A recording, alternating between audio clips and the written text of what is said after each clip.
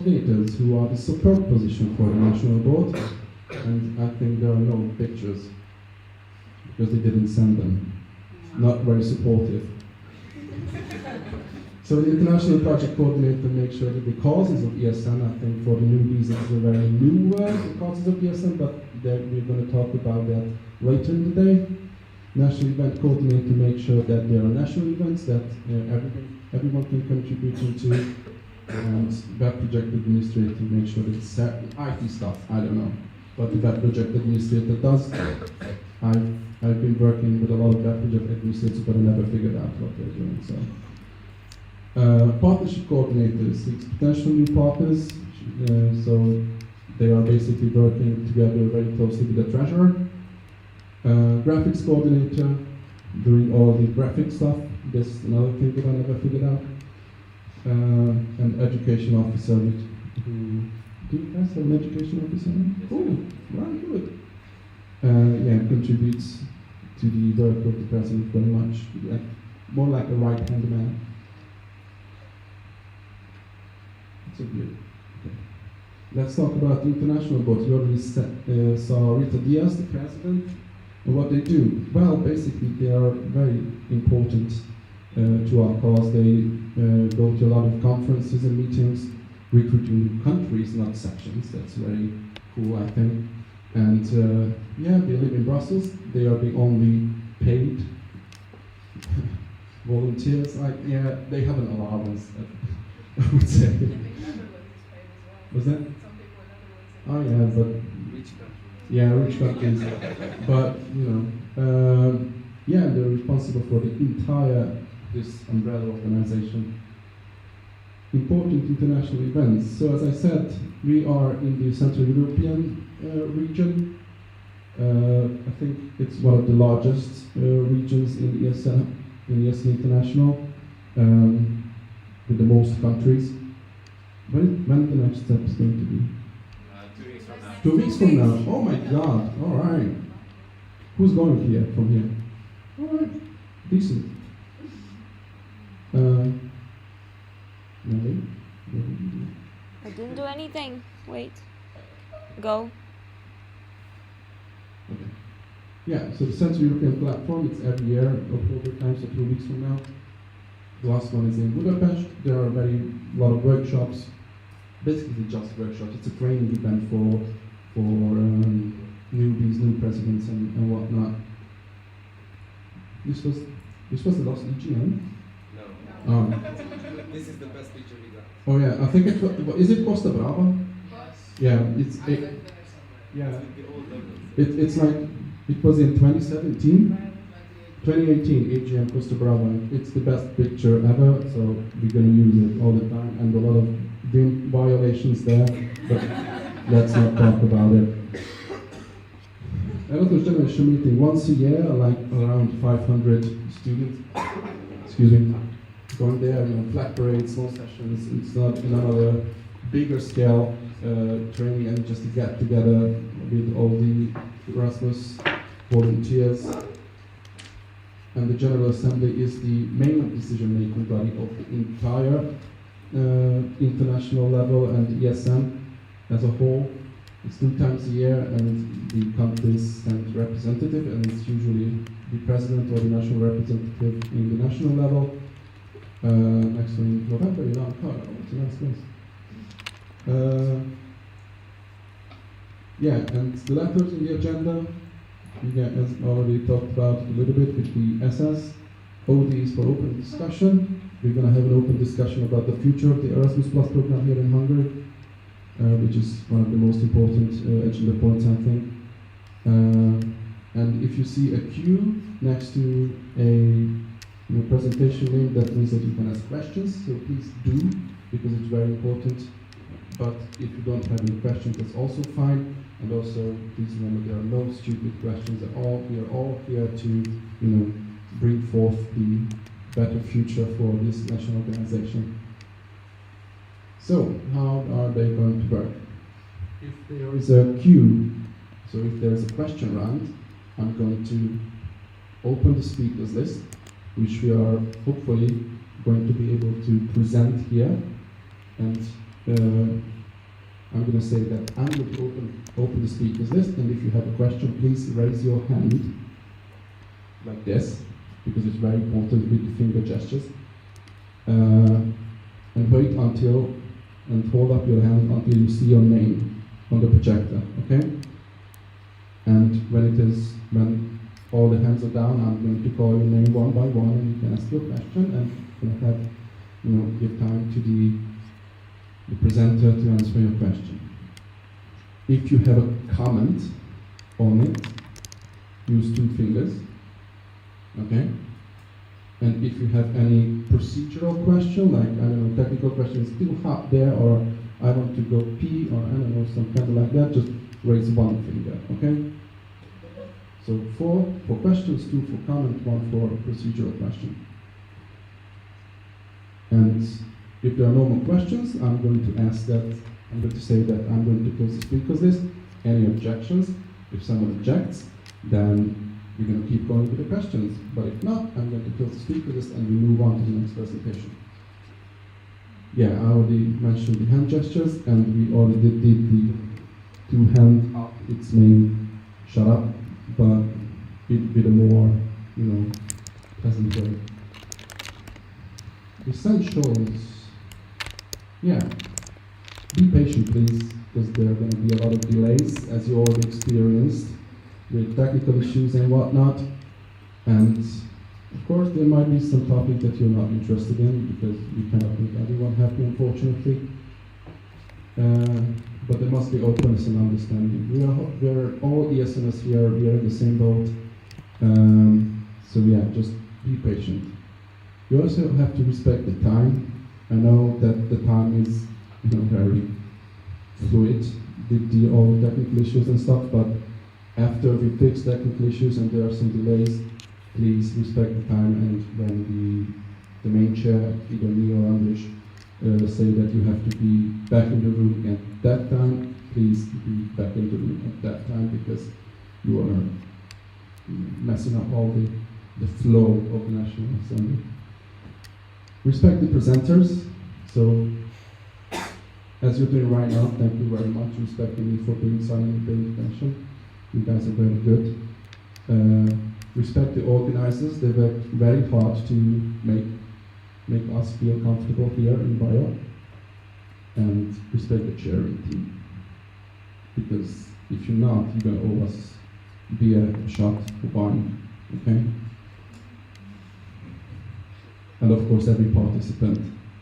It's very important too. Of course, if there are rights, there are obligations and responsibilities. If you're a vote holder, we're going to give out the voting devices very soon after this. We're going to talk about voting later, but please be ready and be in the room if there are votings, if you are a vote holder, okay? So don't mess up the vote count and everything, just be, you basically have the most responsibilities as a participant, as a vote holder, okay? Non-vote holders, you can, of course, ask, comment, everything else, but you cannot vote. That's the only right you don't have. And of course, responsibilities. As I said, you are all members of ESN, members of a section, members of ESN Hungary, and we are here to work together to, upgrade or develop our national organization, and always keeping in mind your section's interests, ESN Hungary's interests, ESN values, which we are also going to talk about later, and most of all, decency. So it was for me for now. Thank you so much for paying attention, and I think we are going to move on with asking Blanca to open welcoming the new presidents. So if we can change the presentation.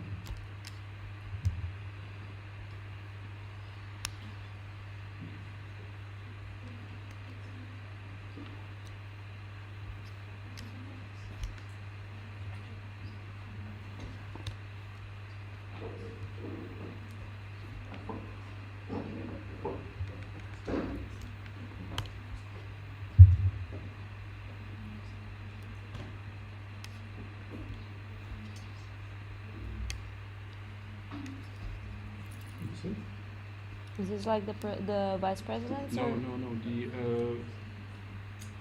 opening of like a couple? No, welcoming to new presidents. Ah, okay.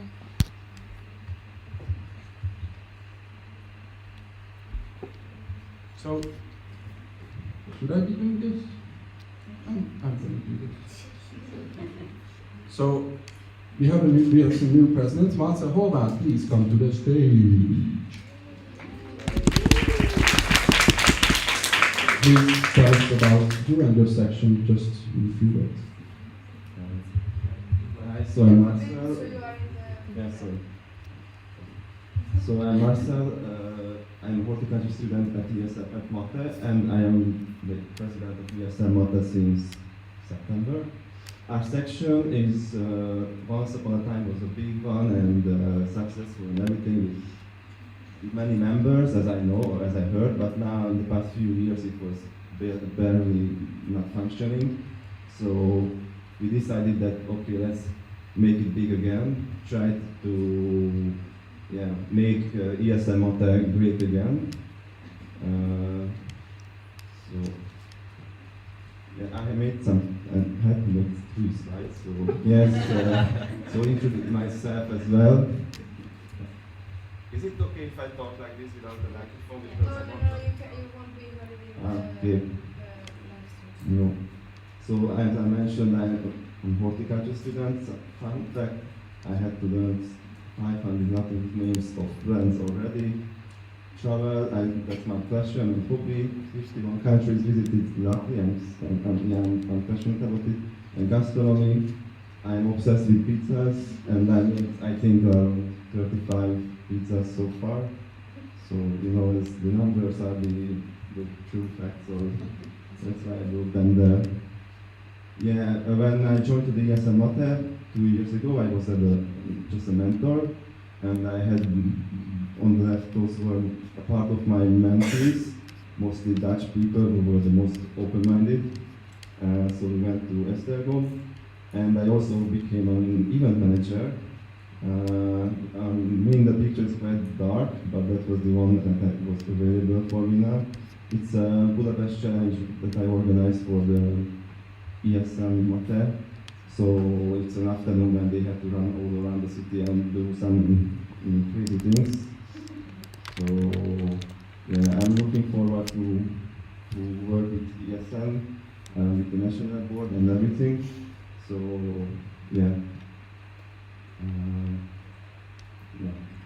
So our future is to recruitment, to do some hiring. It's going well. So we already have 8 new members, and probably we'll have like 10 more next week, hopefully. So that's a very big increase. Yeah, we have to have detailed planning for the next semesters, years, more events, and also it's from us side to have a stronger connection with our university, because there are some misunderstandings there still. Thank you. Thank you. Next one is Browning Berkes, ESN IBS International Business School. So please.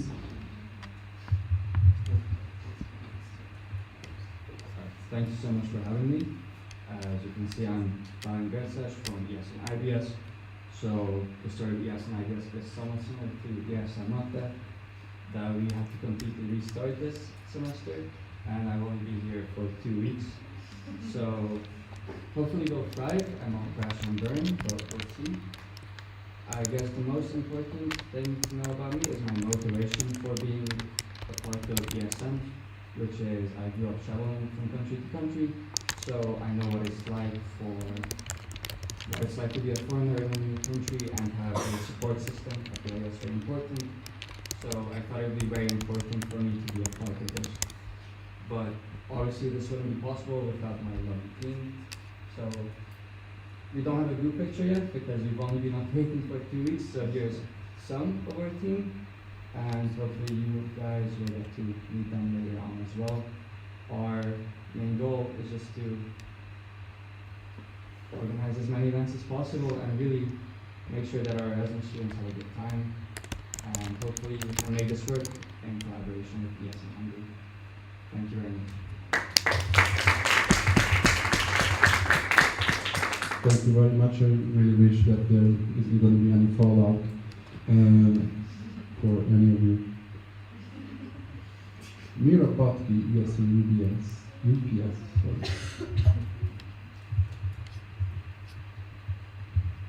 Hi guys, my name is Mira Batki. I'm from ESN UPS, and I was elected maybe 2 weeks ago. And yeah, here you can see pictures of my story during my membership as a mentor. And yeah, last year I was the HR and training coordinator of our section. And later on, I became the vice president, and now this year I was elected as the president.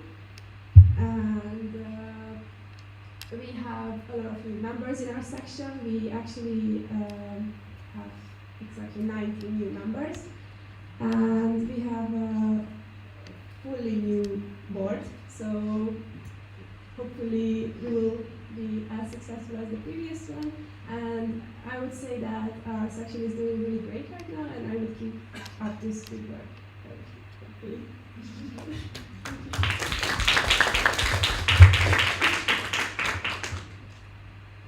And that was it for the new presidents. Thank you very much. Thank you, Mike.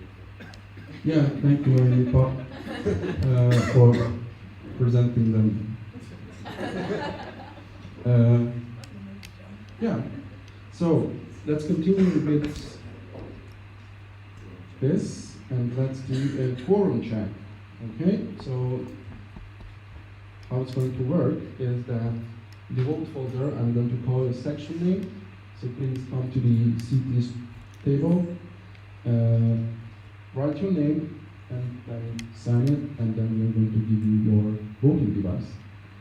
So, ESN BBU, vote holder for ESN BBU, not present. ESN BME,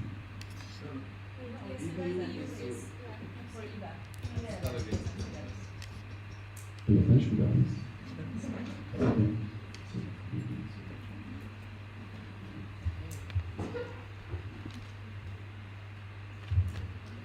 And ESN BME, you ready? It's okay. Yeah, long night yesterday.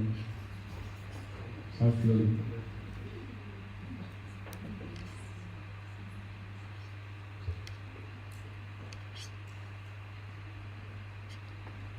ESN Cordials.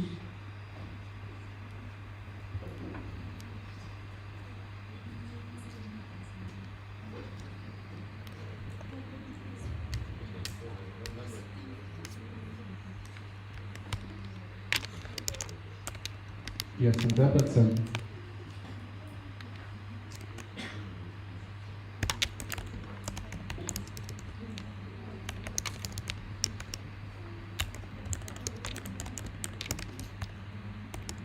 ESN Alta.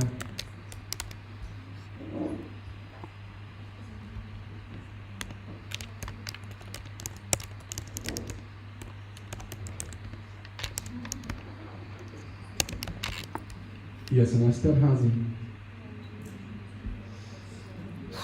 Not present. ESN IBS.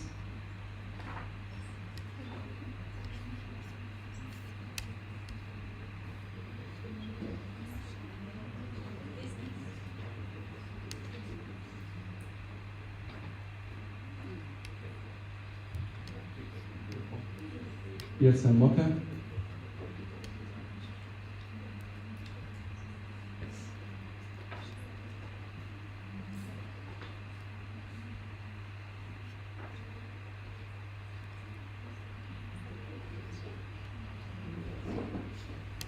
ESN Miskolc.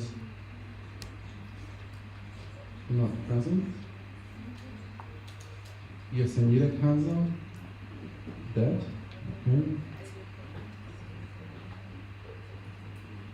I guess Hiroshima isn't about them. ESN Pécs.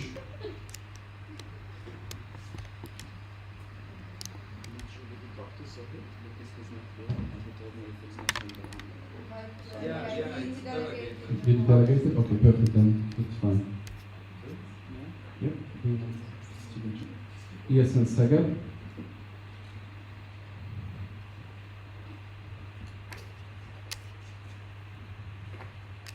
And last but not least, ESN UPS.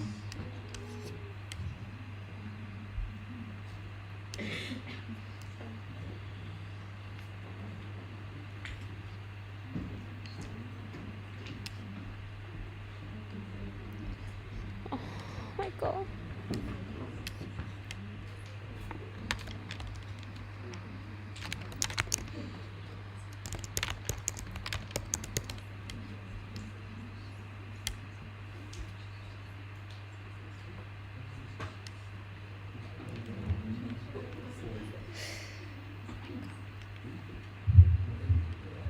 Yeah, current check is completed.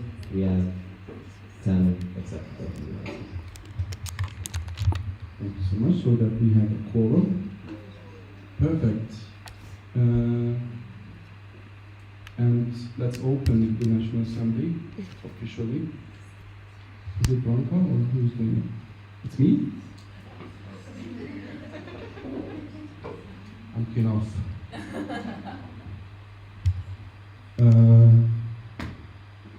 Are we doing the how to NA? No, the opening. Is there a presentation for that? No, it's not?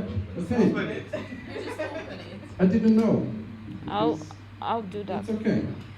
But open the voting, because, yeah. I'm gonna open this National Assembly. Yay! Have fun. So, open, yay!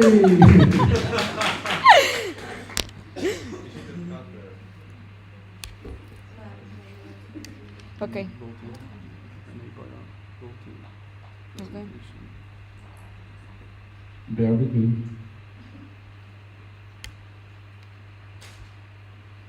So voting, we're gonna have to go through some voting, so get ready your voting devices, vote holders. I'm gonna explain how voting with a simple majority works. So vote option with the highest percentage of the cast votes is winning in any case. Abstention is not counted.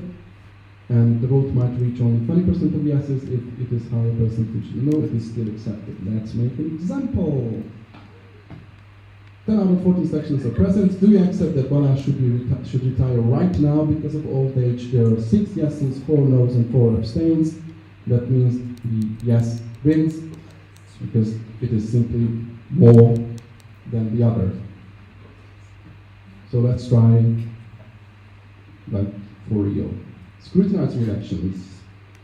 If we can have Agna, Peter, Browning, Beatrice, and Ida to be able to please stand up. No, but Ida cannot be. She's vote for Yeah. the She's a vote for them. But you told me that she is one, so. Vote for them cannot be. I know, but Blanca told me that she is going to be a I scrutinizing. didn't. Yeah, I you did. didn't. I just want to say. Okay, And so. Valid is also vote for them. Then we have hosts, I've read And it's not even, that's not even paid. Should we use someone You be them. Okay, so can you fix it, Nelly, in real You time? wanna be scrutinized? Yes. Yeah. So Agna, Peter is fine, Browning, Beatrice is not fine, so. But it's with an L, not an N. Agla. Oh, I'm so very sorry, Peter. I'm very sorry. Did I get it right? Yeah.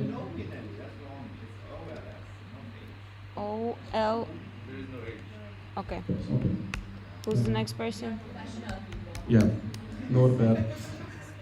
Like N-O-R. Norby shouldn't be one because we're going to vote about them. Oh, that's true. Okay. Can I? Your name, please? Veronica? With a K or a C? With a K.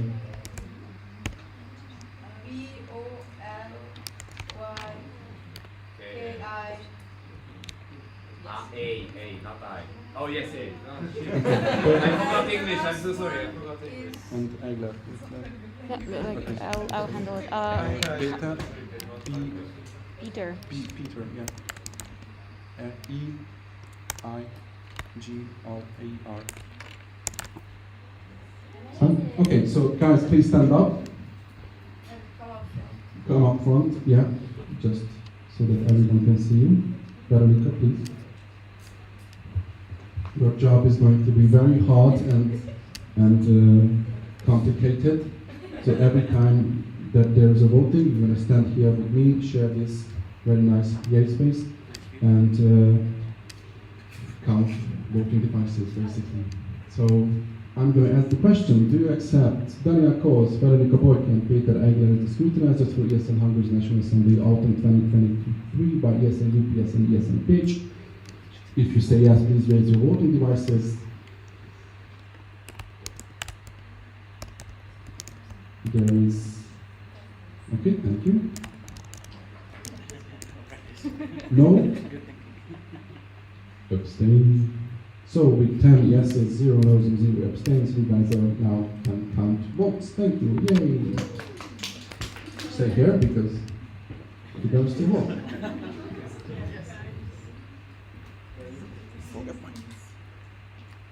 So vice chair elections. Do you accept Henry Berstbroch? Sorry. For the I butchered the name earlier, sorry. For the Manhattan City and Ilse Oyera for the Mojo Dojo City as the vice chairs for ESN Hungary's National Assembly Autumn 2023 by ESN UPS and ESN Page. If you say yes, please raise your voting devices. Scrutinizers.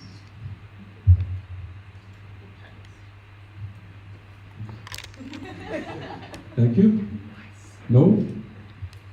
And abstain. So with 10 yeses, we accepted Henry and ESN as the vice chairs for this National Assembly. Technical chair election. Do you accept Kadir Saglan for the Mojo TP and Nelly Stoilova for the Manhattan City as the technical chairs for ESN Hungary's National Assembly Output 2023 by ESN UPS and ESN Pitch? If you say yes, please raise your voting devices. I'm sure. That's why we have three of you. Thank you so much. If you say no, and abstain. So with 10 yeses and 0s and 0 abstains, we elected Kadir and Nelly as the technical chairs for ESN Hungary's NA. Verifier of the minutes. I'm going to invoke the SSO here, because if there is no verifier elected, then one of the old commission members can verify the minutes. So, Balázs, for example. Okay? For example. You're the only one? Yes. Well, You're the best option out of all. and there were some amendments after the deadline for the agenda. So first we're going to vote on that. Do we accept the amendment for the National Assembly's agenda points, and after that we're going to vote about the amended agenda points. Okay, so a bit complicated, but this is how the legal process should be. So, do you accept the amendment to the agenda points proposed by the National Board for ESN Hungary's National Assembly Open 2023 by ESN UPS and ESN Pitch? I'm going to be a rapper by the end of the weekend. Yes. What were the amendments? Oh yeah, so there's a new... In the agenda points, there is a Saturday tab and there's a Saturday new tab. So there is a new presentation that was proposed later on, and the National Board was generous enough to include it to the agenda. And basically, there's just only an extra. Oh yeah, instead of one candidacy presentation, so we switched one with another. So if you're okay with it and you accept this amendment, please raise your voting devices. You say yes.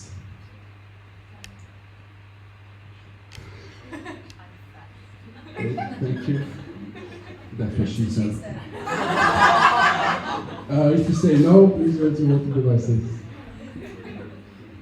Abstain. Okay, so we accepted that we are going to amend, and now we're going to vote with an absolute majority. How it works that if the option reaches more than 50% of the cast votes is winning, the abstains count as a no vote. So let me give you an example.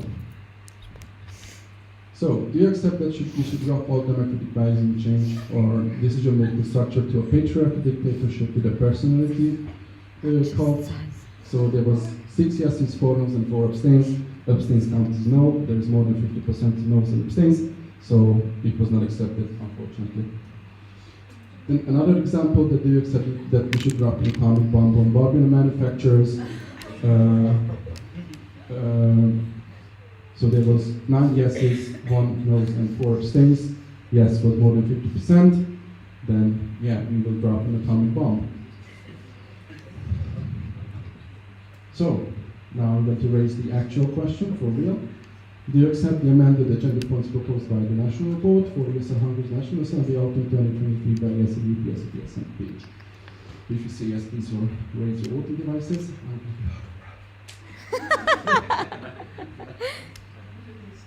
Okay, thank you. No, and abstain. So with 10 yeses, 0 noes, and 0 abstains, we accepted the agenda point, so then the National Assembly can happen. Yeah, and that's going to be like, thank you so much, Lufthansa. You may take your place.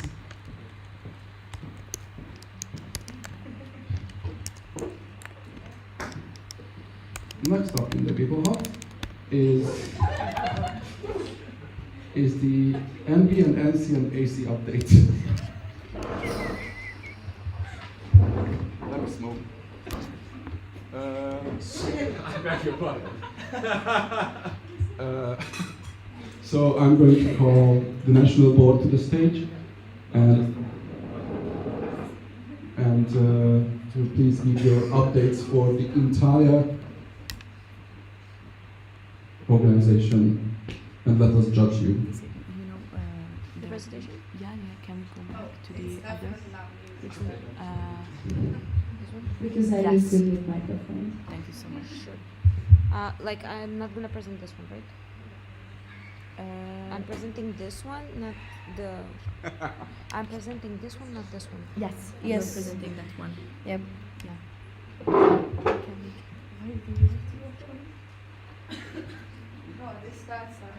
That's not the actual.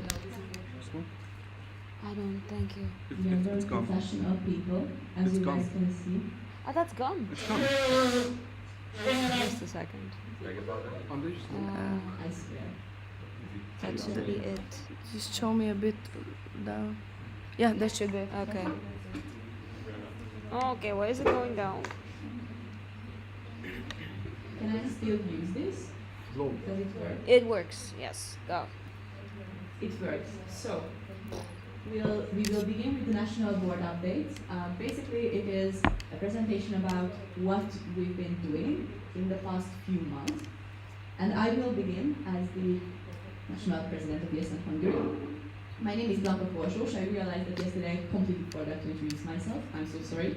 But I've been talking to you like a lot since then. But basically my name is Blanka Korsós. And who am I? I am 22 years old. I'm studying at the University of Public Service. I'm studying International Public Service Relations. It's a master's program right now. I'm actually finishing this semester. So that means I'm writing my thesis with crying emojis because it's a lot. I'm actually working full-time besides school. So I'm working in the Ministry of Interior since Monday. So it's a bit of a new job for me, but I love it. My hobbies include reading. I really like reading a lot, mostly fantasies or romances, as your average guy. And I really like playing D&D, Dungeons and Dragons, with my friends. And my friends include Mátyás Kolosai. So basically, I meet him a lot more than I want to. But what happened since I became the president, Barbie? Basically, I've been in many calls. As you can see, I always try to take a screenshot every time I'm in a call. Mostly the meetings we have is online because of distance. Because these calls tend to be international calls. So I've been to ADICOM calls, president's calls, NB and NC calls, partnership calls, that means possible partners and our partnership coordinator, and the national board calls. So we tend to meet up with the national board at least once a month, but we tend to do it in an offline manner, so we usually meet actually.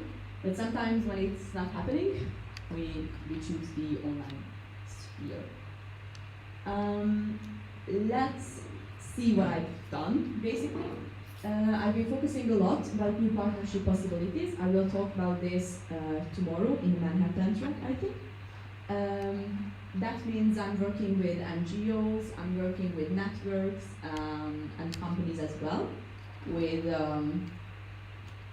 quite a high rate of success, I would say. But I will talk about this tomorrow. What problems, because we always talk about problems, obviously, and how we can solve them, so it's very useful. I really like those calls. The national board meetings in person, this was one such meeting. It is the first one because right when this picture happened, it was hours before our mandate started. So it was May 31st, and in like a few hours we started our mandate. So it was a get together, warming up sessions, and like action planning, let's say. So this is our very first picture as a full national board. And then I've had calls with possible candidate sections who are not here yet to present, but they will be here probably next National Assembly. So this shows that I've had meetings upon meetings, but I love it, honestly, because it's so good to actually meet other people after COVID. So the transition weekend, I really want to talk about it. We had it in Tiszafüred. The transition weekend means that the previous national board and the new national board comes together and they transfer knowledge. Yeah, and it's a lot best practices and what worked, what didn't, what should we focus on. No, so we can see Balázs actually here as well. We hadn't. Yeah, the knowledge is there. So basically that's the knowledge. It was an amazing time. I really liked it. We focused on clearing up the action plan. We will talk about the action plan actually and the tracking of that later on. Then it was a time for amazing team building. And also it was a time for team building. You will gather your questions after everyone has presented. Maybe you can ask me, maybe you don't. Whatever you decide. And that was it from me.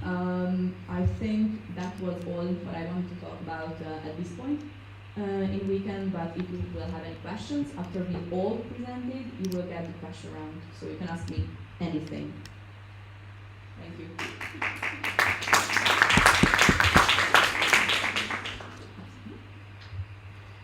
Hello everyone. It's hard to talk after Blanca because she's quite good at this. So my name is Anna Sarkozy, and I'm the Vice President. I have already introduced myself twice this year in presentations, so I'm told my age twice, so I don't feel like doing it again. Privately, you can come up and ask. I have been in ESN since before COVID. BC stands for that. Yeah. You will see that Noemi mentioned something about sports. I don't do them, I just watch them. Yeah. Any other important thing about me? I love anything Spanish related. I love wearing bright colors. And yeah, I also love reading and watching shows, but I have barely watched anything since I'm listening, so I need 3 more lifetimes to watch Breaking Bad to, I don't know, Casa de Papel, whatever. I know they exist, but I just haven't seen them. Okay, so my updates. The last NA took place in the first weekend of June, and since then, with Esther, we attended the community meetings. There are different communities in ESN where mostly the national level people gather who take care of the same areas, for example, HR or IT or And as a vice president, I took part in the HR Network community meeting, and it was an amazing experience. It was extremely well organized. We were really entertained throughout, and one agenda point was visiting Vienna Pride, so that was my first ever Pride. Oh, and not to forget that this is where I met Mary first, and the current, the new HR Network Community Manager, Laura, from Switzerland. So it was a really great weekend where I met a lot of amazing people, and from what I've heard from other countries, it inspired me a lot. It inspired me so much. I heard so many best practices. It was amazing. Okay. Do we even have to mention calls? I mean, this is just the basic, what we as MB hope to do. I just dropped here HR Network Community Call. In July we had our transition weekend, where I believe the most important for us was that we had not a ranting session, but an honest session with each other. So we just discussed if we had any problems with each other, but in a respectful manner. I believe, yeah, this is what actually happened. So it was a great experience to not hate on each other, but to be respectful and loving towards each other. Okay, in August we had a National Board and National Coordinators picnic, where we even had an international guest from the International Board posing here. It's Darwin, the WPA. And in August and September, the main focus was on the section questionnaire. I gathered quite a lot of you with it. Some people I met first or heard about me first because of the section questionnaire. Focus now will be on the preliminary results of the ESN survey, because we will hopefully receive some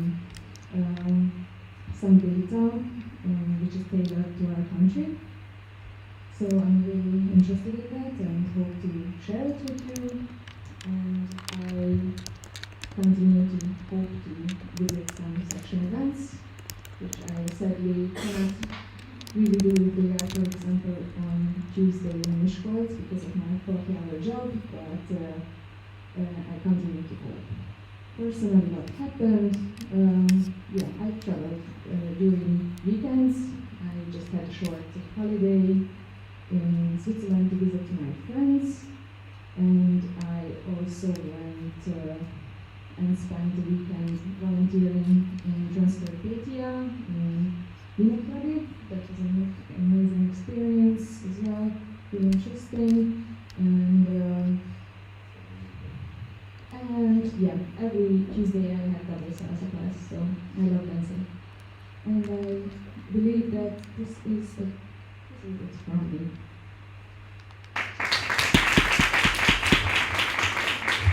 Yes, so hello everyone, I'm Esther, I'm the National Treasurer. I'm 24 years old, I'm doing my Master's in Economics in Budapest. I love to wear bright colors as Agi. No, I don't. I usually describe myself as the Barbenheimer team, that I'm the less Barben, more Heimer type of person. I've been an ESNer since 2019. My home section is ESN Eltec. This is my second national board mandate, so I am hoping maybe there is the next national treasurer sitting somewhere amongst you. This will be one of my focal points for the rest of my mandate, to find a worthy successor. I'm a huge Formula One fan, and one of my best personal experiences ever is that Noemi took me to the race on Sunday for Formula One, and I have been on the edge of literally crying from happiness the whole day. and I will forever be her slave for this. And whatever she asks me, I'm down for it. And I love playing board sports. So I'm basically in the middle of Agi and Noemi. Noemi does the sport, Agi watches them, and I do the board types. Okay, so what did we do? After the last NA, I traveled to Switzerland. Sweden, sorry. Oh, come on. I had 2.5 hours of sleep because the lovely technical chair's plane was delayed and I arrived at 3 a.m. So I'm sorry for my tumbling. So I was the main chair where I met Daniel, for example, and where Nelly was the technical chair. So that's one of the main reasons why she's here, because I discovered that she's amazing, and let's just have it in Hungary too. As I already mentioned, we went to the community meetings, we had the transition weekend, and then with Kadir, does this have like the pointing thingy? Ah, yes, it had. So this was taken in Sweden. That is Nelly and that is me. And this was the Agile event. It was basically an ice-breaking event for different NGOs in Budapest. Many of us gathered like from the Budapest Sports Association for Internationals and the Agile, which is short for Global Institution of Lifelong Learning, and we were also there with ESN Hungary. And I met a representative of the National Youth Council as well. The guys just arrived there at the back, and they will be introduced later on. So welcome here, guys. I'm happy to see you here as well. It's supposed to say unlock with 2 ends, but never mind. You can see Bully over there. I just got him back. I didn't even know he existed, but the NR like 4 mandates before had it, and now we have it, so it's amazing. I did many emails and invoices and calls, and obviously the ESN card orders. Thank you everyone for ordering from the special edition. This will be like really pretty and like a bit of different color and whatever. I became a TAP facilitator. We will hopefully co-facilitate a session with Noemi. And I will be the main chair of the next Austrian National Assembly, with Noemi being the vice chair and Nelly being the technical chair. So it's kind of like my dream team, to be completely honest, and I'm really looking forward to it. I mean, I love being national board, but once you should try sitting there because it's really good. I did really enjoy it in Sweden, and I'm looking forward to do more of it. You get a mental breakdown while you're trying to And set up the live stream. finance-wise, first, this is like, I sent to the budget plan to all of the sections. I hope you all received it and went through it. As for this year, since the last NA, we didn't have any unexpected expenditure except for the fact that we received a late invoice from our National Assembly last autumn in Miskolc. So we received that invoice that we had to pay. We did, but it wasn't calculated in this year's budget. But we also received some money from ESN Semmelweis who paid for their ESN cards after 10 months. So that was an unexpected income. We are still, for this year, we are still missing some membership fees. So next year I will be a lot more strict with that. You can count on that. And if you don't pay up on deadline, I will find you and haunt you in your dreams. So this is the budget plan for next year, which means these are the general. Usually, as ESN Hungary, our main income is from the membership fees that you pay. It's the way that you pay us the membership fee, and we transfer some amount to the ESN International.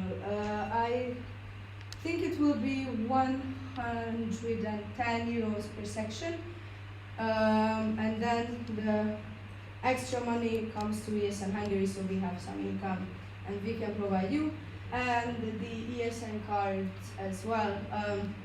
These are just rough expectations, since I'm not sure how many ESN cards you will be ordering, or I'm not sure how much the membership fee will be, because I read all the international board agenda meeting, whatever thing is, and there is still no definite information whether or not they are raise the price either of the membership fee or the ESN card. As for grants and partnerships, we always do apply for grants, but this is never a definite income, so it's not included. It's always sort of an unexpected income. And partnerships as well. Last year we received 66 euros from ESN International's partners, Eurosender and which one was the other one? No, that was the newspaper thingy, or I don't know. We received 66. The Economist, yes. So we do get some commission from those, but this is also never a fixed amount, and when I'm planning the next budget, I always try to count with the worst case scenario. And that's also true for expenses. And this is really important what I'm saying now, guys, because you will have to vote and accept the budget. So,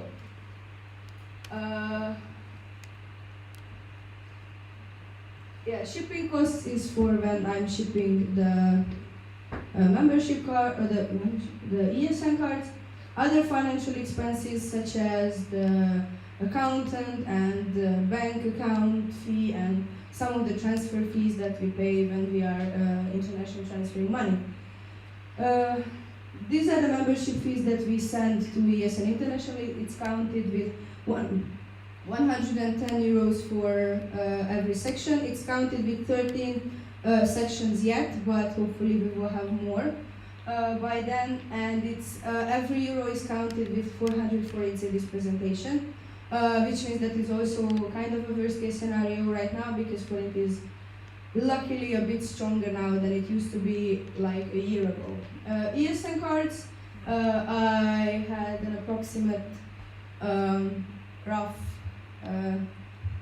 expectation, and I figured maybe for this round it was really big, so maybe then in the next round we will have around 1,000 orders, but this is also, I hope it will be kind of working. Events such as the gala, the Christmas gala, national platforms, these are, I should have changed it to national assemblies. This is like for all three of them. International events, international events means the delegation leaders cost to Central European Platform and the Erasmus Generation meeting, and we are trying to cover the expenses of one person to the General Assembly, since it's a statutory event, and we have to take part in it unless we delegate the vote, but it's really useful to be there and to actually being able to discuss it like this, but a lot bigger and from many different nationalities. And as you can see, this is like the worst case scenario. We will still end up on a positive note. I really hope that this will be the case. I will be only managing it until the 31st of May. But I'm really hopeful, and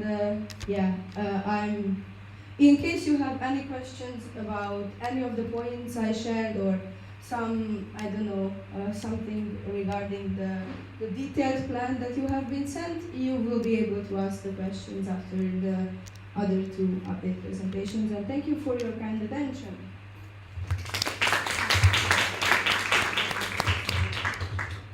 Okay, hi everyone, my name is Noemi.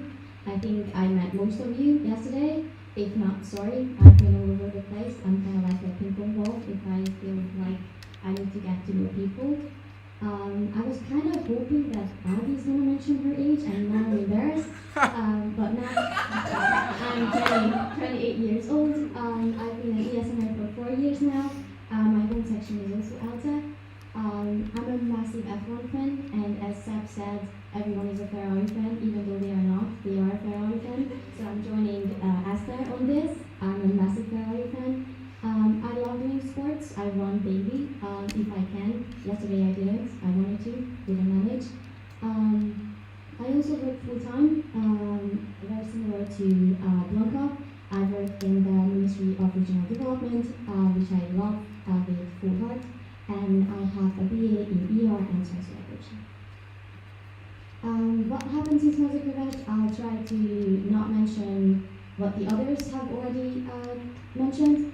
I sent way too many emails, probably like 200. I stopped counting at 200 because I felt like that's something that should be mentioned, and it's quite a nice statistical data that you could have, but I just gave up.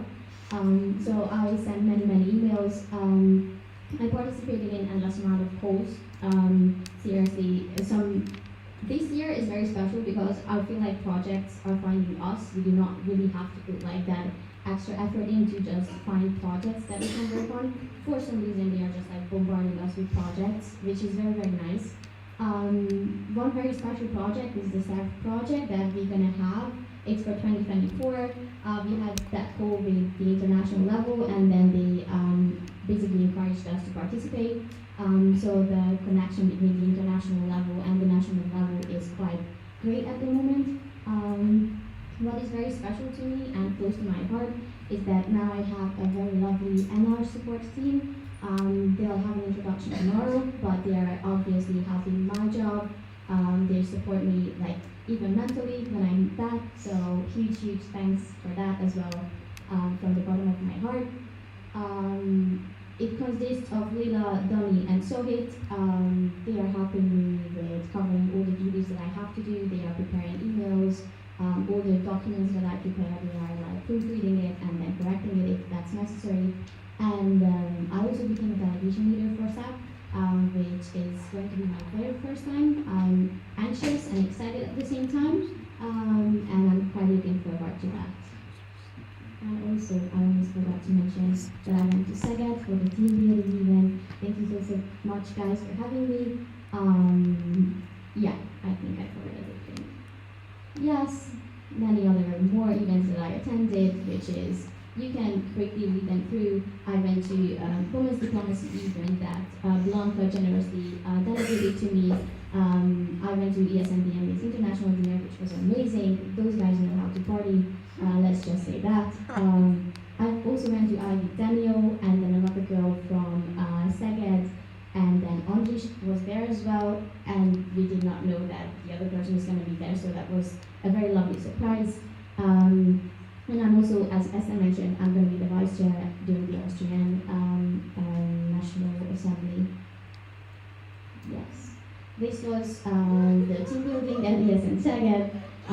It was amazing. Like the connecting with countryside sections is very nice, and I love to do that. And then what was the most special to me is, for some reason, I do think it was fate that I was put into a house. I stayed with girls who are like massive F1 fans, and I wasn't ready for that. Like everyone was talking about Formula 1, and it was amazing. But to stick to more like work-related stuff, there is a lovely guy there, Zita, who is an amazing EO aspirant, let's say. I do think that she has great ideas regarding like education officer related tasks. She has many connections in like different language schools, and she would like to promote ESN and mobility programs in high schools, which are very nice. Yes, this is my lovely NR team. Sohit is a support member, so he is not on the picture, but he's very much here, and I would love them to introduce them tomorrow, like together, if we can manage that. Project that we have been working on, we've put together the action plan. We kind of like renewed it massively. Many years for now, we have like an Excel sheet, and many other countries have like a proper document, like 16 pages. So we upgraded our external communication towards the international level, and we put together the action plan, which is not only expensive but more professional, let's say. They basically proofread everything what I do, endless amount of emails as well. Sorry for that, guys. And then whenever the project finds us, they are just like involved as well. Yes, this is the set project that I talked to you about. That's been there from the international level. How do I do the funny thing? Upper? This one. Okay, thanks.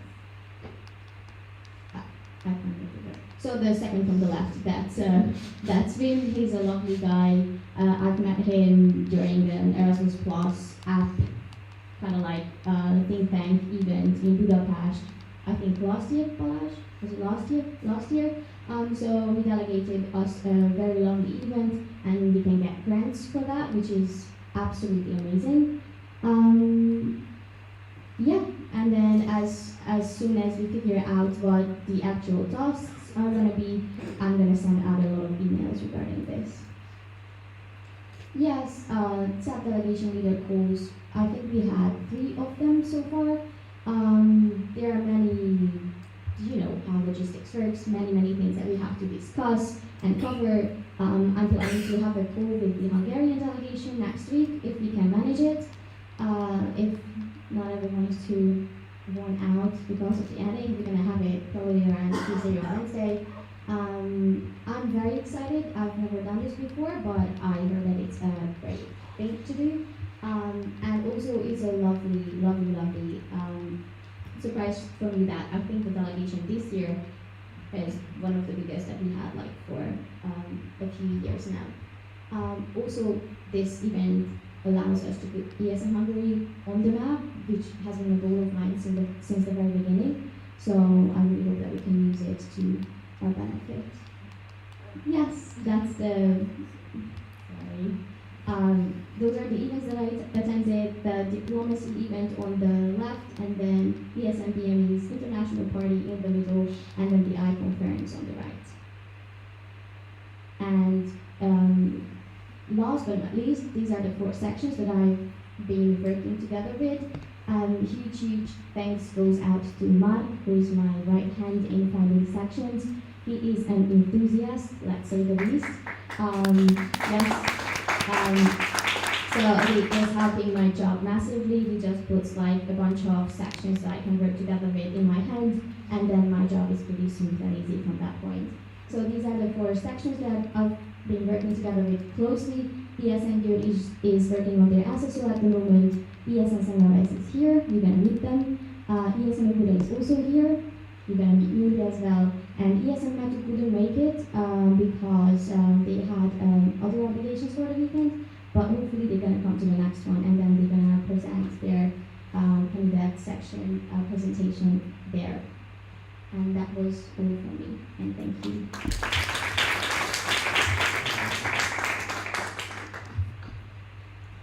So the bad cop appeared, and also the tortoise guy. But who am I? I see a lot of new faces, so that's why there's an introduction here. So I'm 22. I'm doing my BA in sociology, Bachelor of Science in psychology, and I have an associate degree in television studies as well. This is my first mandate as a national board member. I don't tell my ESN home section because who knows the whole story. But I'm working full time besides doing ESN, and I joined in 2021. Yes, and the wing officer, I think I have a better reputation because of this. So I included a very brief update, but like the personal update is like I've been struggling a lot with my health lately. Again, it's getting worse and worse. But hey, we are doing this. That's why you can see me in a lot of national board pictures. But I was able to attend the GEF courses. I also attended several international calls online. We did a great preparation with the candidates. We have HUMCOM, which is the Hungarian Communication Committee, which is doing so fine right now, but we'll get out of it. I hope in a great way. Now I'm a double informant because I got elected as the communication manager of ESN Hungary as well. So I'm doing both of them, like Hungary and Bosnia. I did a workshop for the local communication managers. I still owe a date for some of you who couldn't attend the two calls, and also I missed one of the sections because they did not choose a proper date, which is not a good thing because it was obligatory. And yes, there will be an action plan tracking tomorrow where I will talk a lot more about what's been happening with like, all of the stuff like newsletter, merch, and so on. And I'm sure you are able to see that there was an open call for the communication manager position. It happened because of a lot of reasons, but what does the future hold? I don't know yet, but most probably I will stay during my time on Monday.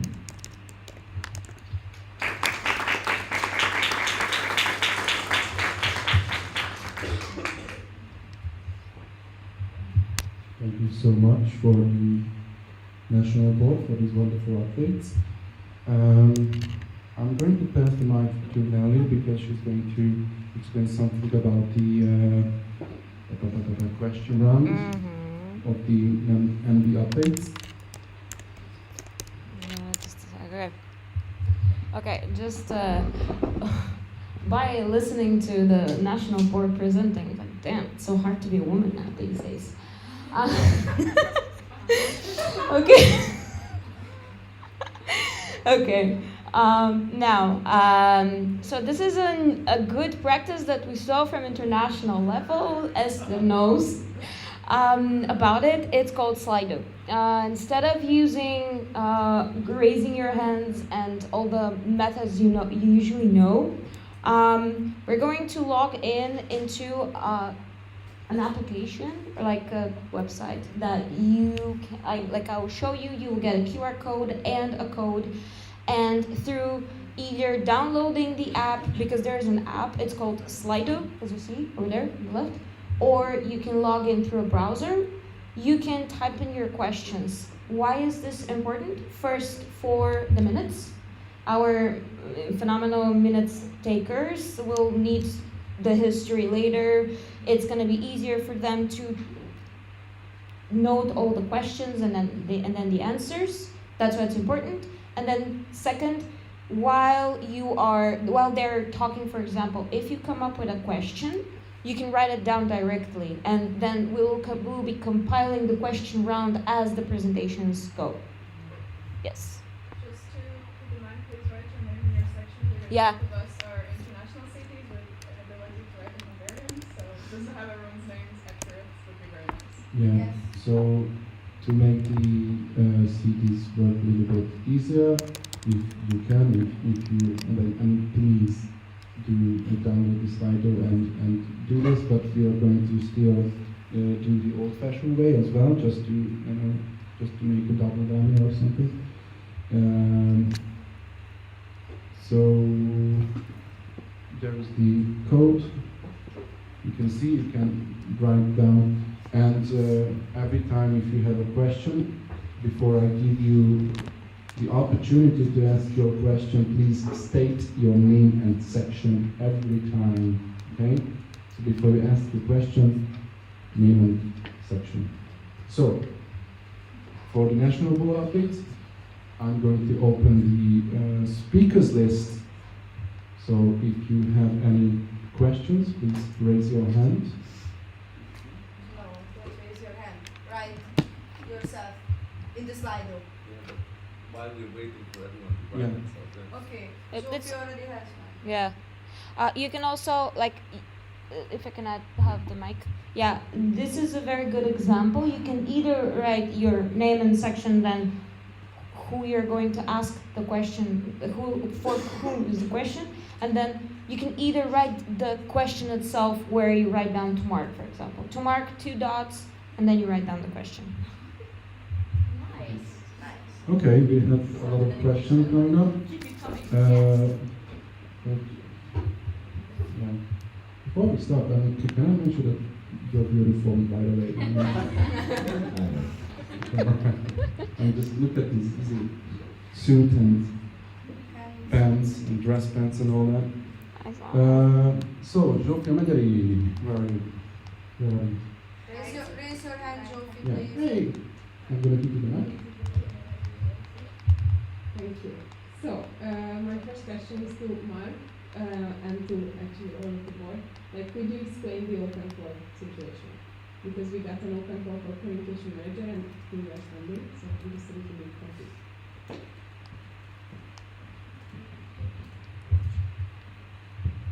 So the situation is rather complicated, right? I wanted to ask Blanca to write an open call because of the whole situation. Right now, as I told you, my health is getting worse and worse. I got overwhelmed. I had, I don't know, months that I was pretty burned out. So that's the whole thing behind it. I did not finish my mandate, so I'm still a part of the national board. I just wanted to see whether we will have someone who can replace me, because the initial plan was to for me to stay until the 31st of December, and then from the 1st of January, some of it take over my place. No one applied, so the deal was that if no one applies, I'm staying.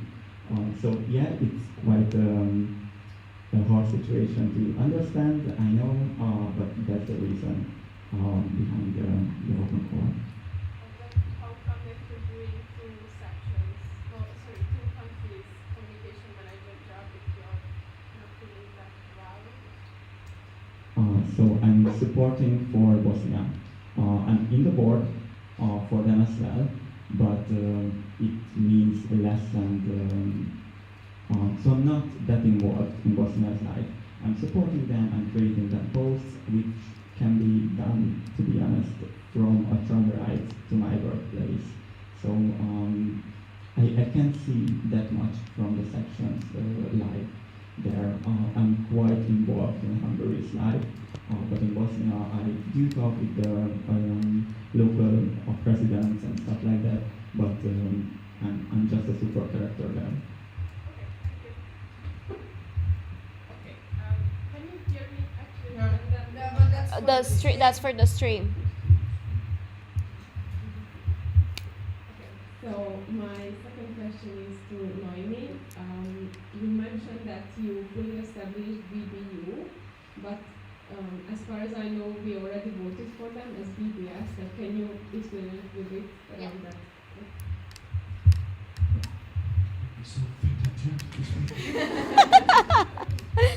Thank you so much for the question. I was hoping to clarify this in a detailed way. So what happened is that I think after COVID, the knowledge transfer thingy didn't really happen, and then my predecessor, he sent the minutes. I mean, like after every NA, the MR should put together a report with all the minutes, what we did, the agenda, and so on and so forth. And my predecessor sent that email to the international board, but it turned out that in order to fully establish a section and register them on ESN accounts, you also have to send the minutes, and there's an additional form, a membership form that needs to be filled out, and none of those things happened actually. So the international level, for some reason, it also shows that they need to create like more transparent documents, but for some reason they didn't fully get the information that we are working together with that section. And then in the meantime, a lot of like personal changes happened in that section, so we have to restart the whole process and then do all three different documents, and then send the minutes, and then send the annual report again, and then the minutes as well. So this is what I meant by like fully establishing the section, because the whole process wasn't done precisely like step by step before. Should I cover the name change as well? Okay, yeah. So was that involved in the question? Sorry, yeah. So it was because once I reached out to the international board, they pointed out that the official website of the university changed their own name. So they suggested that it might be confusing to stick with BBS, even though in the minutes it was stated as BBS. But we had a whole lot of discussion on this, and then we just stick with BBU at the end, so it's not confusing for the incoming students in the future. Yeah, thank you. Basically, the university rebranded. I love to use many words instead of like a few ones.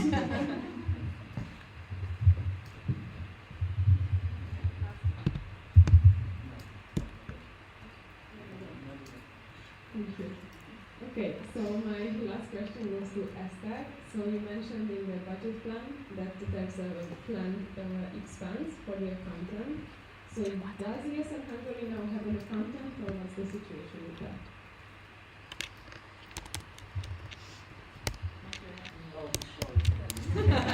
No worries. To answer your question, no, we do not have currently an accountant. We are emailing with, we are in contact with a few possible accountants, but we do not have a signed contract with anyone yet. What happened to her old thinking? She's very sick. Oh. Yes. Daniel, you're next. Daniel, ESN Hungary. I had a question first for, let's see, Esther.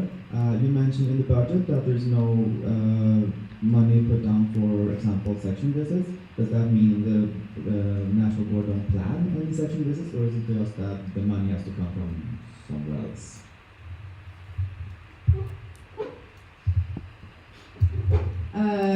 Unfortunately, we cannot cover everything. And as for when it comes to section visits, if we do section visits, as you have seen, half of our sections are in Budapest, so section visits there are easier. But for example, as Noemi was traveling to Szeged for their event, it's usually covered by our own selves, such as now we paid half of our participation fee here, even though usually the whole participation fee is covered for the national board, but we figured yes, we are all working full time, so we can do it. So why take money from ESN Hungary when we can use it for better causes?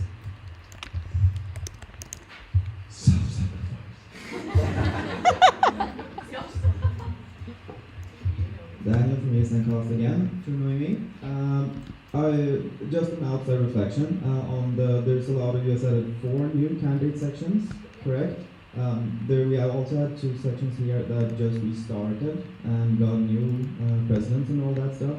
Isn't there a worry that their new sections don't survive too long? That there's like, or do you have a plan to get them to live long and possible, so to speak?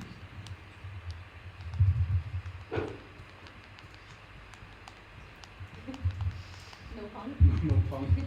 Thank you for the question. Yeah, I would say like the worry is always there, but that's also like a massive push factor.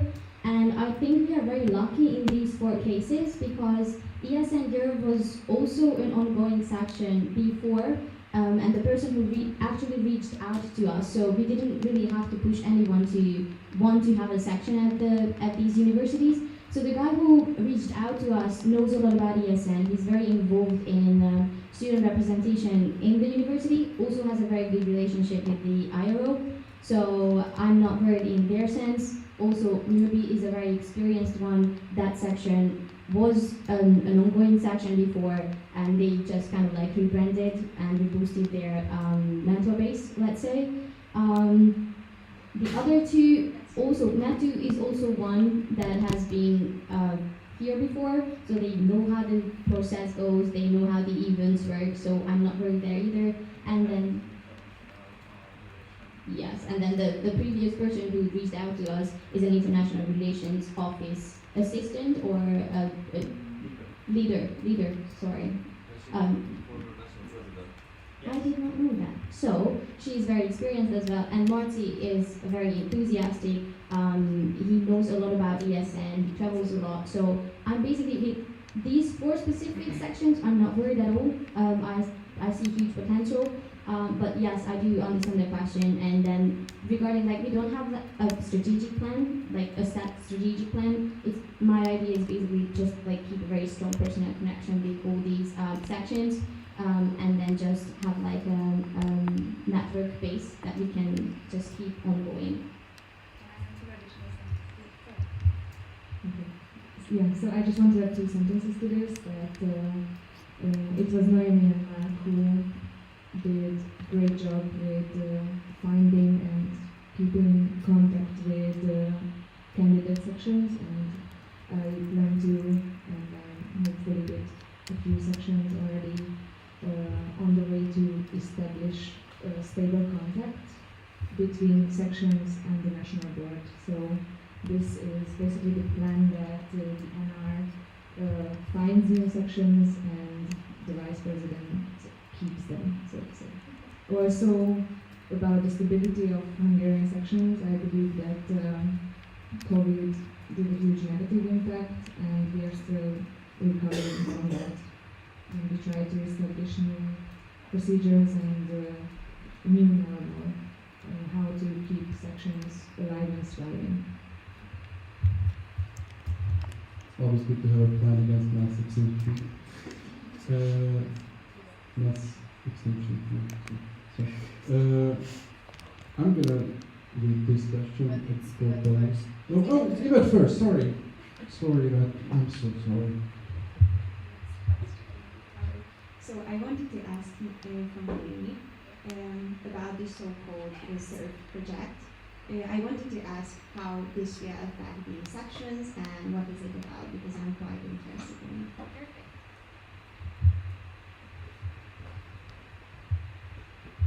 Thank you so much.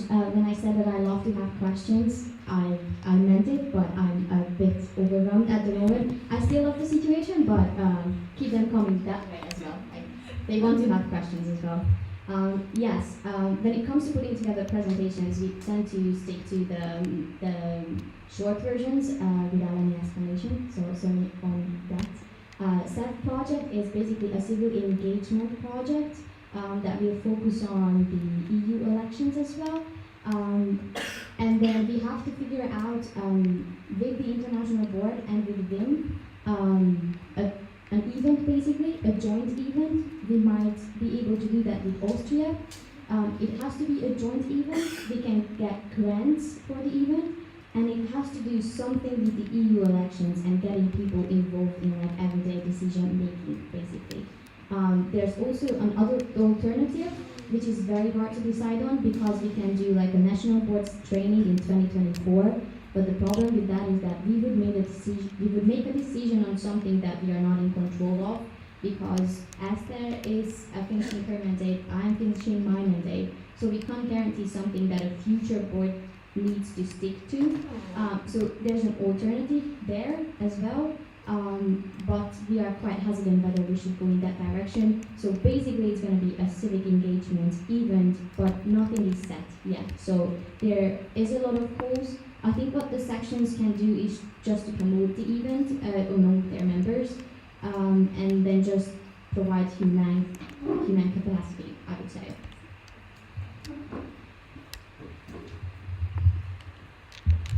So Baja, your question is covered, I think. Yes. Perfect. I'm so happy that I got this question from you instead of him. I keep explaining myself towards him, and I'm happy that I don't have to this time. So, Daniel asked that. Oh, Yeah. okay, it's okay. done. So, She's done. Daniel asked from Blanca that any fun partnerships happening soon?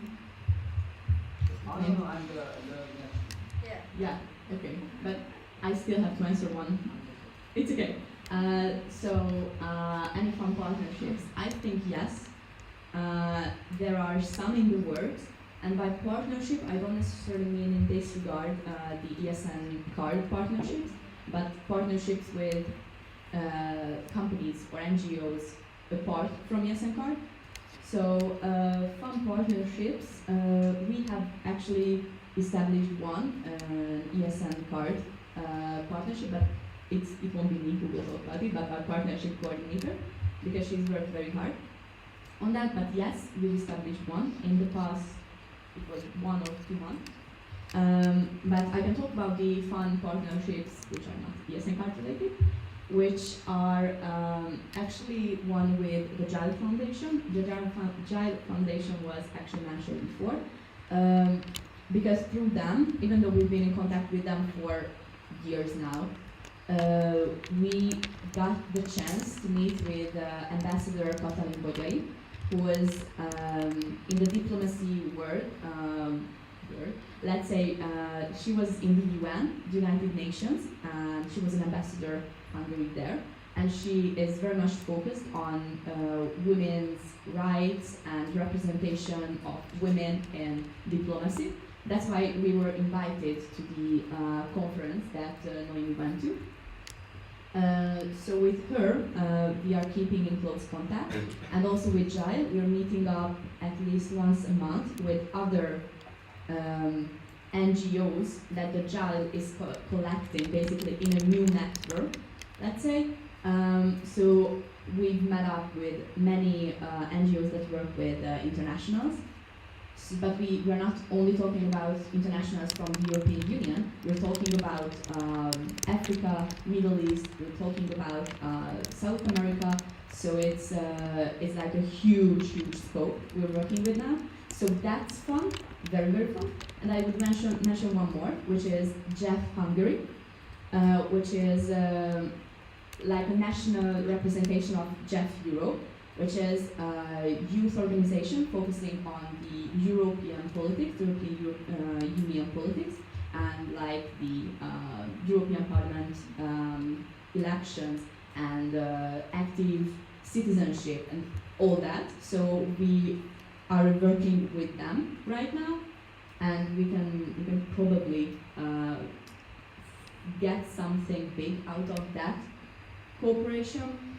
So I would mention these, but I have more, but I will have a whole new presentation about it.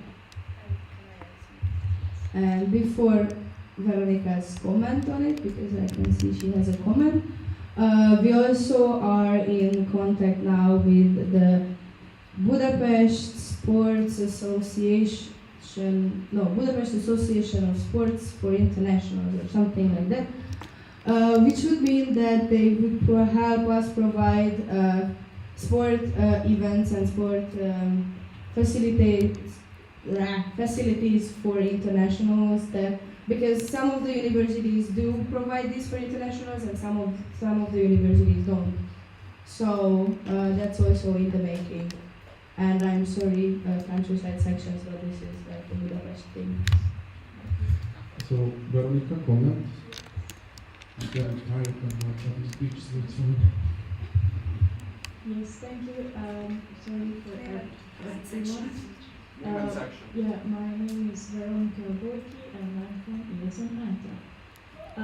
Actually, this is a comment because I didn't know when to say it or tell everyone. But we have a very cool new partner, which is Diversion. I don't know if you know about them.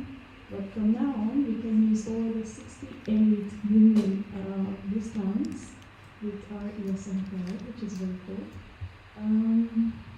Yeah, I just wanted to tell you this. It's basically more for the students because they can use the ESN card. For us, the student IDs the same. So.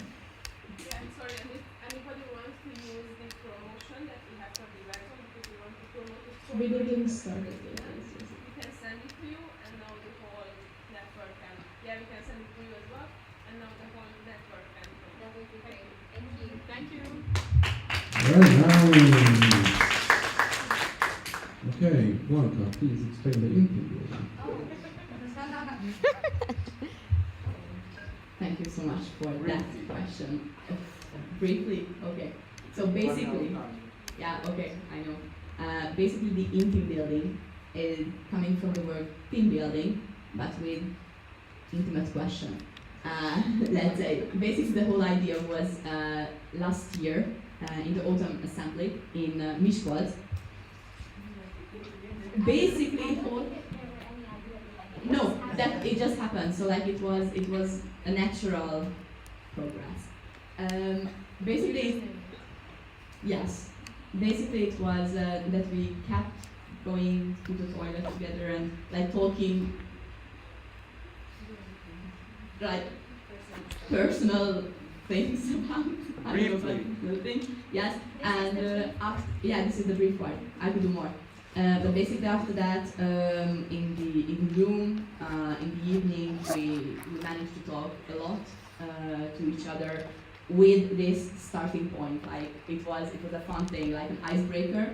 And after that, we kept on talking and like getting close, like sharing information, not that kind of information, but basically that was the breaking part, and we basically named it team building. A follow-up question on that. Yeah. Oh my god. If you're comfortable with it, can you have like a safer example? I'm just wondering. Like, No, I'm not allowing this topic to go any further. Like, at your free time during coffee break, you can ask more questions about team building, but let's get back to more serious stuff, okay?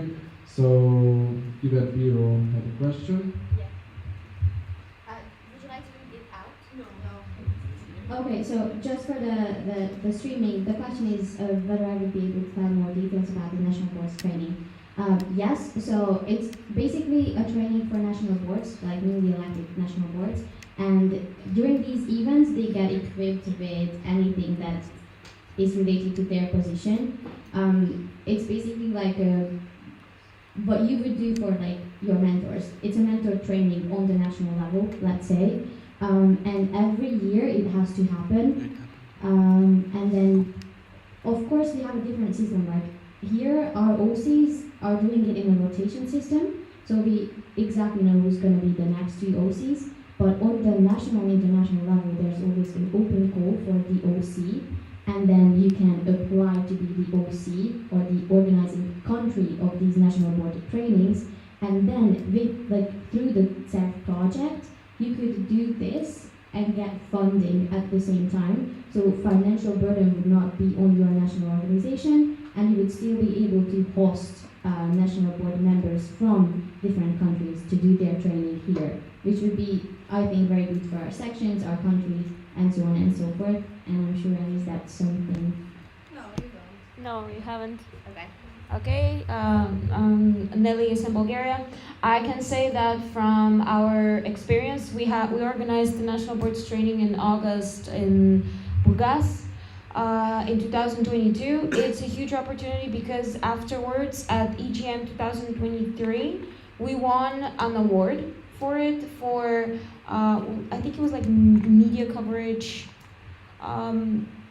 It's a good thing, you know, because it's a huge opportunity for your connections with the universities to get closer, with local authorities, with the city itself, like not councils, no, I don't remember the word for this, but it's really a huge thing. Like it's a great opportunity to organize it. Follow-up question? Okay.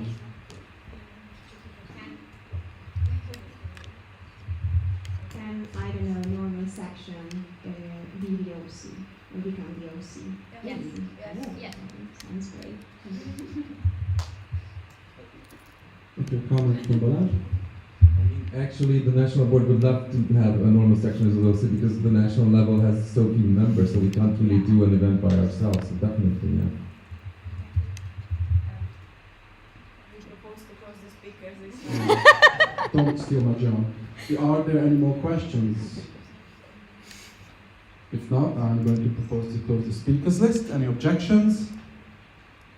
There are no objections. The speakers list is closed. Thank you so much, National Board. Please be seated. Next stop on the Google Hub is the National Coordinator update. So Nelly, please put up their presentation, and I would like to have the national coordinators on the stage.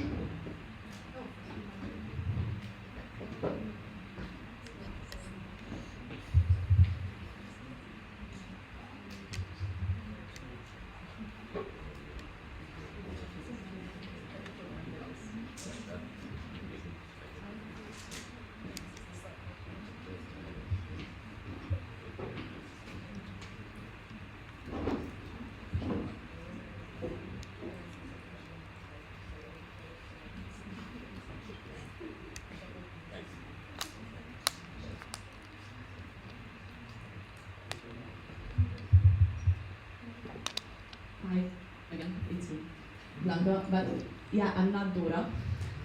I'm so sorry, she cannot be here today, but as the education officer is working close to the president, the national president, I think I would like to actually present her part. A few things about her. She's 23 years old. She is doing the master's degree of leadership and management at ELTA. So her home section is ESN ELTA. She joined in 2020 and became the faculty coordinator of ESN ELTA. And in January 2024, she will leave for Erasmus to Norway. So she will experience the Erasmus feeding. She's been to the Corvinus and BME General Assemblies and participated in all the education community calls. Those that I've already talked about, we are going to them together. She is basically dealing with the project called, I don't know how to pronounce it, Erasmus Generation in Action, which is a huge project in ESN, and that's why she is in the student committee calls. I'm so sorry. Currently, we are in phase 2. There are phases which basically encompass different periods of time. So this phase is, and there will be a separate presentation about this later on, done by our beautiful Baja. And also she is dealing with the Move in Europe mobility program, promotion events, which there will be 2 of in the phase 2. And that was the waste part.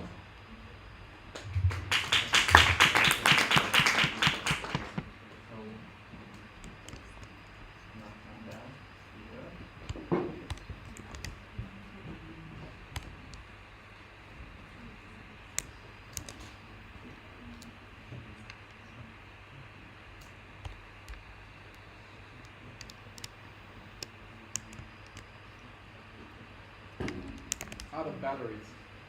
Oh wow. Uh, That is awkward. and you go on. How thoughtful.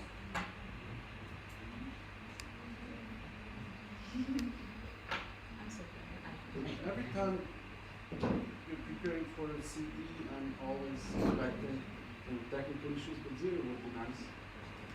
But, you know, you can never.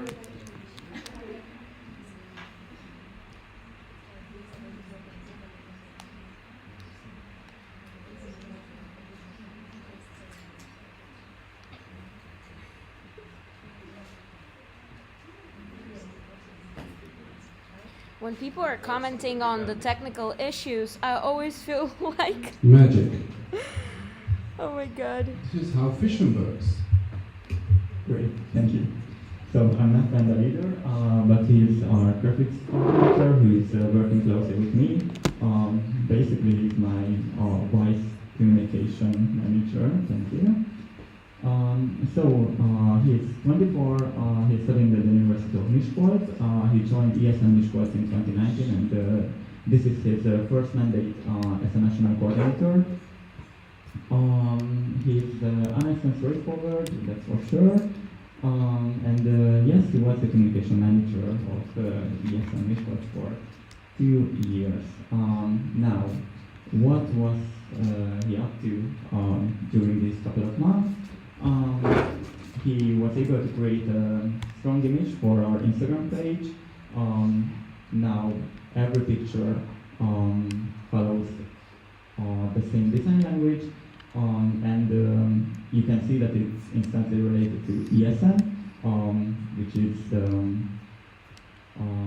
kind of a must for every NO and every section.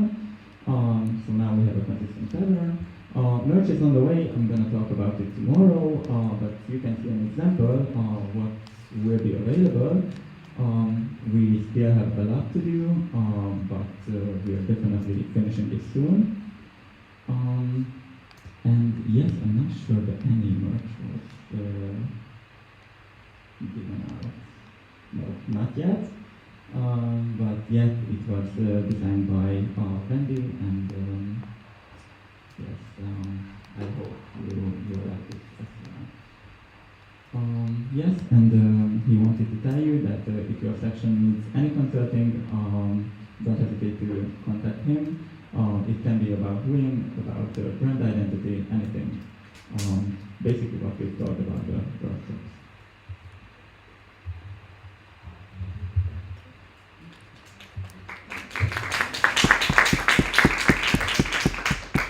Hello, I am Kadir. I am the web project administrator of ESN Hungary. Basically, I am Alan of the Barbenheimer. I support parties and cans in technical matters.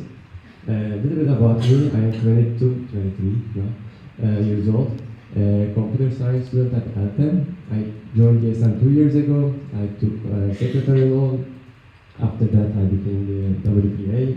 And I also WPA at the Alten. And I had an Erasmus experience at Czech Republic back in the time. And since last June, what I was up to, I had multiple transition sessions with Kiara, previous webmaster, also Ben said, previous webmaster. There was a lot of technical details to discuss, and still going on. Also, I was managing the Google Workspace, creating new subdomains, deleting accounts, creating accounts, resetting passwords, and all sorts of stuff.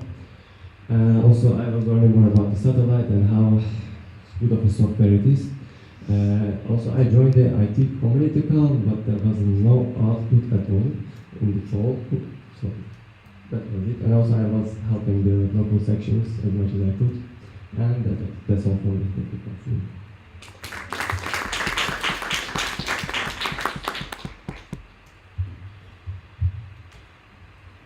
Hello everyone, I am Barbara the National Partnership Coordinator. It's the first national position for me. About me a little bit, I'm 22 years old. I studied business informatics at Corvinus. This is my BSc degree, and I'm hopefully in my last semester, so I'm supposed to be writing my thesis. Same. Hopefully Been there, done that. it will happen. I have been informally helping the ESN since 2021 through March. Some of my hobbies include cooking because I'm gluten intolerant, so it's kind of a must. I'm happy to see others too. I love music, hence the picture choice. It shows me at the Queen and Adam Lambert concert in Munich in 2022. In my spare time, I listen to podcasts and watch YouTube videos. About my work these past 2 months, I attended the Corvinus General Assembly. We brought back an ex-international partner, Uniplaces, as a local one. So now if you visit our Instagram, you can see our code and use it with your ESN card and get a discount if you use them. Multiple other partnerships are underway. Hopefully by the next MA we will have more updates. And I'm also part of HUCOM. I attend the meetings we have, and I'm part of the newsletter team, so I have proofread and gain ideas for the upcoming newsletters. And that is all from me. And next is.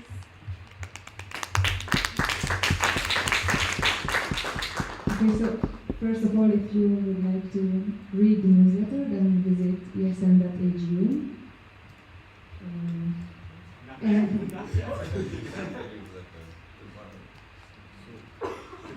very soon. I mean, the content is already there. It just has to be formatted, but please visit the website.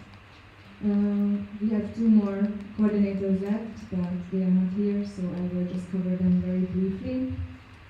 One is Dorka. She's the International Projects Coordinator. She is from ESN ELTE. Our coordinators are very strong.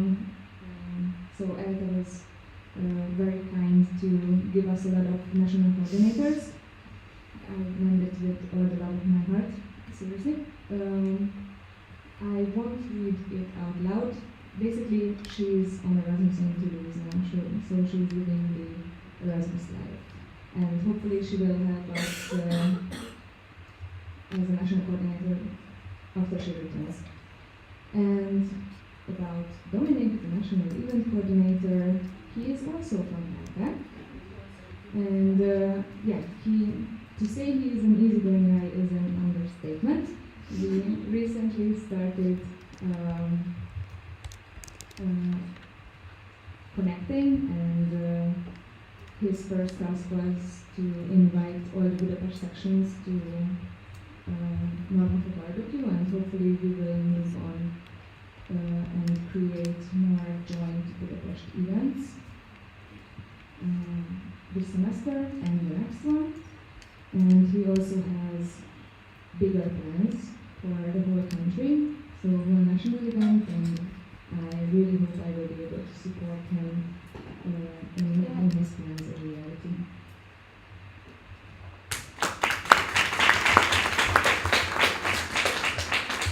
Thank you, national coordinators. If I remember correctly, there are no questions for you, and no, I remember incorrectly. The correct joint email address is coordinators@esn.ag. There's an unnecessary N at the beginning. Missing S. I'm missing S. So the Slido is up, you can ask your questions, and while we are waiting for the first questions, I know it's not Mark Robbie's speech, but can I show off my... And I'm basically a walking... Oh yeah, in the stream as well. And I'm basically a walking bin violation, but it's the old ESN logo. I'm old, sorry, but yeah. But if you want some, ask your mother. That looks like Margot Robbie's feet. I know.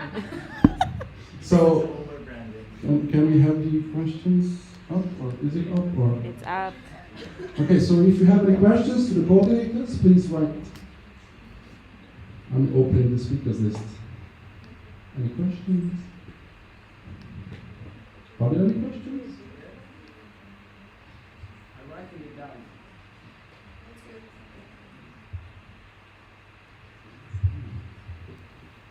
So, why cannot we see the questions? Because they're like Oh.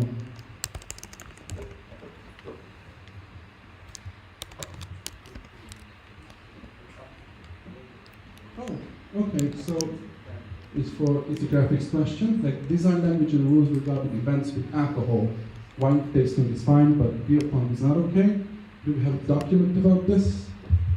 Yes, and also no. So, wine tasting is fine, and beer pong is not. In the WIM, it is strictly written that no alcohol can be shown. So, yes, it cannot be the main element, if you want to comment on that, but we definitely failed the corporate identity screening last year, and I don't want to fail it this year. So, it's an internal rule that we cannot show alcohol. Yes. Wine tasting still has alcohol in it, so I'm not clear about the difference. So, can it be called wine tasting, or do we need to figure out? It's basically about the amount and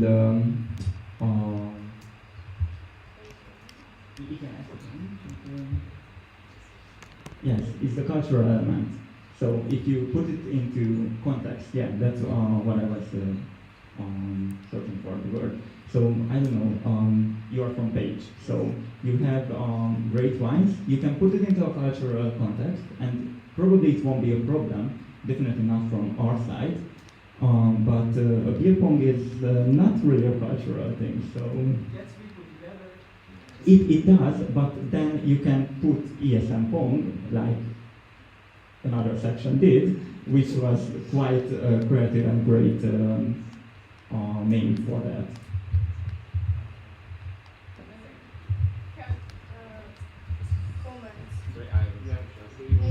Yeah, okay, hi. I just quickly want... Yeah, oh yeah, hi, my name is Andish, I'm from ESN Hungary. I will also be there later on today. Okay, so first of all, I would just like to make two very quick comments. One of them is that this is deeply hypocritical, and not even the international board cares about this. For example, we are now going 2 weeks later to the Central European platform, where we will have a pub crawl, which is not being friendly. So yes, ESN Pong and ESN Crawl and other such things were thought of by us, and feel free to use them. It's just a clever way of getting around the system. That's it. Thank you very much. And then, is it still connected? Is it a comment or a new question? Can you give a pushback on this to the international, or is it set in stone and we need to obey these rules? I feel like for the communication, beer pong is more easy to understand for the students, and I think it's hindering for the promotion of events to follow this dialogue. Okay, so I had several calls, as I told you, with the communication committee and with Lina, and it's clearly visible that we cannot put alcohol in our content. So even though international does, I told you on the last NA that it was hypocritical, definitely. But we cannot do anything about it because it's the rule. So we have a brand that we have to keep because think about it. Like you want to promote ESN page to, I don't know, for example, National Youth Council. Do you think that beer pong will be? Yes, sorry guys in the back. But like, do you think it will be a good impression if you do so? So think about it, and I think it is answered now. Reminder, I'm sorry, this is about the National Coordinator updates. Okay? And now we are getting out of topic of wing violations and stuff. This presentation was not about wing violations, so it was about the National Coordinator update. So, yes. There will be an open session, and based on small sessions, you can bring up the topic of talking about wing violations and stuff, and you can make a workshop about it tomorrow. Okay, so if it's fine with you, yes? Yes, on the ESN wiki, and also your local communication managers got it on Discord. Okay. Cleo knows about it, and she's doing it quite right, so. Yeah. Okay. Comment on Mark's topic is annoying. Yeah, thank you. Covered.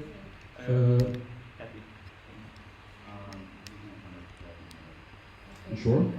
I don't want to discourage you. Okay. So, any more questions? I don't see any more questions. So, I propose to close the speakers list. Any objections? No objections. Speakers list is closed. Thank you so much, National Coordinators plus National Board. I'm going to ask the stage that just Balázs, would you? Okay, just bring the presentation on. You have?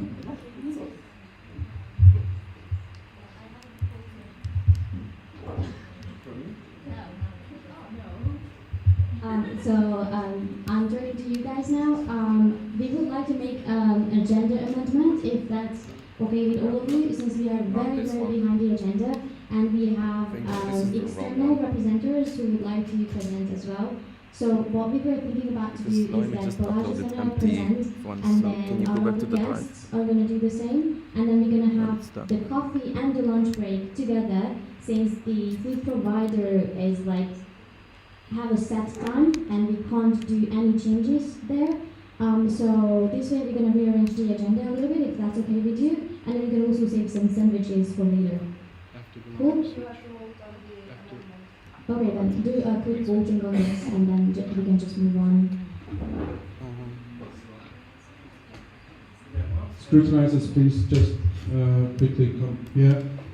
So basically the National Board's proposition is that we mix up some presentations, and we bring in forth the National Youth Conference presentation before, and we have a joint coffee and lunch break.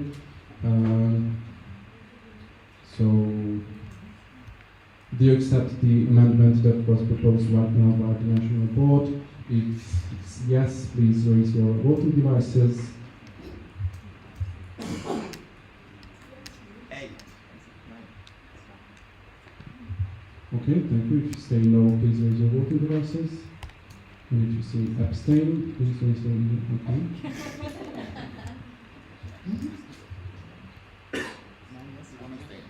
So with 9 yeses, 0 noes and 1 abstains, the amendment is made. So we can continue with Balázs's presentation. Thank you so much, schools and answers. I'm sorry, we are going to go ahead for like 1 more hour at least. Okay. I mean, it's too late. They already voted back. That's okay for me, but how are we gonna do the After Balázs, we can always switch. Okay, after Balázs, yeah. Then I'm fine with it. Yeah, because There's still one vote. There's one more before we have to vote on the national. Yeah, sure. Okay, I will be really, really quick. First of all, who am I? I'm Balázs, I'm the main auditor of ESN Hungary. I used to do a lot of stuff in ESN, but I didn't list them because now I'm just the main auditor. What does that mean? This is actually the official definition of what the Audit Commission has to do. Basically, we have to ensure that the National Board does everything according with our SSO, and actually not just our SSO, but also the international ESN SSO as well. Basically, we are kind of the last line of defense. I was really happy that you asked a lot of questions during the National Board and National Coordinator updates. Usually there are just a lot of, not so many questions, and then I have to ask all of the questions, but now it was different. So we are making sure that the National Board keeps the deadlines, does everything according to the paper, forwards the necessary information to you, the sections, so you get the info from the international level and everything. And also we're making sure that they're not buying cars and houses from the ESN card money, but they're spending it for ESN events and for you. And what did I do during the past few months? You know, Esther mentioned that she was bothering the sections about the section questionnaire a lot, but Argi, but don't worry, because I was bothering them a lot, because they also have the national questionnaire that they had to fill out. I had to make sure that they sent out the invitations, for instance, for this National Assembly in time, because it's in our SSO, that when they have to send it in, and they have to, I was working with putting together the agenda with them, and also we were looking over the budget plan with Esther. So it's just making sure that they're doing things right and they're not completely ruining the whole association of ESN Hungary. That's it. Thank you. Any questions towards Balázs? Raise your hands if you have questions. You have questions. Why? Okay, so now, two people are missing from your side, right? Agi National Board. So the Audit Commission consists of 3 people. Are you missing the other 2 members from your side? I am really missing the other 2 members. There's supposedly a legal auditor as well to deal with more of the legal issues, and there is a financial auditor that should deal with like the finance reports.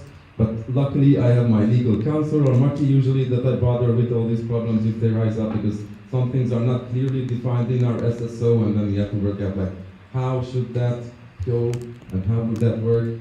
But yeah, I think we still have an open call, or I'm not sure if it's still open, but if you want to apply to the Audit Commission, you can do it.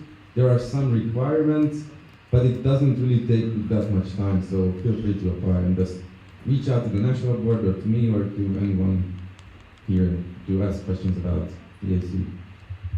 If you have more questions, raise your hand. Noemi, National Board. I said 2, but I forgot 1, so it's only 1. In short, are you satisfied with the National Board's work? Yes or no? In short, yes. Perfect, thank you so much. Thank you, Balázs. Any more questions? No, I propose to close the speakers list. Any objections?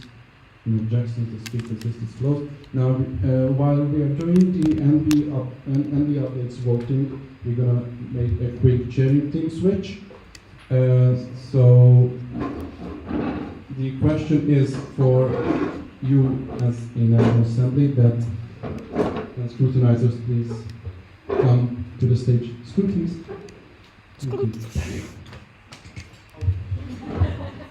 So the question is that do you accept the National Board's updates that they've just presented here in the National Assembly? In the budget, yeah. And if you say... It's going to be tomorrow. Yeah, the budget is tomorrow. Yeah. They can discuss it. So, if you accept the National Board's updates, please raise your voting devices. If you say yes, you accept it, and it was perfect. Thank you so much. If you say no, please raise your voting devices. And if you abstain, please raise your voting devices. So we have one missing voting device, so we are going to do it again. So, do you accept the National Board's updates? If you say yes, raise your voting devices high so that everyone can see them. Who is missing? One on the right side. Yes, there is someone. Who is missing? Page.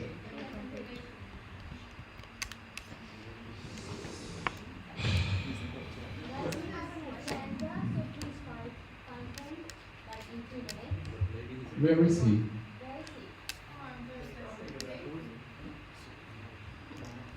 Can we just count him as abstain? No. I mean, if he's not here, he's abstaining. Can you vote if we accept it? Or if we accept the rules?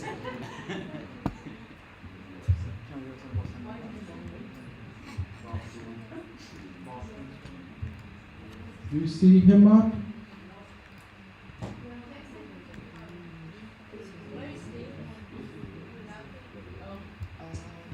Let me quickly think. But if we go on Then we have a we have an unvoted vote or just an unused vote. Yeah. So with 9 yeses, 0 noes, 0 abstains, and a vote that is not counted. Is it okay with you guys if we do this?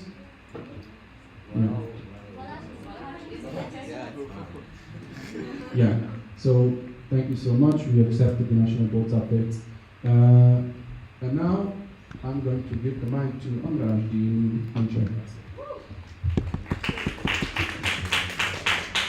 Alright, so welcome to our Mojo Dojo Casa House takeover. My name is Andris, I am from ESN ELTE and I will be your other main chair today. On my right is Ilse from ESN Jelgava, Latvia. Please give a warm welcome to her. And on my left should be Kadir from also ESN ELTE technical chair. Okay, can I see the agenda because I can't seem to have the internet? It's on your back. Okay. It's on the back. Yes. Oh, that's so great. Lovely. Can you scroll down a bit because we are through this maybe? Okay. Yes. Okay. So I would now like to ask our 4 international guests, who we are very, very thankful for being here. It's the National Youth Council. We switched it. We just voted on it. Okay. So then I would like to ask the National Youth Council to come to the stage and make the presentation.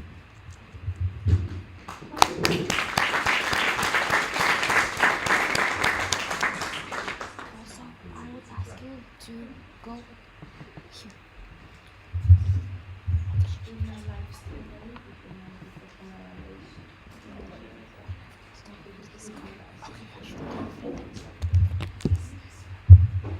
So thank you guys just to have us here. Actually, I also have a presentation, so I'm asking whether we can put it on to the screen. But until then, I realized that you have an introduction part, so I would like to also grab the opportunity just to introduce myself and also our president, who is also here. So actually, my name is Balin Szabó. I'm also a student. Actually, I'm studying at Corvinus University of Budapest, and I was a final year law student at Pázmány Catholic University, so I'm doing my studies in parallel. And on the other hand, our president, Peter, is from Pécs, so actually he's an alumni of University of Pécs, but now he's at ELTE doing his PhD studies, so all of us coming from different backgrounds. But now I would like to present our organization, the National Youth Council of Hungary. Shortly, I would like to introduce the organization. The organization is a voluntary-based, self-governing youth organization, which is similar to other national youth councils from various parts of Europe. Actually, this is an umbrella organization. It has member organizations, and we make the decisions and all the actions together with these members. And what our aims doing this work? Just to promote common thinking among young people and youth organizations, mainly through youth participation activities and also through advocacy, because we try to represent the interests of young people through our member organizations, because that's the main aim, also at national and international level. And on the third pillar, we support the development of young people and these organizations. So actually we have different activities which try to enhance the competencies of young people, and also we have actions, for example, how to write a proposal for an Erasmus Plus application or to any other grant opportunities. That's for our member organizations. We have our office in this nice building, which is in Budapest. It's a really unique building because it's established by the Council of Europe, and that's a center, a youth center in Budapest. And they have only two buildings, one in Strasbourg and one in Budapest, and that was established in the 90s. So actually we have our office in this really nice building. And we are also members of the European Youth Forum, just like the ESN network, the international network. We are actually observer members. We generally take part in the GAs of this forum and also have a connection with the current board members. At national level, if we talk about advocacy and representation, I would like to highlight three of them. Actually, we have strategic partnerships with governmental and non-governmental institutions. So, for example, the KIM, which is a Ministry of Innovation and Culture. Actually, this ministry involves the higher education department and also the youth department of the current government. But also we have a strategic partnership with the Ministry for Regional Development, which also deals with kind of youth activities. And also we have a really good relationship with the Campus Public Foundation, which is also good to mention here because that's the national agency. So when I refer to NA, it will be not the National Assembly of yours, but actually the National Agency for Erasmus Plus and European and Sorority Corps activities. The next part, I would like to shortly introduce you our governance. Actually, as we also have a structure, how we get the ideas from the member organizations, how we hear their voices. Actually, we have more than 100 organizations. If I'm not mistaken, we have 105 at this moment. And we have two membership categories. One is for national and international member organizations, just like the Students' Union in Hungary, and also just like the PhD and DLA Students' Union, but also, for example, we are open for international organizations, just like the Erasmus Student Network. but mainly our members are coming from a local and regional level. So for example, the smallest civic organization from Borsod can also join to our organization, and also can represent its activities and take part in our activities through this mechanism. And we established regional assemblies, so that's how they can join our daily work. Actually, they gather the local and regional member organizations into these assemblies. They elect for a delegate, and the official delegate goes to the General Assembly. At the General Assembly, we have two kind of official delegates. The delegates who are coming from the Regional Assembly, and also all the national and international member organizations have one representative in this assembly. Let's talk about the board. The board is the main operational body of the organization. So actually the 7 of us who's doing the daily work with the Office of the National Youth Council. We also have 5 full-time employees at this moment just to deal with the different activities we have. We also have Erasmus Plus activities from the youth field, but also we work together with other programs in Europe that I will present you a little bit later on. So actually we are 7, and also we have working structures with thematical working groups. So for example, that I would like to present to you is the Erasmus Plus working group. Actually, we collected all the large member organizations dealing with higher education. So as I mentioned, the PEOC, you might know, also DOS and FECOS. FECOS is for the Dormitory Students Union. So we work together. But we are also involved in the EU trio presidency. It's a really interesting mechanism. In the Council of the European Union, they have presidencies among the EU member states, and they rotate it in every 6 months.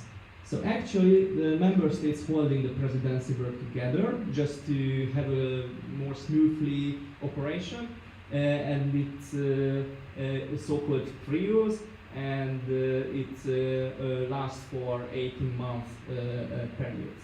The current trio is made up of the presidencies of Spain, Belgium, and from the mid of 2024, Hungary will be the president of this council. We are also involved because we are the official National Youth Council, and it's also stated in the EU Youth Strategy. So actually all the National Youth Councils are presented in this mechanism because we have a so-called European Steering Group which deals with the youth policy of the European Union. So we also have 2 mandates in this steering group besides the ministries and the national agencies of the Erasmus Plus program. So we together developed a presidency program in the youth field, and we will implement it in the next 18 months. And also we are the coordinators of the EU Youth Dialogue program. So let me talk about a little bit the EU Youth Dialogue, but before I present you what we do here in Hungary, I would like to show you a little short video about the whole dialogue process.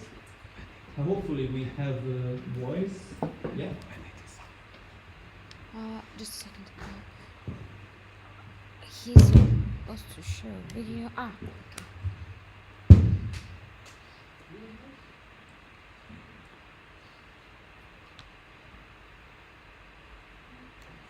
Okay. It's a pity. Later on, maybe during lunch, I will show you. There is some technical problems. Maybe I didn't upload it to the cloud as well, so that's the reason why we can't see it. But actually, I can sum up it a little bit. Actually, the whole youth dialogue process is for the implementation of the EU youth strategy. Actually, it aims just to have a dialogue between the decision makers, from governments, also from institutions, so it's not only for politicians, but that's the main point. a dialogue with decision makers about the life and the current situation of young people in Europe and also in the member states. So actually during these 18-month cycles I mentioned, the presidencies choose a topic. For example, we choose the inclusive societies, so we talk about young people with fewer opportunities. That means a lot actually, young people with minority background, also with bad financial conditions, so it can mean a lot. But we choose the target group of young people like this with this presidency, and we will have 3 European youth conferences with delegates who conduct this whole process. It's split into 2 parts. One is the so-called consultation phase. That will be a participatory research here in Hungary in October and November. I was wrong on the date, from October to November. And it's actually ordered by the National Working Group, which is led by us as the National Youth Council. That's a recommendation of the European Union just to get these working groups led by the National Youth Council. So we led this structure, and we have 4 representatives, member organizations of the National Youth Council. We have also 4 other NGOs in this working group who are not members of the NYC. And also we have the opportunity just to get 8 other representatives of the government. Actually, we have 8 representatives from different ministries, also from the higher education sector, the youth sector, also from the education department, which is in another ministry and goes with the secondary school students, and etc., etc. And we are working together just to get this process done smoothly. So after the participatory research, in which we will involve 40 participants in each region between the age of 18 to 30, and also we try to get a target of young people with fewer opportunities than 20%. Actually, if we can conduct this, that will be a unique result in the European Union. Youth policy dialogue events will be in the first half of 2024. I also got wrong the date.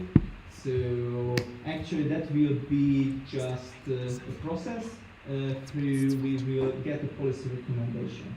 How we will get it done? Actually, based on the consultation, which is conducted with researchers from universities and also from other research institutions, they will develop us a policy recommendation paper. Also, our delegates who are selected through the National Working Group will go to a EU Youth Conference in March to Belgium, and they will discuss with their peers from other European member states what recommendations they have from national level. We will have this policy recommendation, but we will also get these recommendations before accepted by the steering group, just go through in different dialogue events, which serves the goal just to have young people and decision makers sit together at a table where they can discuss the meanings, discuss the different perspectives of these recommendations, and hopefully they will accept a kind of working agenda, how they could build their policies onto these recommendations, also at national and EU level. Let's talk about international persons as well. I just wanted to talk about this event because I think it's a really big thing. It's a really big thing because you might all know the Tusványos Barbenheimer Summer University. Actually, it's in the middle of Romania, in the part where most of the Hungarian minorities live. And actually, it's sometimes called a real political event. But as I mentioned, we have a partnership with the National Agency for Erasmus Plus, the Tempus Public Foundation. And we arranged a meeting with the different directors and general directors of other countries' NAs, with the other NA directors. And with the campus, we could arrange a panel discussion with these directors who's coming from Poland and Romania. So actually we could get to this event, the Romanian NA's director, and we could discuss with them how we could cooperate together in the Erasmus Plus program.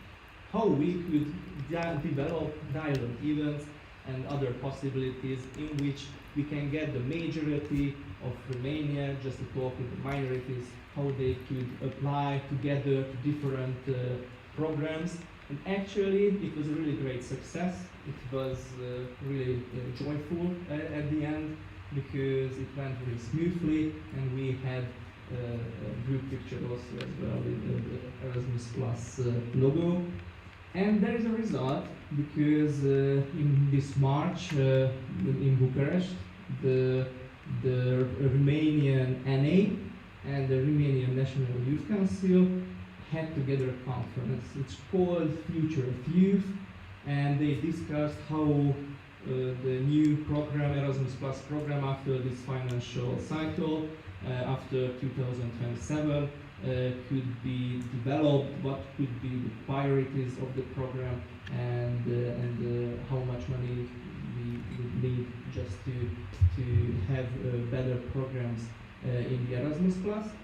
And we discussed with the NA of Hungary and of Romania just to have another conference and target the national minority youth, which is a really hot topic at this moment because the Council of Europe will approve a recommendation on the active political participation of these minorities. So we will cooperate together in the next year, and we will have a conference in Budapest, which will be the Future of Youth 2.0, and it will deeply go with the other European member states NAs and with MYCs just to how to get the national minorities more involved in Europe into the Erasmus Plus program. Let's talk about the Erasmus Plus program. I also put it here because we were together with the ESN board in the last few months. First with Baja as a president, former president of the ESN, and also we have good contacts with you nowadays. And I would like to talk about the situation, what we get as an information from the government, also from the NA, and what's the current state of the situation and how we try to tackle it.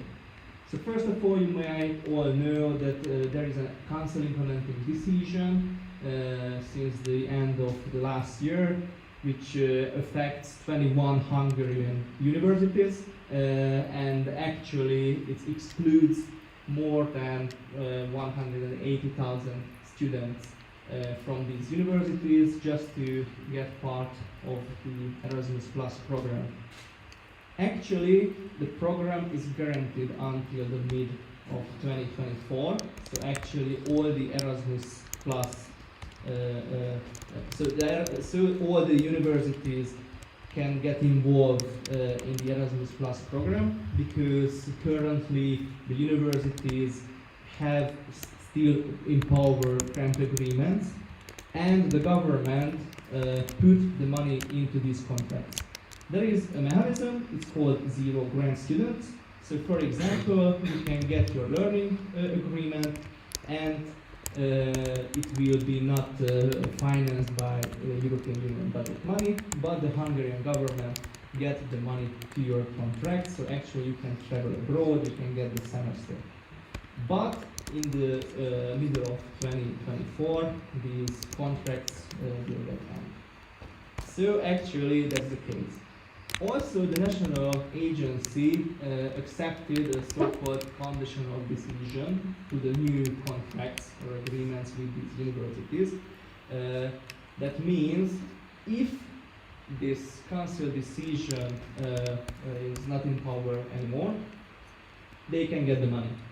But if by 23 of November in this year they cannot sign this contract still because the council implementing decision is still in power, that will be a shitty point of the situation.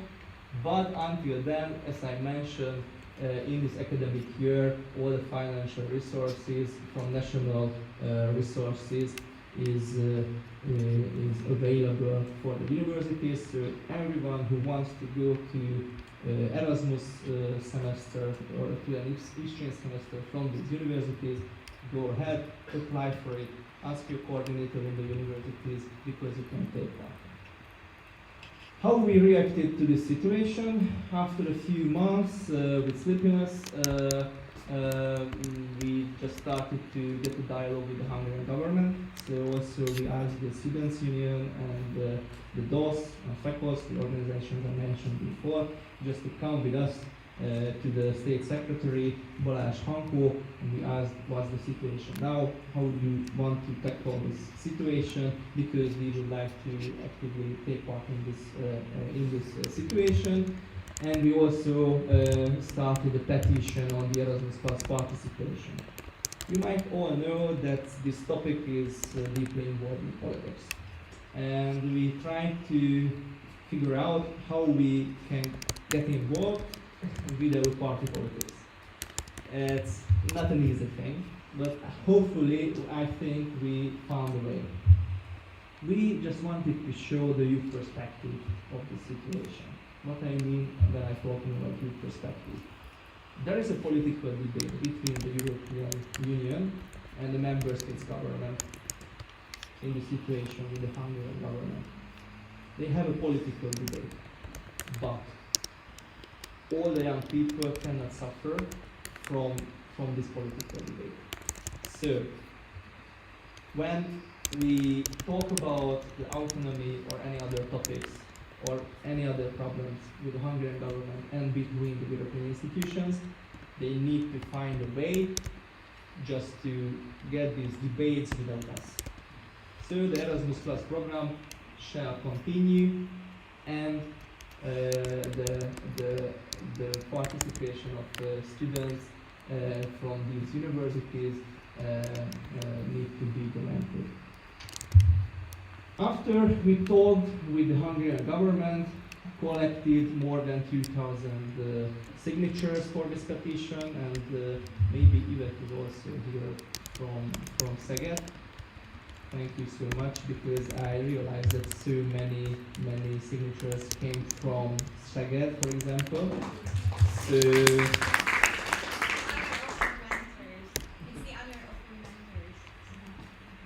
but actually, if I know well, you were the contact person in this program. So thanks for the ESN Szeged for this work, and we conducted this petition, and we went to the European institutions with this.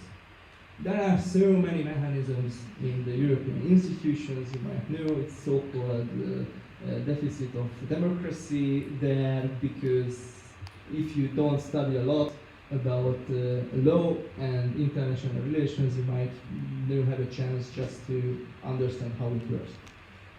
But there is a committee on petitions, which is a committee of the European Parliament. So it's full of the political groups and members of the Parliament.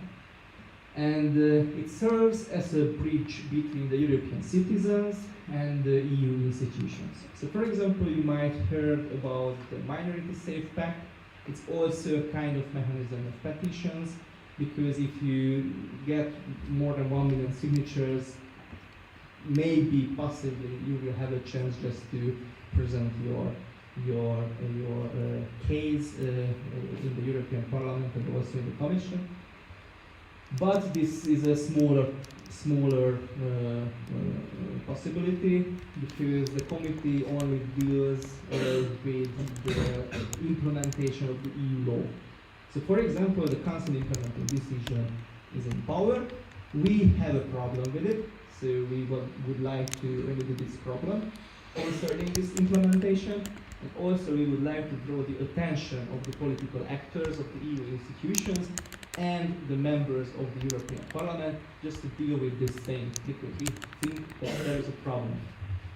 So, with HEOC, DOS and FECOS, with cooperation with them, we signed a petition which is registered with this number, which got the title from the European Parliament that exempting educational programs from measures of the Council implementing decision. And also we lobbied, take some advocacy work to the members of this committee. So we searched for different actors of the political groups. We also had discussions with the socialists, with the liberals, with the EPP. We asked all the coordinators just to please support this petition because actually the European elections is really nearby. So we would like to take this discussion this year, not 2 years later, because it's possible just to have, because they have a ton of petition. You can see that we actually get this petition in March or in April, I'm not really remember, but in April, and the number is 475. So that was the number of at that time. But we got an urgency procedure, so the lobby work was done successfully. So we got a hearing in the 20th of September, on 20th of September, and we went to present our things. We got 5 minutes. In these 5 minutes, we summed up everything. We asked the members just to get this petition open, because that is the main aim that you can get in this hearing. So it means that, so how it works, you go, present this petition. You get the 5 minutes, and also a member of the European Commission will get also 5 minutes when they react to your petition. They reacted, of course they talked about the political things, and after that the members of the parliament from the different political groups started debating. It was a really short debate, because all of them said, okay, we understand the Commission, but please make an effort just to find a possible solution, because young people's voice is really, really important for us. So, besides the political manner of the situation, all the political groups approved in the European Parliament just to get this petition open. So now the ball is on the side of the European Commission, and now we are waiting for the answers. We are still in action, so I encourage you just to join as ESN Hungary or ESN International, because we would like to get all the possibilities and chance. Super! Thank you for playing fair. Yeah, we played fair. Okay. I can't touch anything. So. No, just go ahead. Okay, yeah. So we will go on with this thing, because we would like to go to the Committee on Regions, and also just to get the attention of other committees, for example the Cultural Committee of the European Parliament, which also deals with the educational programs. So we are now with no. Sorry. No problem. Now we are in a good relationship with the members of the parliament, and hopefully they will find, if not a political, but technical solution for this. That was the thing we discussed with the members of the parliament, that we understand that point. You can make anything you want with the Hungarian government. You can debate this situation, but please find a technical solution to this problem. Please get involved these universities again after the mid of 2024, and go on with the Erasmus Plus program. I also would like to say that we have a good relationship with the NA, so we really know that they also have lobby work within the structure of the European Commission. So actually they also prepared free technical solutions for the Commission. As one is what I mentioned, zero grant. Actually they should should let the Hungarian NA just to longer the term of the current agreements. So that could be a possibility. In that case, we need to go to the government just to please put the money into the programs. So that's one. The second one is also similar to this, so I didn't want to really go with it. But the third one is also a really important thing, because there is a possibility just to get rid of with the universities, and the NA recommended that they will do the job. So you will not apply for the university, but you can apply for the Campus Public Foundation. So actually directly, not involving the universities, you can still apply, hopefully. The NA is still waiting for the answer of the commission, but there are possibilities. There are ways how we can tackle this issue. So hopefully we can do our part as well. I think the main part that we can reach, or main goal that we can reach or achievement as a youth organization together, is that draw the attention of the decision makers that we need this program and we would like to go on with it. So actually that's all I wanted to say. Thank you for your attention, and if you have any question, Peter and me will hear during the lunch or after it, or I also saw in your agenda that we will discuss also this topic. So if you want any other details that I mentioned, we are here. So thank you so much.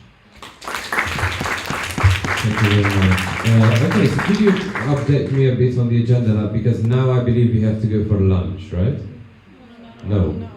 And so which topic is coming? Because somebody is editing it and I'm not exactly. Introduction of the agenda. Okay, so then I have a question which I prepared. Why are we cutting it in half, this topic? Because this is very important, and since we have these guys here, it would be very beneficial to talk about it right now, yes? Because the lunch is fixed from 1. Okay. We can push it until 1:15, but that's it, so it's fixed. That's the problem. We don't have time for it. So Yes. the open discussion is very long, I think. Yeah. 45 comes around and we don't have that. Okay, but we have time for the presentations. Yes. Okay, well then, I hope I don't have toothpaste on my suit anymore. Then I would like to ask, as I tried to do before, our lovely international guests. I don't know if you discussed an order, which one of you is going first? It's one presentation. Oh, it's one presentation. Then all of you come, please, to the stage. And they introduce us to Babylon. Thank you very much.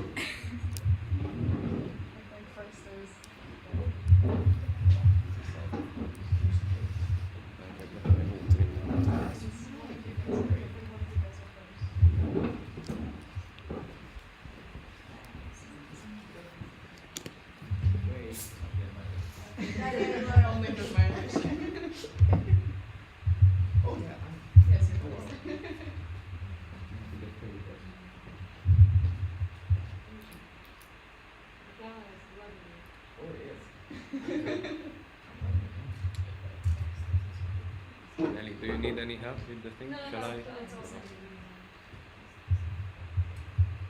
Well, hello everybody. I love to be the first presenting, and this is my actual first ever going international as an ESNer, and I'm very happy to be here today. For those who haven't been acquainted with me yet, my name is Daniel. I am the local representative of ESN Karlstad. I'm not a national board representative actually, but I'm a great friend of Hungarians, and yeah. Since they went to Switzerland, then I was very happy. I was very happy to come here and really say, yeah, I love you too, baby. So yeah. Oh my God. My name is Daniel, apparently now. Yeah, I misspelled my name. That's okay. So I'm from Stockholm originally. I do represent ESN Karlstad, as my beautiful flag says, because I moved there in 2020 when I needed to study to become a communicators, and I majored in both media and communication studies and also languages. I've dropped out of both of those because my time is not now. But I love ESN, I love being a student, and it's just a ton of fun. Like I said, I've been a part of ESN Costa since 2023. I've been partying with exchange students since 2021, but I joined before or did anything in 2023. And I want to take this opportunity to say that it's never too late or too early to go abroad and actually visit these kinds of places. I know I'm not like it's kind of far to Sweden, for one thing, and also being just a local section can be pretty scary to go abroad for that reason, and it's great that you get to know these people. I mean, if you see the international guests here, like connect with them, make friends, and maybe they invite you to their NA, and you have like a gorgeous host who puts you up with her roommate in a tiny dormitory. Yes, and gives you langosh and gorgeous things. Lecture did too. That was really nice. We loved it. So yeah, from Karlstad University. ESN Sweden has 14 local sections. I'm part of ESN Karlstad, like I said, and it's, oh my god, it's not visible, but if you look at the hump in the lower part, if you go straight to the left, you will find ESN Karlstad on the west coast. It's a very long country. It's actually like the second largest country in Europe, which is crazy, by area, of course. I mean, we have a really far north one in Luleå, and then it just goes way down. The best part about our NA was just hearing Esther butcher our city names. That was the actual best part. I still will always remember Baraj. It does say that on the website, though, I would say. They don't have it in the ESN Galaxy. Our biggest things are the ESN Sea Battle, which is our like student cruise that we do, and everybody's invited. So if you know people with some money left over who loves to party and wants to meet some international students, great recommendation for them. This is like twice a year, every semester. We've been doing this for 16 years now. We're doing like 30. This is our 33rd edition of it, and like you see, we have 3 gorgeous Guinness World Records, official ones. That will be in the next Guinness Records World Book. It's also great to compliment ESN since we are part of them. So yeah, we did a huge fika basically, which I will explain in the next slide. And also sing-alongs and just big dance parties. And with the aim of just getting as many nationalities as possible on it. Don't think it says as many, but it was like a crazy amount, and they paid so much to get them there. So 82, yeah, it was something like 80 something, like crazy on one ship without out of 1,200 and all insane. And also, of course, like Lapland trip, we do with time travel is a huge thing. It's always appreciated and always sells out, and like yeah, even beyond like the Scandinavia, like in Northern Europe, it's very popular, like the Northern Lights and stuff like that. And last, of course, you should introduce Spiky the Hedgehog. I will link his Instagram in the WhatsApp because he's a very nice guy. And he's our mascot, and I've been graciously allowed to have it. Like I said, we don't have any like special things in Karlstad since we are a pretty young section. But one thing that the entire of Sweden do, and that even ESN Sweden has adopted, is the concept of fika, which is just a Swedish way of doing coffee breaks and having sweet stuff and just enjoying time, being social and just taking a break from everything. Like I think even fika breaks is like a mandatory thing in the workplace. Like it's in like the work rights stuff. Like it's amazing. Like but the term fika is nowhere, but everybody we love that it's getting kind of international though. But coffee is a must. It is. And of course, like our slogan is "Make your life sweeter," because we think that just a little bit of Swedishness makes it sweeter. And out of those, yeah, we don't do much else. We're a small Nordic countries that love. We're of course by the sections with our Nordic countries, and yeah, this is my first national presentation. What's it called now? Country presentation, and I'm very nervous and I'm very thankful that you have listened to me. Thank you.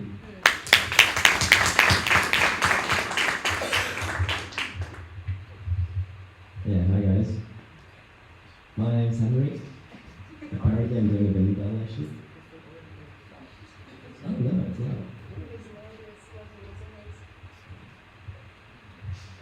Okay, a bit about me. Well, I'm actually working full time as well, like most of the guys from the board. I'm an IT security consultant, and because power stays in the shadows, we are the guys in the shadows who take care of the security of infrastructures. And yeah, next to my work, I'm actually doing a master's degree as well in cybersecurity management. And yeah, except for ESN, that's my full life. Exactly, coming to ESN in my local board of Bonn. I am the local treasurer currently, and I have another position as well, which I didn't ask for, but I'm the local PR manager as well. For now, I actually heard from one of our members that maybe yesterday we found someone else to do the PR stuff, so that would be really great for me because it's so much work doing PR. So all the love to the PR people here. Jesus. And yeah, last but not least, I'm the regional coordinator of the West sections. I will speak a bit more about that in the next slide. Yeah. And other than that, yeah, I like to travel, like probably most of you guys. Dress up, really fancy. Carnival's a big thing in our region, so I like to dress up in suit or dress pants. And yeah, have a good time in general. Okay, coming to the Germany part, to the country part of the presentation. Germany has 44 sections, which are split into 5 regions because like it's a lot. And of course, the best region is the best. We call ourselves the best West region. So, yeah, and I'm their coordinator. Bonn is located in the middle, about the middle. So it's pretty easy for me to go to visit the other sections if they need help. And that's actually one of the best practices I wanted to share with you guys. It's always fun to split up the country, your country, into different regions and have people who are responsible for the sections in those regions. Like you probably have a Budapest coordinator would be good, and then for the country sections, someone who's specifically there to help those sections. And yeah, we have a national event that's coming up in November. Spring break, you're all invited to come there. It's huge. This year we're actually planning on having like 2,000 people there. Yeah, and I'm the head of finance there as well, so if you have any questions regarding spring break, just contact me. Okay, and the second best practice I wanted to share, I actually got from our event manager. She wanted to share this with you guys. It's our like event planning platform. It's called Trello. I don't know if any of you ever heard of it. You use it? You're so good. Our event manager would love this. She tries to spread the news of Trello everywhere. So yeah, you probably know how it works. Do the different columns. You can put people in there. It's pretty easy and it's really fun. So yeah, that's it from me. Thanks for listening.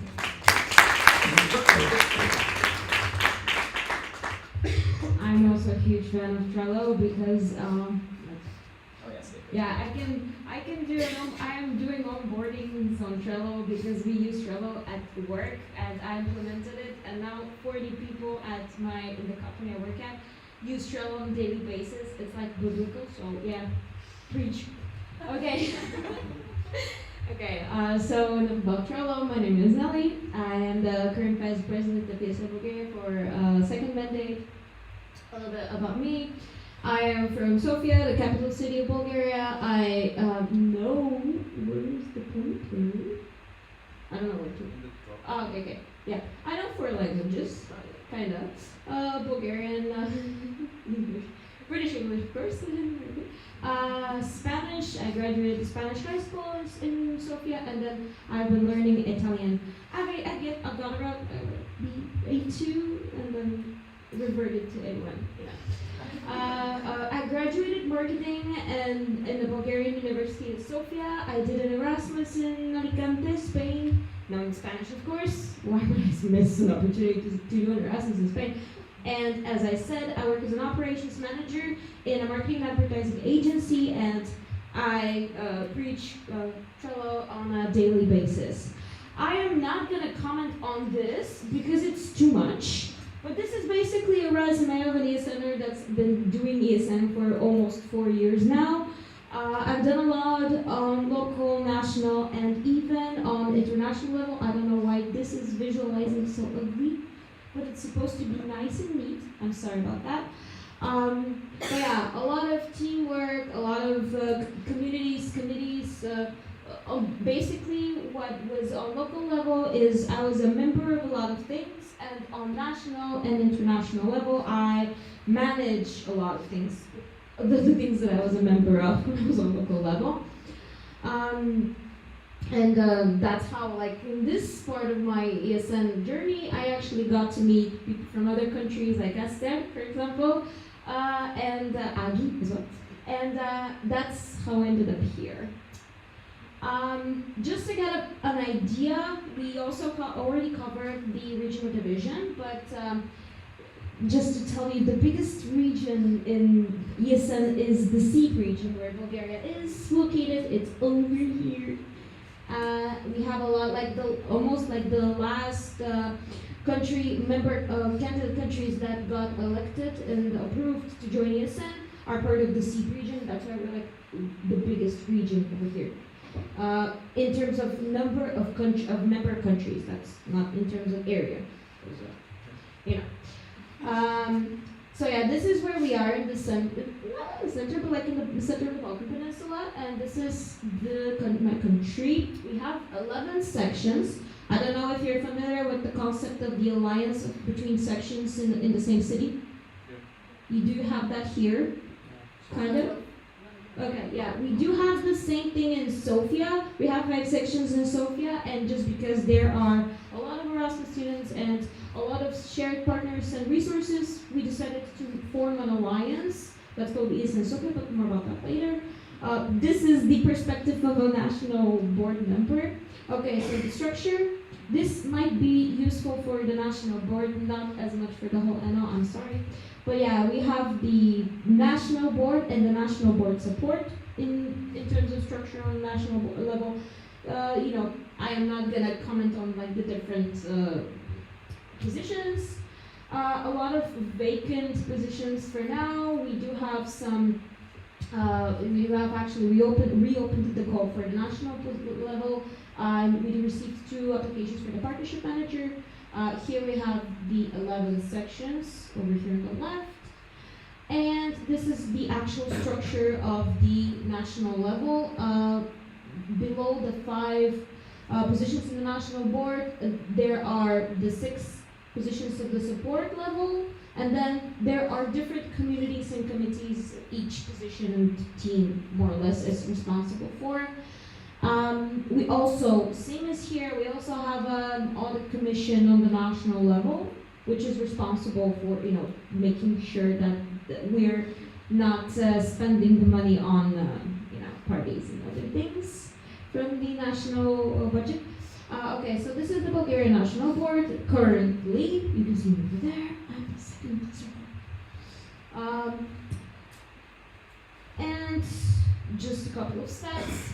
From the last membership campaign we had in February until now, the last campaign we're currently having in August, from 75 active members, we grew to 92, which I take, our network is expanding, which is like one of our focuses right now. My main goal is by the end of our mandate to reach 100 active members. I think it's so doable. Like I said, 11 sections, 5 in Sofia, which form an alliance, and then 6 in different cities around Bulgaria. We do have 3 national assemblies. In July, we elect our national level. You are kind of like maybe familiar with this structure. I don't know, when do you elect your national assembly? February. February, okay. So you get a longer transition period. We do have 2 national events in both 2 cities in Bulgaria, and a lot of like local events implemented by the sections. Team building opportunities. We have very nice very nice activities during Christmas. We do Secret Santa. We do a Christmas party. We do also a national training, which we combine with the Christmas party. The summertime event is one of our favorite events. It's basically 4 days sleeping in tents, camping at the Bulgarian seaside, also partying, barbecues, and just chilling. I think you should have received invitations. You're more than welcome to join whenever you can. And also the Bulgarian birthday party. I think it's also we turned 15 this year. The training opportunities, we do a local boards meeting in February, the national training in December, and the summer national training. This is we're currently developing a new concept for it. Stay tuned. So for the local and national international trips, this is going to Turnbull. This is Target over there in back. This is going to happen in the end of October, 27th to 29th of October. This is the one to Gabrovo. We visit some very, very iconic monuments in Bulgaria. This is our national assemblies. I have put the slide to announce that we have announced our National Assembly. It's happening on the 11th and 12th of November, and registrations are going to open very, very soon. So keep an eye out for your emails for an invitation. Also, our national trainings, as I mentioned, and our favorite team building part. This is almost 60 people, by the way. I'm surprised. This is more people than the number of attendees at our national assemblies. Something that we take great pride in lately, as a good practice, is that we have been organizing big international events for the past 3. Next year it will be 4 years. SEEP, the regional platform, the ones who have a SIP, but ours is SEEP, so we organized SEEP in 2021, and BT Burgas, as we were discussing earlier, in 2022, and we won an ESN award for it. The COMCOM meeting in 2023, which took place in August, and GA, the General Assembly, which will take place in Sofia next April-May. Your national level will inform you about this. And my ESN journey has been filled with a lot of ESN events, calls, national assemblies, parties, memes in the lower left. Some photo on the left side here, if you see Esther and Tekshika from the National Assembly of ESN Sweden. It's been a fun ride. A lot of VGM and other things. And I recently spoke with at breakfast. I met this guy who was like, I'm in ESN for only 2 weeks now, and I'm like, this is 4 years of ESN. You can totally get this and use your time here. I'm taking this as a call to action, do ESN more, but don't burn out because Okay, thank you. That was it for me. Hello, so I'm Ilza from ESN Latvia. Not a national board member, but I will tell you about my amazing section soon. So yeah, a little bit about me. This is my first time CTing in person. I have previously CT'd for ESN Latvia and ESN Slovenia, but this year my goal is to attend as many NAs as possible, so if you have some coming up, let me know. I will be here. Yeah. So I'm originally from the UK, but I gave up my life of studying fission and fusion to move to Latvia and study veterinary medicine. I'm speaking both Latvian and English. I've traveled to 35 countries, 16 being this year, and I think I've been here to everyone's country, so little flex. So I really love playing music. I'm really passionate about learning new instruments. If you need a karaoke buddy, I'm here. And also, I really invested in sports, no longer professionally, but I recently found passion for swimming and cycling, so really hyped on this, and I really, really love postcard collecting and sending. If you have met me any time before this, you know that I have made you sign a postcard, which, by the way, if someone from Baja can help me find one of Baja, I might have a small prize for you. Just saying. So my ESN life, you might think based on the picture that my job is beach, but it's not. So I joined ESN last year in May, and since then I've held 3 positions.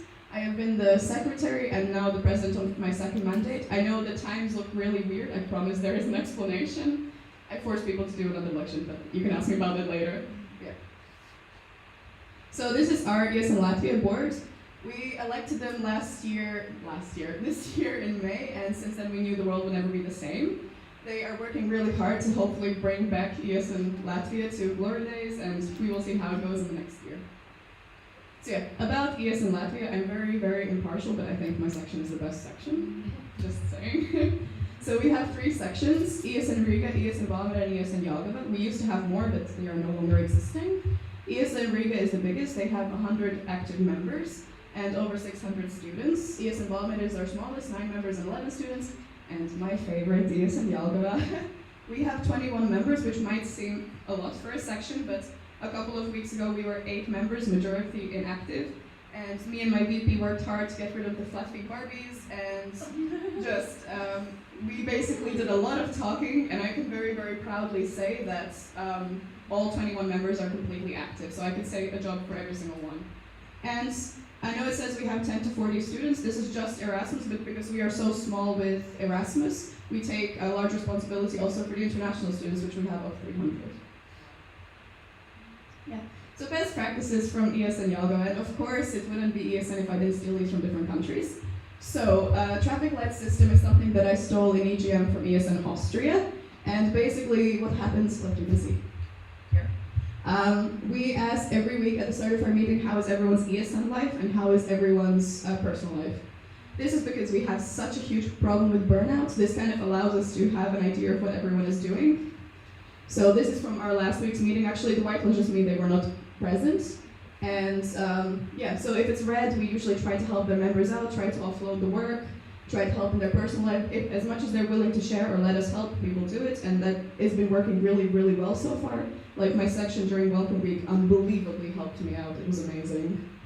And beer and wine tax, my favorite, which some of the OCs have already heard about, is something I stole recently from Educom from ESN Norway. And basically it means we can ask you to give us beer and wine if you don't do the things we ask of you. So common ones are like if you don't attend meetings, if you don't notify meetings, if you just don't do your tasks, don't show up to events, you can get a beer or wine tax. And then all of this is saved for our bonding events, which will be our next one in November, I believe, where we're going to celebrate ESN Latvia's birthday, and yeah, it'll be a big party. I can't invite you, I'm sorry, but I will send pictures, it's going to be great. And yeah, speaking.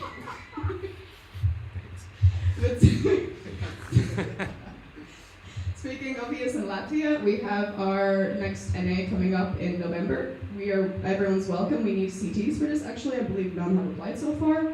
And we have our training event with ESN Finland happening at the end of November. I think more information about this will come out soon also, but it's very, very exciting. It's our first international collaboration and the first time we got the grant accepted, so it's amazing. All thanks to our education officer, Samantha.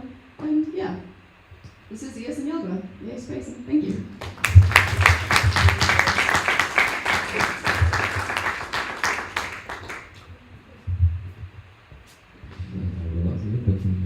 Okay, I believe, thank you very much first of all for all of you for being here and for helping us out with sharing. I believe that I have the honor to announce the best news so far is that we are moving to lunch. Don't we have a question now? Yes, we do. Do you have questions? Really short one. Okay, then I prepare to open the speakers list. And anyone who has questions can either use the app or raise your hands. Any questions? Okay, I have one. Please, Esther. Esther, National Award question to Daniel. Can you tell the guys a bit more about the time travel and what it means and how the cooperation is going? Because I know, but they have no clue what time travel is. Daniel is in Sweden. Time Travel is like a travel agency that has representatives that work really closely together with the sections, and we as sections try to sell as many tickets to our exchange students and ourselves, of course, also, if you like to go. For that, we get, for example, spots as leaders and group leaders during these kinds of events that we can go to, so we can support them. And we all travel in a group, so like if you're like 10 exchange students from Karlstad, then all these 10 go with one group leader so that they can guide them. As a section, we also get provision for every ticket that we sell. So it's a great way to get income also, because some of the prices that we get back. So if you have a big trip that you want to like make, then you can like get money for selling them to your section if they buy them to you. And they give us like promotional packages and do a lot of like PR for us. So they're very supportive and very like nice, and they do a lot of trips like Lapland, one to the Norwegian fjords. They go to I think Finland has another one, the Finnish Laplands, and it's just a lot. Seabat is also part of time travel, and also the Finnish Pirates of the Baltic Sea also. So there's a lot to do, and you support the sections by going on these trips also. Thank you. Thank you, Daniel. You have a comment? Yes. So ESN Latvia is also working with time travels. I would just like to emphasize that this organization is only working with the countries of NEP and Poland, I believe, and they're not really interested to expand, but other sections and members are always welcome to come attend these events.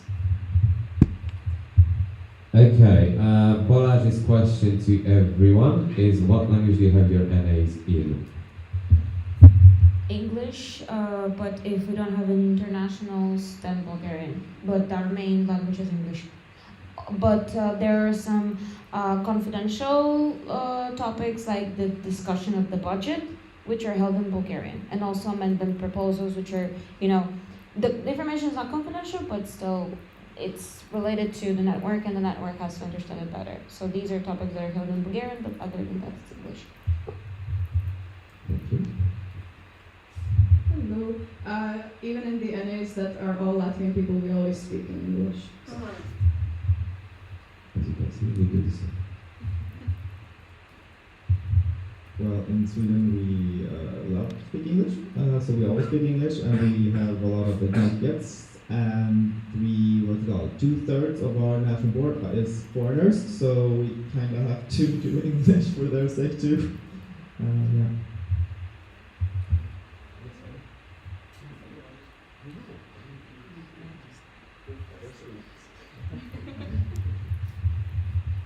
Yeah, everything in English. Thank you so much for this. The comment, yes. It's in Germany, right? Not everything is in English because the SSU members are in German. Jesus. Any other questions? Let's propose to close. I propose to close it. Any objections? None at all. That is great. Yes.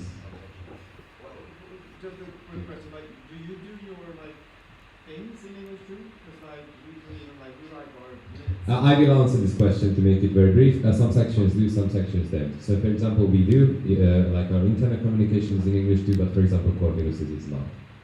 But so. the national level is in English. But national level is always in English. Yeah. Okay. Any other objections?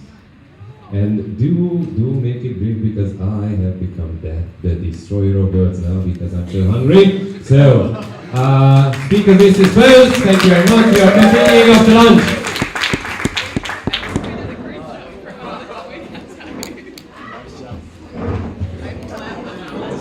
I wrote the whole essay for that.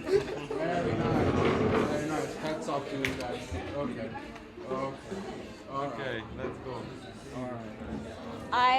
I honestly don't know how we're going to switch between the technical chairs, because honestly this system right now it's working with my together and you can teach them the system. Yeah, can we all sit together at I lunch will and definitely I can definitely show him everything that I know, but I have set up the connections and everything already, and I would not really want to touch it. Okay, because I am okay with that. I just need to use a TeamViewer, right? That's all.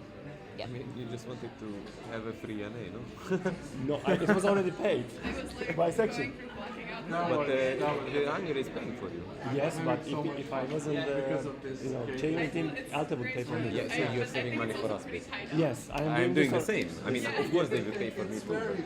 So we are doing this for Alta. Yes, exactly. Okay. So basically, I can connect to the TeamViewer and just change, do everything there. And No, because I am using the OBS. The OBS is the software that's used for the streaming. No, I mean, in this computer, all I need to do is just connect the TeamViewer and make the But changes. I do have other things that I'm also moving around the laptop, so I would really prefer not to leave my laptop. It's personal stuff, not just. Okay, I get it. Yeah. Okay. So I'm not like leaving my laptop. Okay, Plus I I get have it. set up the camera and everything. So we can set up in my computer then, or do I need extra software for that to set up my laptop? Um,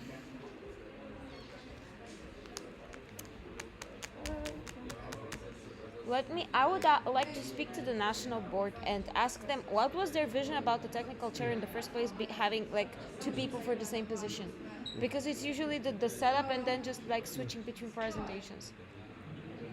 Because like, Esther, can you come for a second?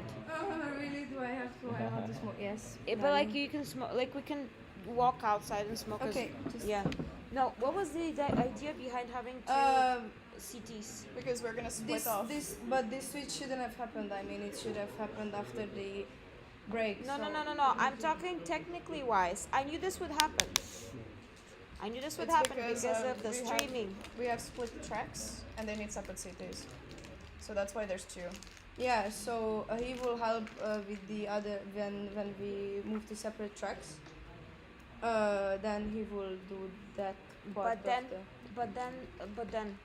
Okay. Again, Noemi are responsible for this, Okay. not me. I really am confused and I really cannot answer your question. Okay, I think I will not have a stream on the other track. I think it's okay. I'm gonna talk about DGM. So that part is fine, but for now, I'm hiding. I have to set up. I will think how to do it because honestly, I don't know. I would really prefer to not change anything because the stream key is different. Everything is different. I don't know who this is. This is now mine. This is now mine. And you have to make them do something. Oh, I made this with the running student. I made the national for the MSA. I have a picture of that. Me too. That was really fun.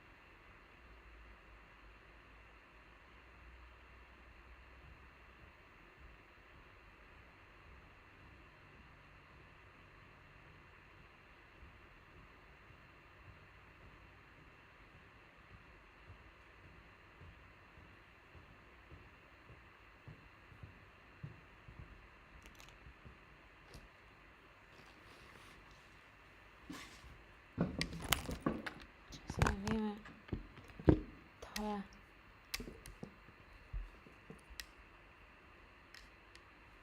Ако мога.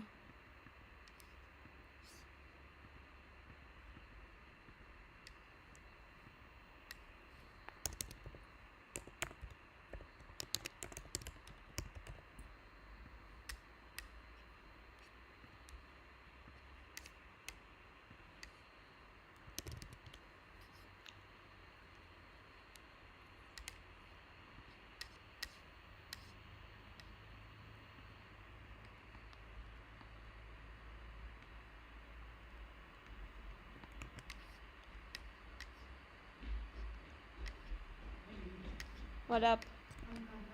What? Okay. Okay, I'm taking my phone and flag. Huh? Christian device. I don't know how to do that, but I am hungry and this is the last thing I'm gonna do right now. Huh? Wait. I'm gonna take the Bulgarian flag, not the ESN Bulgaria. There are gonna be a lot of ESN flags actually for the country flag to make a difference.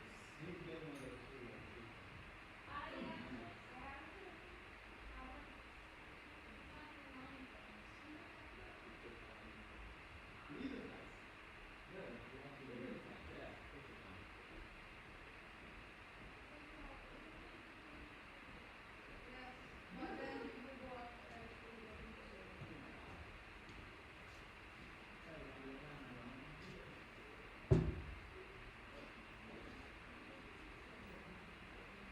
So fucking hungry I could faint. I'm very hungry. I don't even want to take a picture right now. I'm so good. I wouldn't look foodie. I'll try to fake it, you know, but like, that's not. Fake it till you make it. Well, Nelly, really good job setting the whole thing up in like 20 minutes. Thank you. That's like And she's brilliant. That's why she will be Crazy. my technical chair in at the NA of Austria. Ooh. The Slido is amazing. We had it on our name, and it just made everything so easy. Okay. It's always great to have a German as the vice chair. Okay, picture will be taken upstairs. They can take So notes. if you don't need anything from here, then please. My mask is stolen by force. I feel like I get time. Like a demon grab ball.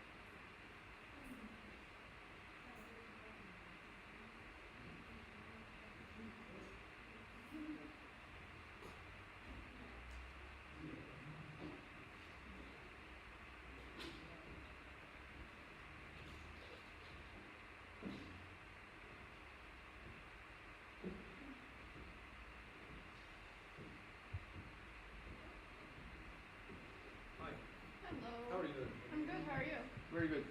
Uma. Nice to meet you. I'm Yes, Izzy. and Sam was, sorry? I'm Izzy. Nice to meet you. Izzy. Yes. Yeah, nice to meet you. How are you doing? Everything fine? I'm great. I'm a bit tired. Well, who isn't? Yeah. You know, Can you ESN is please? half burnout, so. Does it? Yeah, of course. Everyone. You're not an ESN if you don't burn out or close down. Well, I haven't yet. We are candidate section. It's okay. early to it. Can we check our presentation because it's in Canva? It's not on the. I'm not responsible for the presentation, Okay. so you'll have to talk with Nelly or Kadir when they get there. Alright. I'm sorry. I told no, wait. I told Kadir on. So yeah, then Kadir will have to. Nelly or Kadir. Right. Okay.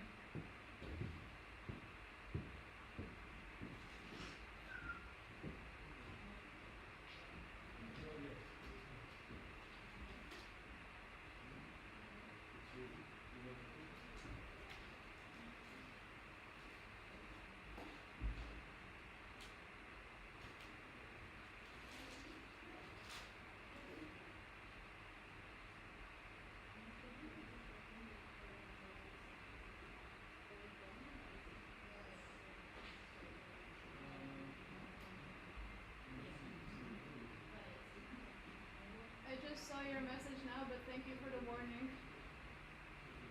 You wrote me on Messenger. Oh, that's okay. No, I know, I just saw it now. So I'm saying thank you.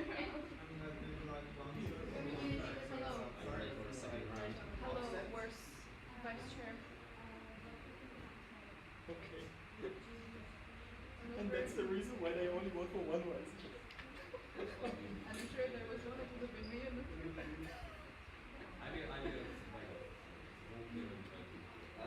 But yeah, are you ready for the? It's going to be like. Yes, we need to write together. I was. You can join your also. No. But then how do we do like one at a time? So I'll do one person, then you do the next person, I'll do one No, person. we do both. At the same time and just match it. Exactly. But in the end, we have like a whole protocol. La, la, la, la. I'll do it in like a separate word, and then we can like match it. Like, You're setting yourself up for more work. I know, but it's our job. It's our job. More work which I will have to put in. I really like when I go home on Tuesday. I can copy and paste again. So. Oh my god. I think it's gonna be a bit too late by then. Thank you. No, I don't think they. I think we have a bit of So, time until the final I'm version. sorry to interrupt, but who is the one who's writing the actual times now? I have to know. Ah, okay. I thought it was like officially the end of today. No.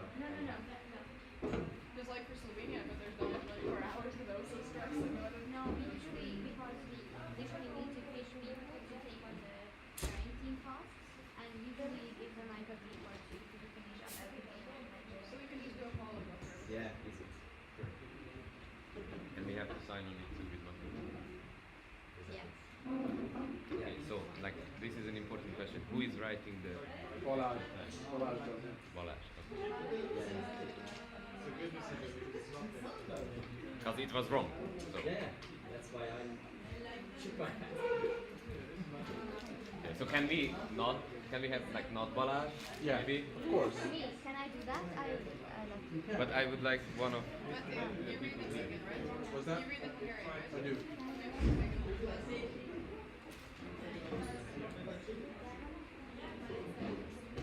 Let's go to according to like fructose, salt. I know spell it. Okay, thank you. It's basically sunflower seeds. That's fine. If there's nothing like milk or meat or something that screams out, that's fine.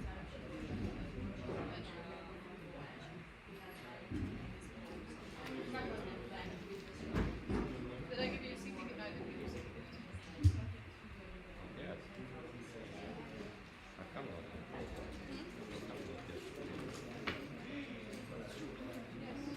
Yes, so nice.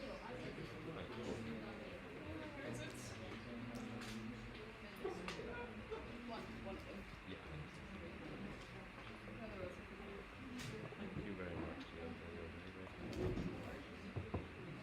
Although I Haven't sponsored the other ones. share this. like with these sweets and drinks, you're like a sugar mama. And I want to be remembered as for good reasons, not for bad. I'm bringing like candies and stuff to compensate for all the bad. I can return the favor if you will be still looking for the 50 people. For Valmiera? You want to come to Valmiera? Or have you been to Latvia? You want to come to Valmiera? I don't know what that is. I mean, Yeah, no, of course. It's the fourth. We need applicants. So if you apply, they will 100% take you. How much does the annual cover? The participation fee all is. Ah. Alright. Yeah. I do the same for you now? No. Like, yes. Thank you very much. I will be supporting you from there. Okay. I will be there. Because her computer, so basically I will control from there. She will just keep the the stream running, and I will use that computer. Okay. Can you check the presentation for a second? It's part of the meeting. But in this. No, but then Matthew is doing it.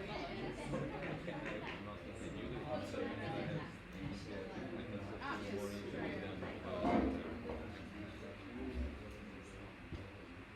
Okay, 14:29. We should be starting at 14:01.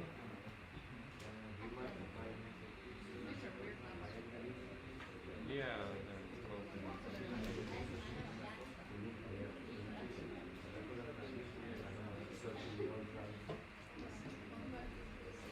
Virtually glass.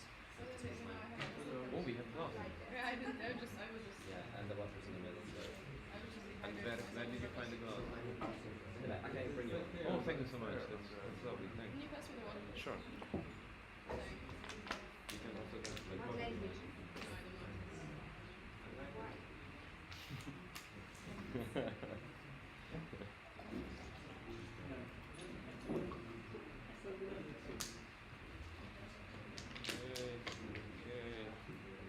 Good. Internet. Ashman. So how is the Irish assumption preparing for How is preparing for this meeting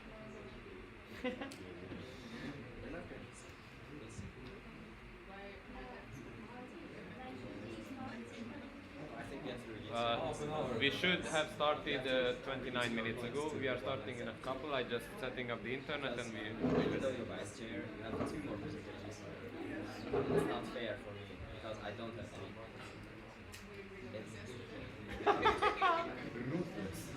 We will vote for an amendment. And No, because half the people will agree. yeah, we'll talk about it. Okay, lovely. Can I have my Ziggy please? I can give you the rest. Sure. I can give you the rest. Oh yeah, sure, we can check. His name is Erasmus. Yeah. Yes. Because you said he was never stolen. Never been stolen. And I think there's one section out for my mentors right now. Maybe. Okay, so where should I put it? Wherever you can wear it around your neck or head. Where the people can find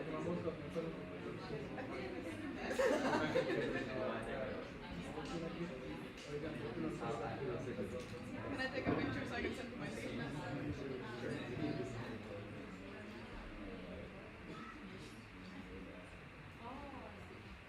Very stylish.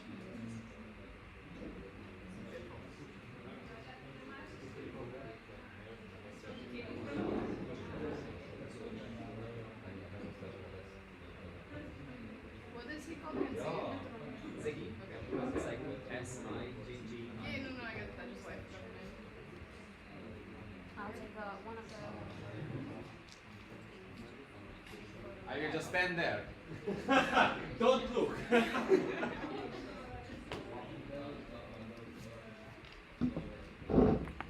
Where is your mascot, Bulgaria?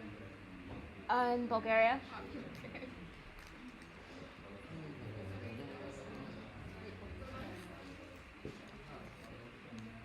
No, but I think generally you guys have similar work than we have.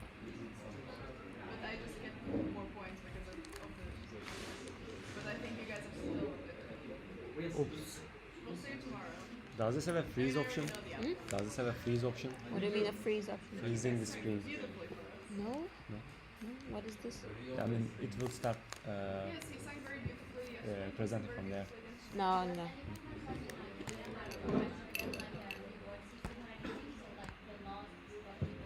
Okay. They have to buy alcohol for CP. That's what they said. Oh, I want one more of those. This is What's his name? Andres can't eat this, so you can ask him. You cannot eat yours. She wants I can't. So She yeah. wants You can't? No, yeah, it has gluten in it. So go ahead. It doesn't have gluten. Or it does. And it has eggs. Ah, wheat flour.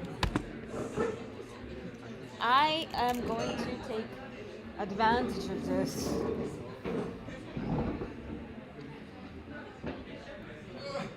How's your singing preparation going? Huh? How's your singing preparation going?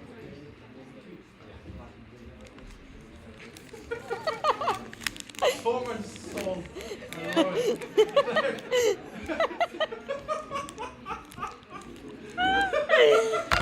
Let me tell you how exactly it's going. I actually already opened it, so.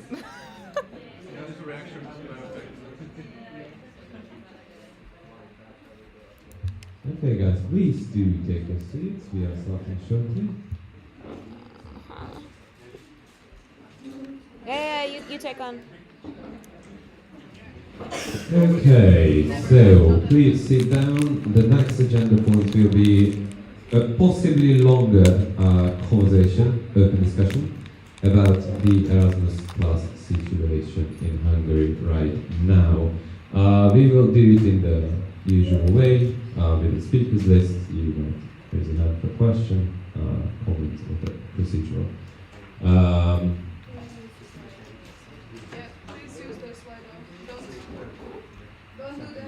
Okay, no hand gestures at all, only this Slido application, for which the code you can see over there. Anybody has any problem with this, using this thing? Lovely, great. Okay, so as you have heard from our dear guests, we were kind of briefed on the situation.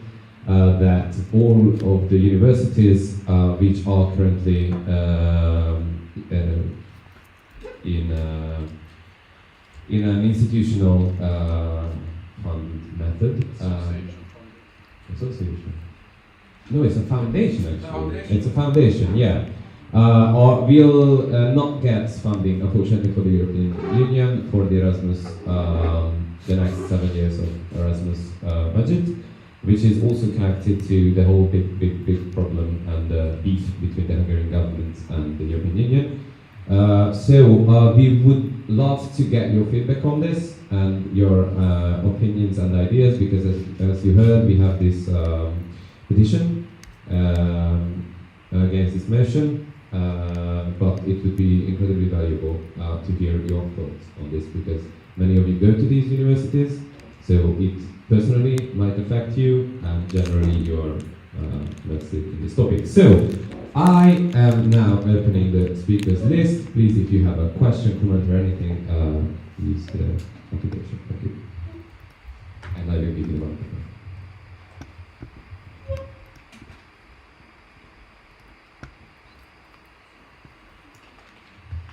Shall I do an elevator music in the Sure.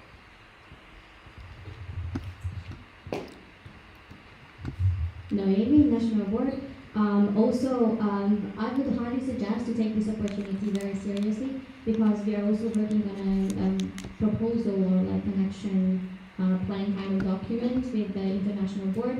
And if we manage to put together something very meaningful, which means to include your personal stories and how it affects you personally or someone you know, if we can come up with this document, we can pressure different stakeholders, like even internally and externally. So I would use this 45 minutes or so to just really kind of come up with something that we can use for that document. Question and comment. Matthew.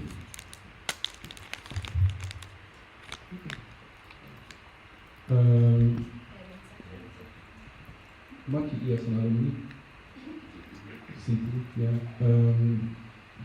The question was more or less answered by Noemi, but I would also like to forward the question to the National Youth Organizing Council, that what can we do, like, really, that can have a bigger impact on this entire situation, because I think the first one should be that. What is the aim? I mean, I know what the aim is, but what can we do towards the aim?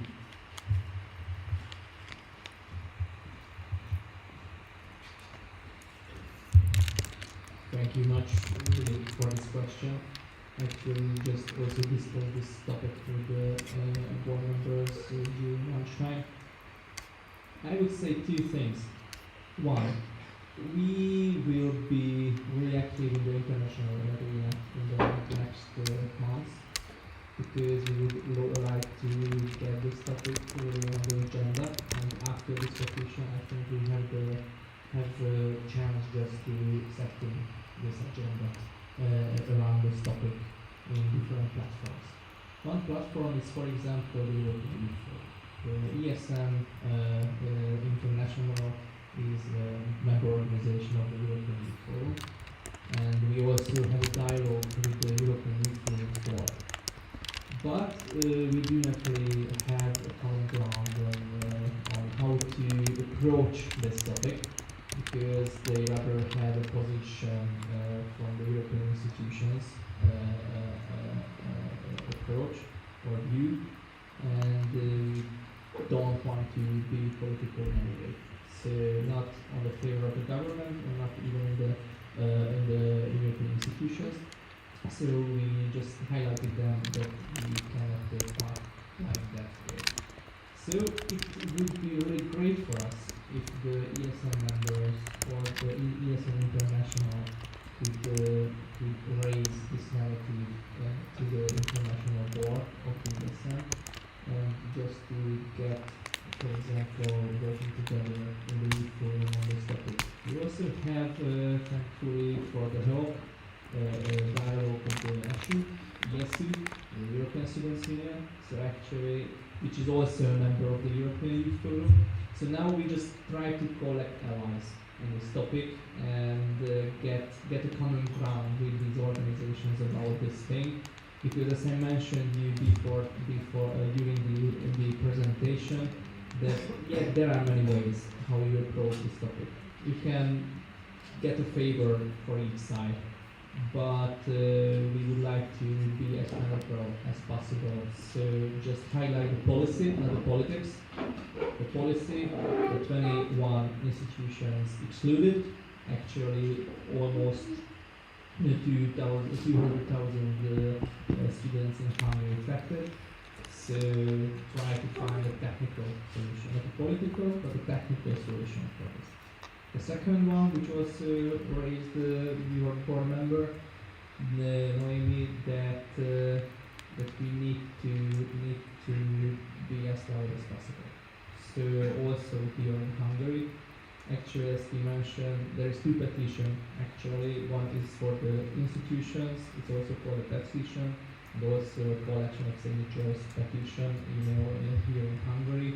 So we would like to expand this petition here in Hungary. We also would like to, for example, organize dialogue events, because the most important thing is outreach, just to find more and more young people involved in this topic, hear their voices, hear their opinion, and get a crowd behind this topic. Because in the coming months, before the election, the political part will be more louder, much louder, and we need to find another communication channel just to highlight it. So that's two things, from the international arena and from the part. Thank you very much. Procedural? Okay.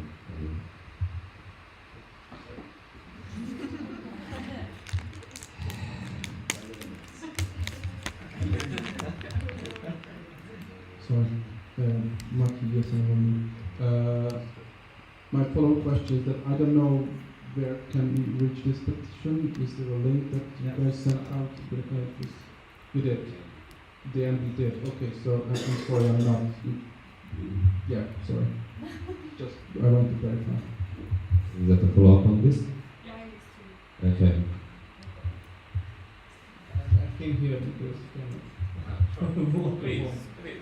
So actually,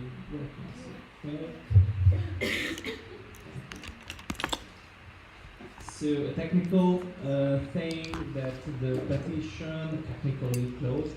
It's a platform from Germany. So actually, it's operated by a German NGO, which is involved in democratic actions. And we needed to write them an email just to open the petition again because the deadline was given to the hearing. So we need to open it again, and after that there is a chance just to collect more and more signatures in the future. Yes, and my follow-up comment would be, as the national board, we have sent you, I'm talking to the board members of the certain sections, we have sent you communication about this to share it with your international. So now, as you can see, this is really affecting 2/3 of our own sections and 21 universities in Budapest. So whenever you receive an email on this, in Hungary, yes, sorry. So if you receive these emails from us, please take this issue really seriously. Even if you are from the few universities that are not affected, because this is not a joke, so please, we try to communicate it for you, towards you. Now the petition is closed, but if it reopens, you will be notified about it. We are working on a position paper with the ESN International as well. Whenever that's done, that will be shared with you as well, and you will be able to show it and to showcase it. And yes, I would like to showcase again what the others said.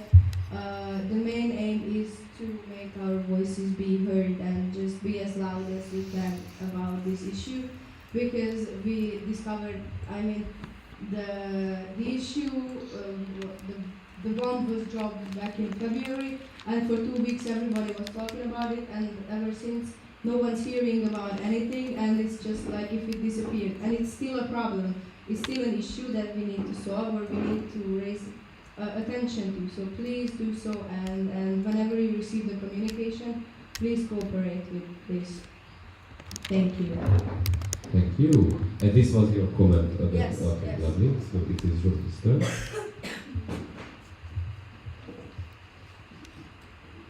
Thank you. So my question goes to you as well about Zsófia megyei Észak. So you mentioned that you've been having dialogues with the Hungarian government, and I would like to ask how cooperative are they? Like, can they understand the seriousness of the situation and they are part of it, and like how are they reacting?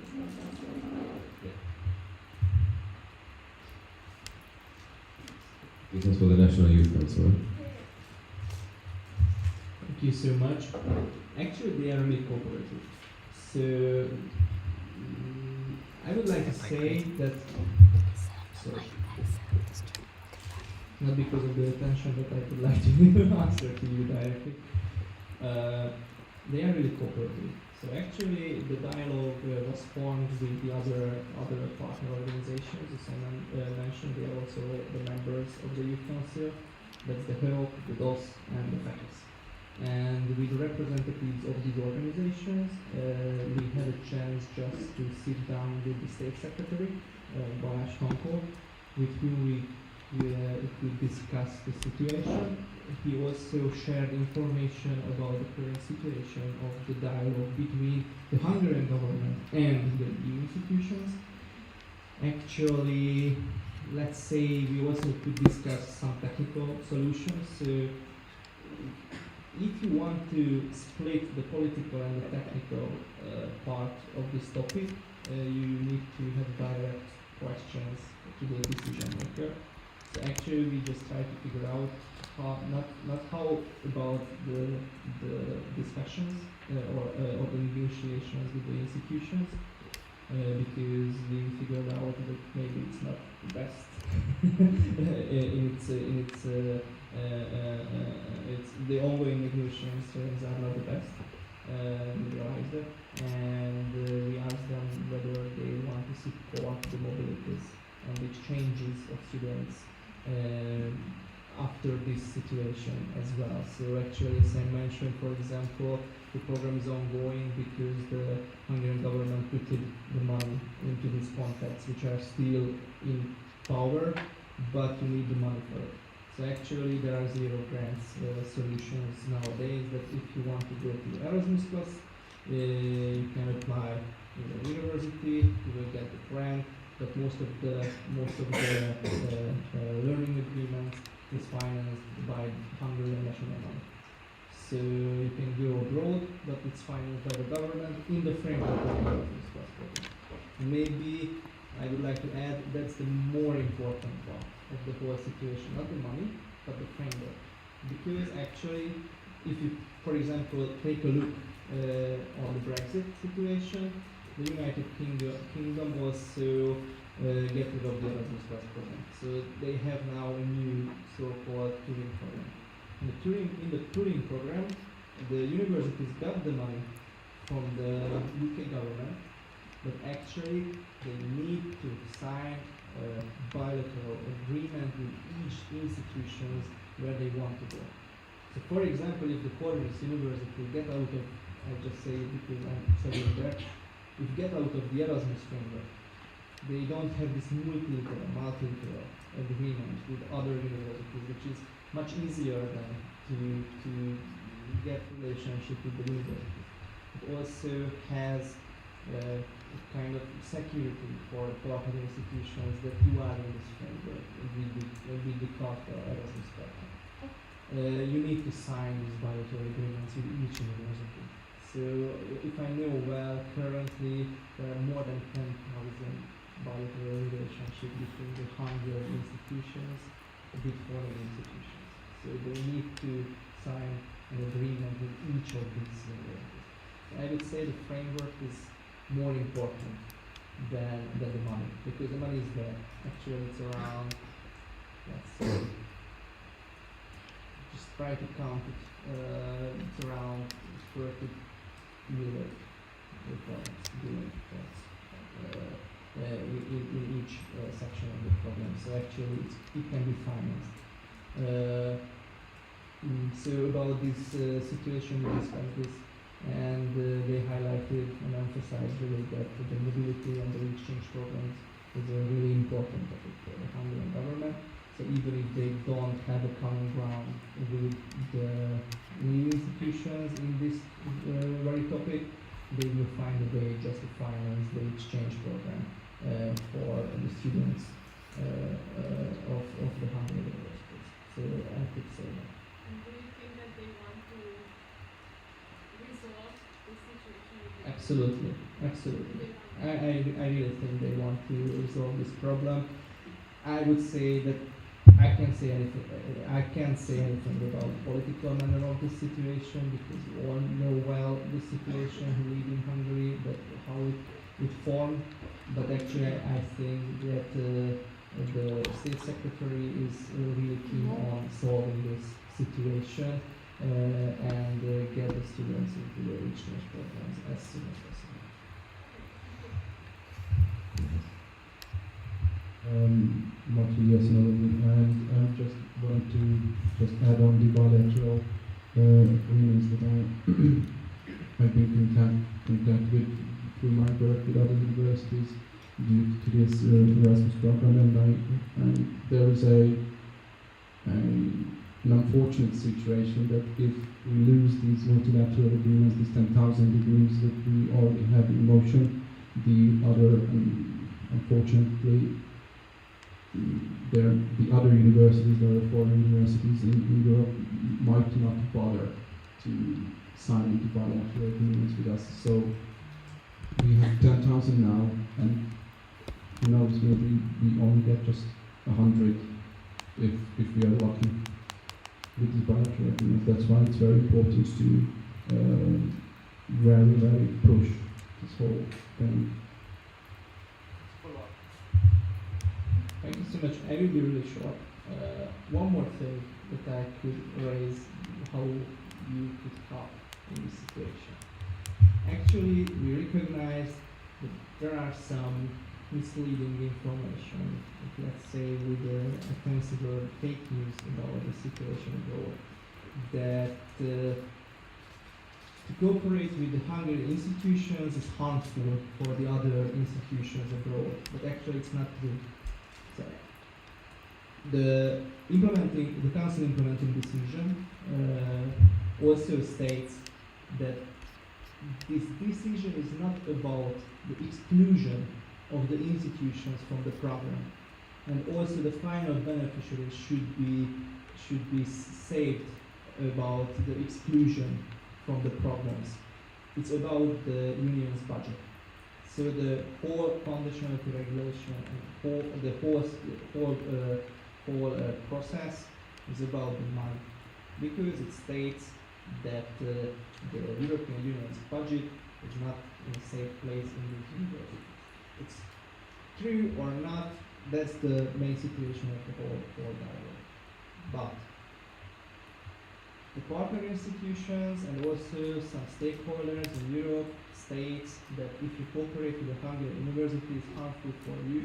For example, if you take part in a proposal ahead of the European programs, for example, the Erasmus Plus also have a part, it's called strategic partnership.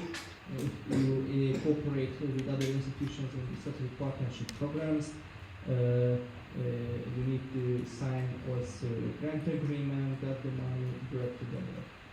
Now in the situation, if these universities apply with foreign institutions for the schools, they can apply. These proposals can be evaluated. After that, the grant holders also can make a decision about these proposals, and after that, the partner institution, if it's a Hungarian institution which is concerned, they cannot get the money. But actually they can take duties fast, so they can work together. And it's also, I sometimes feel that it's misleading because they just try to mix the whole thing together in this situation, and sometimes also students realize that they cannot go to Hungary. But for example, always the sending organization is the one who pay the costs, the expenses of the students who go to abroad. So for example, all the foreign students can come to these universities, for example, just to study. But those students who study in these universities cannot go abroad. But sometimes it's misunderstood.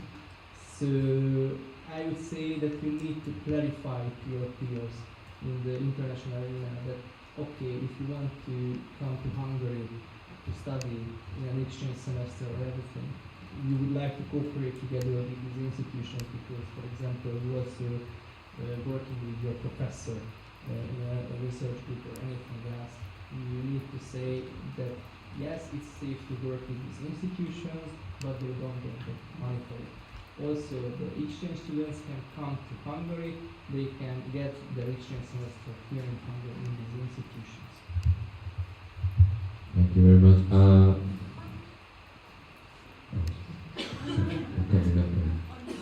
You have a separate question. Connected to who was first? Yeah? Okay. Go ahead. If I'm understanding correctly, Daniel Kara's page, ESN page. If I'm understanding correctly, this is also connected to the Horizon research money, which is also coming into Hungary. And I wanted to ask, is this getting resolved hand in hand with that? So if there's a solution for the Erasmus money, is it going to mean that the Horizon money is going to come in as well? Or is it being discussed separately?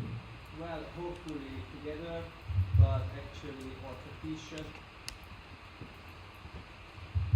Hopefully it will be resolved together, but actually our petition only focusing on the participation of young people. You can also go to that direction because, for example, PhD students also affected. They also take part in research projects in the Horizon Europe. But if I see and understand well, you are one of them. So actually, I think the problem is broader. But the best way just to highlight and talk about the situation is just the exchange program. And I think also if you want to get a result from our side, it's a youth organization or activists, say as you want, you need to focus on a direct program. And I think that the Erasmus Plus higher education program, within that the exchange program is the most important one, because that contains the most European values in the situation, and that's how we can get our voice heard as well. Before the decision makers, it's also understandable that we need to highlight the other things, but I think that's the easiest way just to get the message through.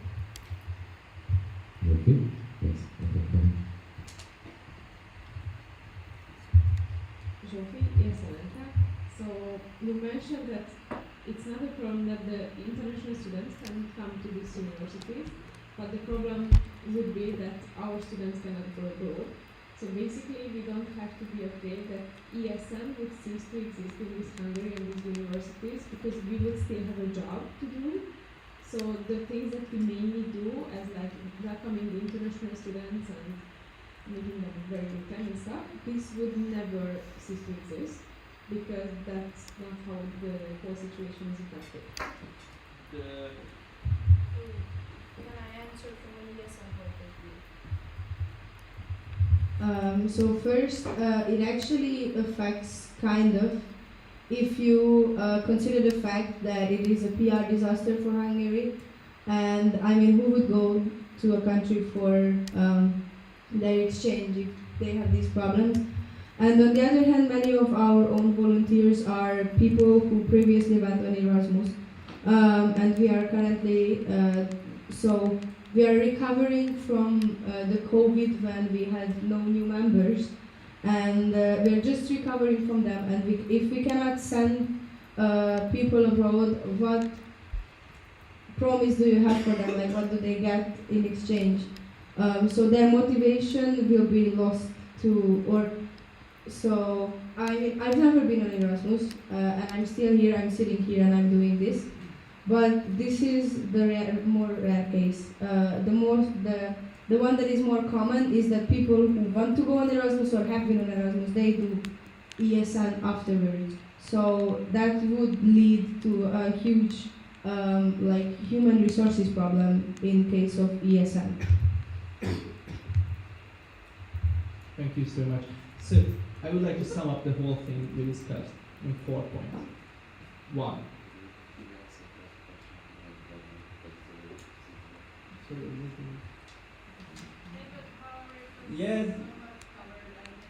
Yeah, that's a dialogue process. So actually, each part has various deadlines just to answer each other, but it's more a procedural thing than law. So I okay, so 4 points. First, if you get a question, I'm a foreign student and I want to study one of the consortium universities. Can I? Yes, you can. If I am a student of these universities, can I take part in the program? Yes, you can. Until the middle of 2024. Is there a problem in this situation for students if they want to go to exchange semester from these universities? Yes, because after 2024, actually at this moment there's no solution for them just to take part in the program. The fourth one, if you're a PhD student or a researcher in these universities, can you take part in the Horizon and the other programs, so not just in the exchanges?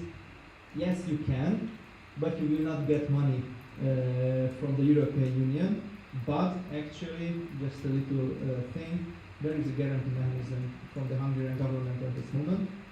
So actually, if you are a partner institution, for example, University of Page, in a Horizon Europe program, because that program, that grant, you can be a member, not as a full member of the consortium, but as an associated partner. And if you are an associated partner, you can take tasks, you can conduct tasks in this project. You can also be a leader of the working package. But you have the chance just to go to the NKFIH, which is the innovation office in Hungary, and you can apply for this grant. It's called Öneri Alap. So actually, if you would got 100,000 euros from the Horizon program as a university in a research program, actually you can get this money from this governmental fund. So that's the solution. So for foreign students can come in, we can go out, but after the mid 2024 there is a problem. We need to find a solution from the institutions or from the government that how we can still be in the Erasmus Plus program, and the fourth one is not really Erasmus but our situation. Thank you. Thank you, ESN Hungary. Don't forget that you as ESNers have two parts of the job. One, dealing with incoming students, but you also have to promote the Erasmus to the outgoing students.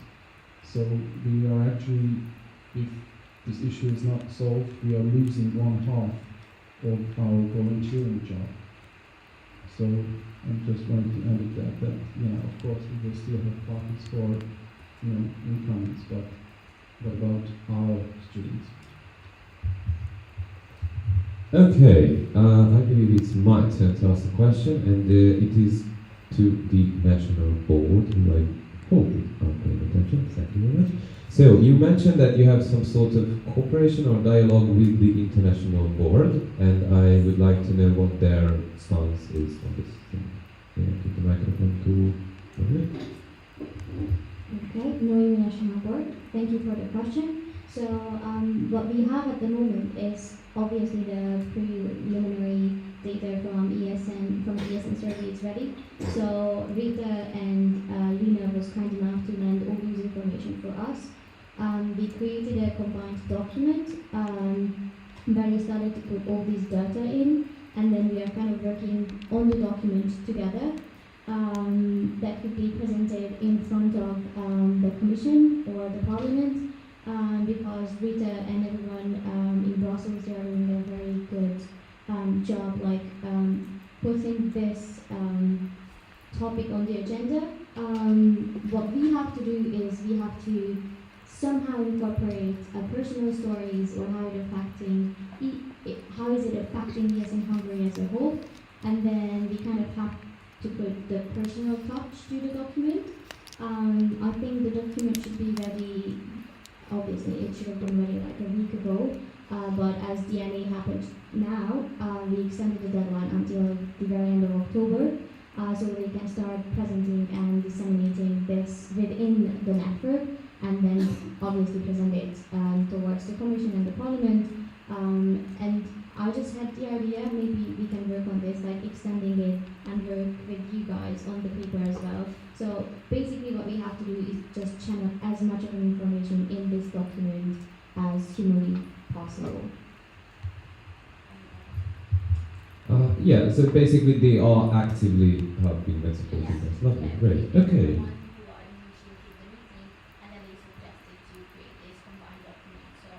Lovely, great. Okay. Question from Jordan. Still? Yeah, okay, thank you.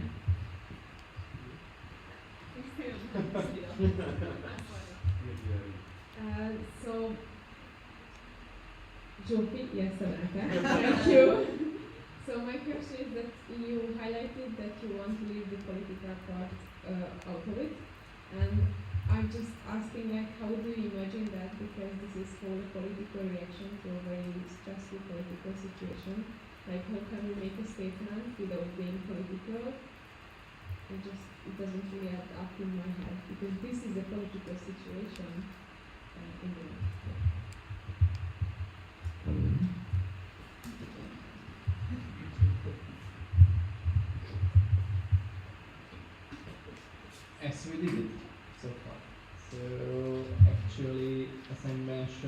in my presentation that there are different ways how you approach to this topic.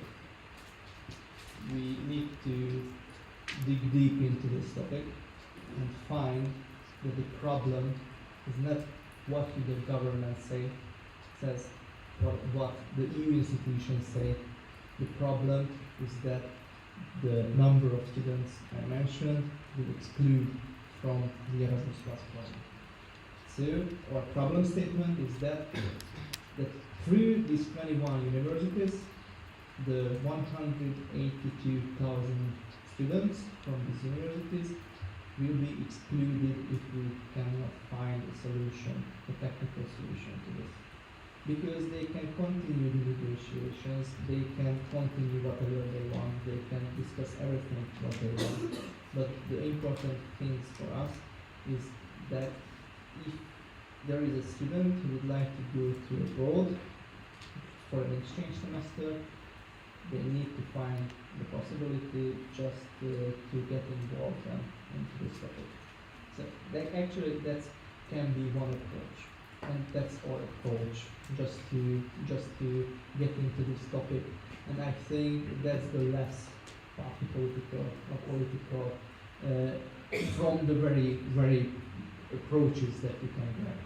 And I think that's the most neutral one for a youth organization, just to advocate also here in Hungary, also in the institutions. And I think it works because we still have a dialogue with the government, but also we got all the support from all the political groups in the European Parliament. So actually, Renew Europe, SND, the left, and all the other parts, the European People's Party, they all understood that, okay, these guys is coming just to say that there is a possibility that if we can't find any solution or change in this implementing decision, they cannot take part in the Erasmus Plus programs. And as I also mentioned, you can get this council implementing decision. It's available online. You can read it through. It's not so long. And actually, in some paragraphs, you will find that it states that the goal of this, or the objective of this council implementing decision is not to affect the final beneficiaries. Who are the final beneficiaries? Not the institutions, but the students, the educators, and the researchers. So actually, also there are official notifications from the European Commission that you can also read online. So, for example, the incoming students also stated in an official statement of the Commission, but also the Tempus Public Foundation got notifications and also gave notifications to the wider public. And the Commission also stated one of these notifications that the participation of these institutions in the program and the students and educators' participation in the programs is okay. They can come, they can take part. We need them just to take part. As I mentioned, it's about the money. So you need to see that it's about the money officially. You can get different things, approaches, statements put into this thing. You can mix it, but actually the main situation in the implementing decision is the money. From our approach, the main thing is not the money, but the students' participation in the exchange program. Thank you. I would like to remind the whole session that we have 7 minutes to talk about this left. Okay, so Dani, you still have a question? Or you wanted to comment on this? Okay. And from now on, please keep it brief, okay?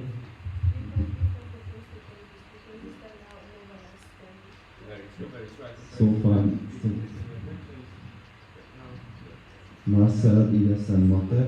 So I just want to comment that as a partly extra or as a normal student or in Hungary and based on my experiences, so what you're doing is really appreciated and it's a massive effort. But in reality and by keeping my feet on the ground, I know that those who have the hands are the most dirtiest in this situation. So they would have the possibility to change on the things. and not to us to push this problem. So what I mean that there is a reason why this ended up here, and as a student or as a people who experience all this, it's hard to believe that it will change, no matter how hard we push it and try to force it. So just please, thank you. Comment, not a question. Okay, perfect. Yeah, sure. Actually, just want to say, if we believe that young people need to participate in political life, or we can have an impact on policies, for example, youth policy, and we believe in that, I think we need to act. You can choose your way how you act. As I mentioned, there are different approaches. You can be party politically active, you can choose a party, you can have a statement in the name of them, on behalf of them. Also, you can choose the side of the government, you can choose the side of the European institutions. There are different ways how you want to take part in this situation. I think talk a lot about our approach. On the other hand, I would like to say that we can get an impact. We can get an impact because, for example, no one talked about this approach so far before we started to deal with this situation. So actually, we can get into the media. We had articles. We also got interviews, and actually, we could highlight that there are other kinds of problems in this situation, not only the youth which are in the spotlight. So, if you want to, not only in this situation, but in any other situation, if you believe that there is another kind of narrative, you need to form it. Maybe in the first few weeks it will be not the mainstream, but you need to try to get it at the mainstream. So, for example, in this case, as I mentioned, you need to draw attention. So now, not that the mainstream, but for example, maybe in some months, if you have the support of the ESN, have the support of the youth forum, also other parts. Is that online? Anyway. Yeah. Okay. I don't say name, but actually, actually, opposition party politicians also approached us just to help us in the European institutions, just to get this topic free, because they think that that's a problem, and they want to help just to open doors for this topic. So I think we have a chance just to. Did you send their help? Sorry, did you send their help in this case? Yes, we started an dialogue. So actually, it's only a few weeks ago. So it's the very beginning. Thank you. Speakers, this is closed. Is it very important? Okay, then I will give the microphone to Ilse for the last question. Hi, so Ilse ESN Hungary. I would like to preference, I'm not very familiar with the situation prior to today, but I had a question. So if ESN, I might have missed it, but if ESN, if Hungary decides to get rid of the Erasmus program, is there something that they're thinking of doing, like UK has to do with touring? Or is it just no internationalization of students at all anymore? I can explain. Yeah, please. Yeah, so the question basically is, does the Hungarian government have any plan B if they couldn't come to an agreement like what the UK is doing? Is that Yeah, was like that the question? UK is doing touring because of Brexit. I'm not an official of the Hungarian government, but actually, as I mentioned, we recognize during the discussions that they want to have exchange programs. But just not Erasmus per se. No, I not stated that. I said that they want to solve the problem, but the most important thing is just to have an exchange program for the Hungarian students. Okay, well, thank you very much to everyone for taking part in this discussion, and I think on behalf of all of us, I would like to thank you guys again for all the work that you are doing. Thank you, sir. And now we will be moving on to ESN Óbuda candidate section presentation. So I would like to ask Norbert Bennett to please come to the stage. Give a very warm welcome to him. And we will have 15 minutes. 10. Presentation and 5 minutes question. Ah, very true. Okay, 10 minutes. Yeah.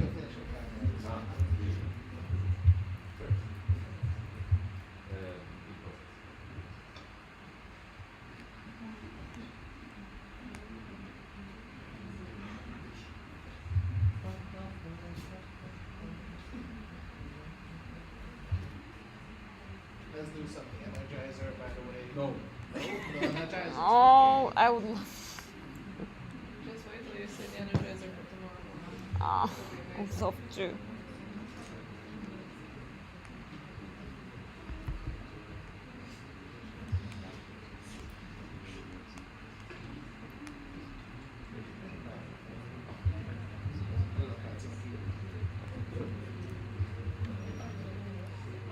Okay. Hello everyone. Like before starting my presentation, there was a request, and also like I would have like to say it. The question is why? Why are we a candidate section? Things happen throughout the years. Like a long time ago in a galaxy far, far away, Óbuda University was a rising section. I think around 2019 was our peak or for everything. Like I remember that we won the Development of the Year award in the ESN Gala and everything. Then COVID came from all sudden. Like as you have experienced throughout all of your sections and your members and your students and everything, like the moral, the motivation and everything decreased.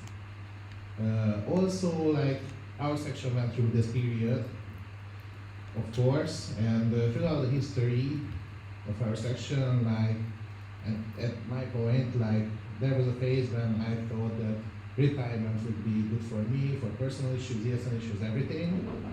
And then, with these everything summed up, like the section weakened, and at the end, as I heard at the termination process, which happened in February, there was only one vice president and one mentor all through the section. So that's why they had a request that we should terminate the section. I heard about this, started to think, consulted with the IRO, because I'm working at the university also, so we figured out that somehow we should reignite and rebuild the system. Like if we want to say a short story long, when I retire, like you can see, like I'm kind of round shaped, kind of dense. So I look at like a pillar, I stepped out and a big collapsed. But no, like okay, let's go back. So let's turn again. Let's go straight, and let's see that how will Óbuda University will work in the future. So I will start my presentation. So candidate section. First, I want to start with our motto and our like VIM, the talent success community. This is the three words what we say at university at Óbuda University. Again, a long time ago in the galaxy far, far away, like Óbuda University is a small technical university, kind of small technical university in the heart of Budapest. It has a rapid increase in education, infrastructure, research and development. Also, we are one of the universities of the 21, which we discussed today earlier. Also, we are a foundation funded university since 2021. But like as you could see in numbers, or like if you go up to our webpage, like look through our history, like every year Óbuda has increased in numbers and everything. But like some history of our university, and not going back to the prehistoric era, but like from the late 19th, early 20th century, the era of the establishment of the predecessor mechanical, electrical, and light industrial vocational schools. So like there were only vocational high schools in the past, like some kind of acts from 1873 or something like that, by József Ötvös, I think, if we are talking about Baja.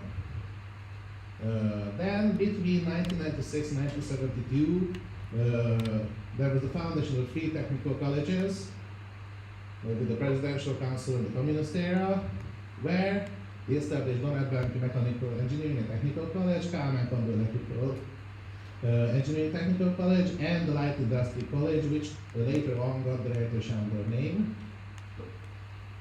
Then between 2000 and 2010, the Budapest College of Technology has been established. These 3 technical colleges made a union, and they became the Budapest College of Technology. Maybe Balázs is not here, but yeah, Balázs is here. He was studying, as I remember, in Kandor faculty of the Budapest University of Budapest College of Technology.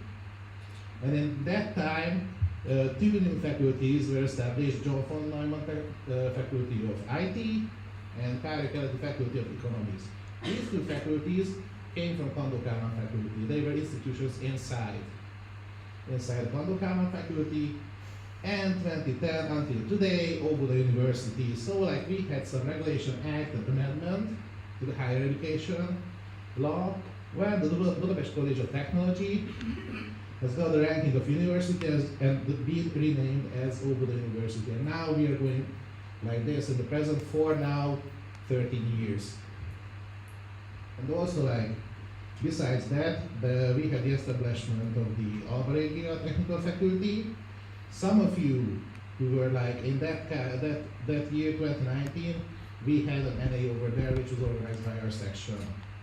And also like, you know, ESN Mate, ESN CIE, or like talking about every names, they had the faculty of the architecture and civil engineering. They quit CIE and came to Óbuda University because I think that that faculty wanted to escape the foundation system. They went to Óbuda University, and we also became a foundation university. So that was the reason for that. Let's talk about numbers, like we like numbers. We have 7 faculties, 8 training campuses, 1 even in Pennsylvania. Also there is a connection that our rector is Transylvanian. So like we really like to participate, and we have a lot of relations with Pennsylvania universities. We have 5 higher education vocational programs, 21 bachelor programs, including economics, also not just engineering, but economical bachelor programs, 19 master programs. For example, we have sport economics masters in Székesfehérvár. We have 4 doctoral schools. The newest one was established in this September, the Doctoral School of Innovation Management. And we have around 13,000 students at the moment. This year, for example, 3,600 newbies came to the university, which is one of the highest numbers in the university's history. Wow, good numbers, I love them. What about the internationalization process of Óbuda University? In scholarship programs, we have the Erasmus Plus program, we have the Stipendium Hungary program, as usual as for all universities. We have the Diaspora program, which for Hungarian students living in the outer border of Hungary. We have exchange programs, like with different bilateral agreements, and with the Central Asian region. Like Óbuda University said, the Central Asian region will be ours in the education part. And then like in incoming outgoing numbers, we have per year 100 Stipendium Hungaricum students, 19 100 self-tuition students who cannot fit inside these scholarship programs, and 10-20 students from bilateral agreements like Brasilia, Kazakhstan, and like these kind of places, and around 80 Erasmus students per semester. We have 2 mentor programs running parallelly. One of them is a Stipendium Hungary mentor program by Hill, everybody knows him, at the home university. And also like we have the international mentor program, which you can see on my back. Generally, I won't talk about Second Hungary program, but our mentor program, who is now representing itself. Like we have 25 mentors from various faculties, coordinated by the International Education Office. Is the same as the IRO, but like in Obuda we call it differently. I am the main mentor coordinator, who's like connecting the IEO and the mentors. Hopefully we will have a credit system for mentoring, if we could put it through the different kind of committees. Like mentors can take it as an optional subject,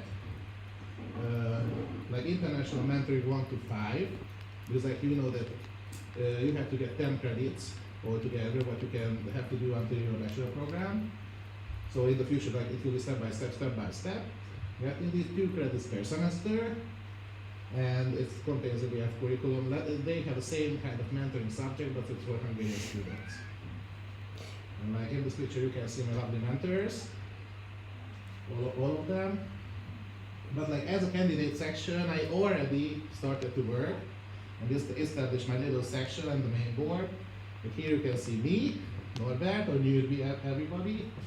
I'm the former education officer of ESN Hungary for like 1.5 mandates, as I remember, and also like the former board member of ESN University and ESN alumni. So like this is my 8th year in ESN life. I'm a PhD student, assistant lecturer, electrical engineer, electronics engineer, and engineering teacher, like everything. We have Kaan somewhere sitting over there as the vice president. He's also a former member of ESN Hungary as a web project administrator and also former member of Obuda University. He's a business informatics student. We have Agota as the vice president of finances. She is a business informatics student also, like they are the same year as Kaan. We have Fanny as the PR coordinator. She's an industrial design engineer student. And we have Shaba as the event coordinator, who's an environmental engineering student, and also I teach her in one of the classes. And also like we have Bella, the mascot. Can you show her? And like Bella, mascot, and like she's a sheep. Events, what we try to organize, or we are planning to organize, like the orientation week, where we have the speed friending, hiking, lecture party, where I'm cooking for the international students, city adventure, and also like Hungarian cultural night, which is a kind of copy, sorry, ESN page, but for the Hungarian presentation. Best practice sharing for everywhere. Movie nights, regional cultural nights, like hopefully next week we will have the Erasmus days, and I want to do the EU regional tea party, where the EU countries can present themselves, factory and museum visits, because like we are engineers, so like that's why we should go to factories and see everything in live, excursions, like bicycle excursions. Next weekend, as I remember, Ken, you will organize the sunset trip to Hármashatárhegy, and also like the farewell night. And I think it's the end, so thank you for your attention.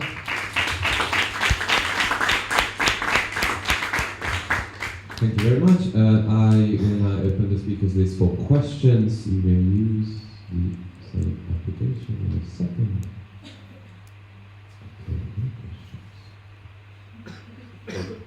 Yes, roll call.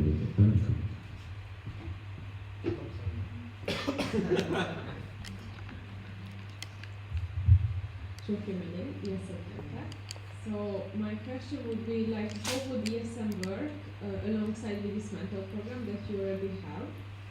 Does this mentor program work well? And if so, why do you need ESN next to it, or would it be integrated into ESN? So can you explain how do you imagine it going?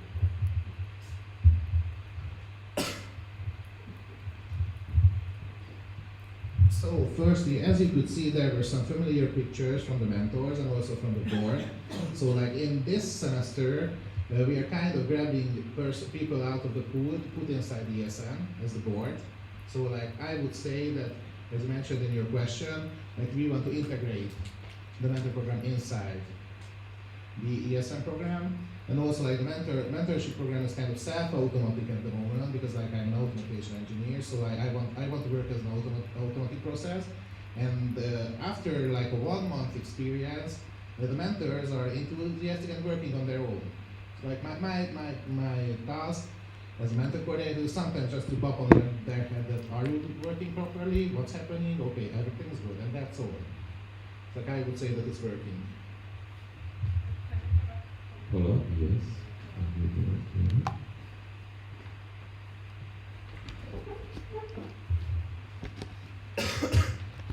So for how long is this mentor program working? Like, was this mentor program existent when, in like last year, when we had to terminate OBDA, ESN OBDA?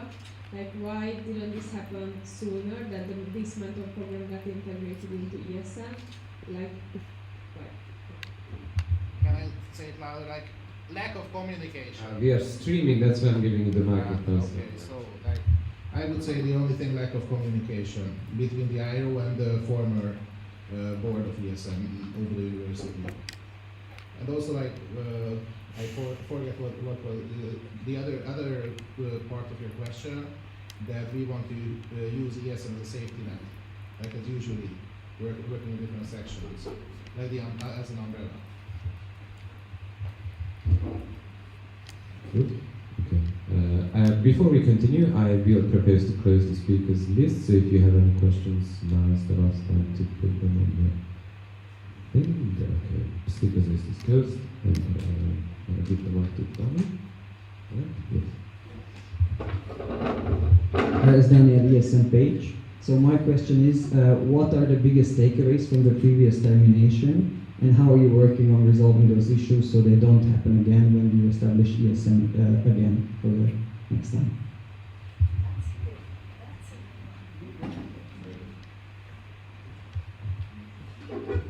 Right. Connecting back to my last answer, communication. That's what we have to improve. Also, like the relationship with the IRO. Like there was a little change in our IRO. Also connecting to like Noémie's question, that there's another vice assistant inside the IRO system who has marked as mentor also at the process.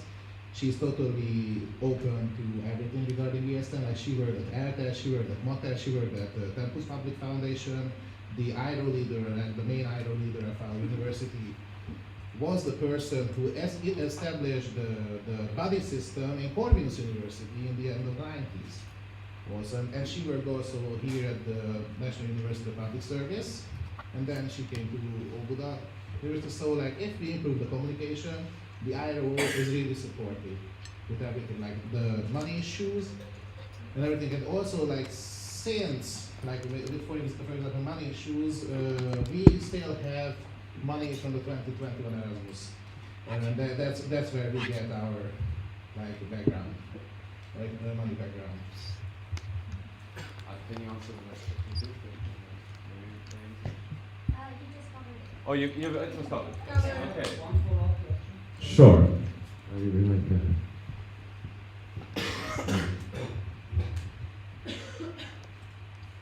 So you mentioned that you want to integrate the mentor program. Did you already talk to all the mentors that they would be down to be as members of work as members of ESN, if I'm understanding correctly?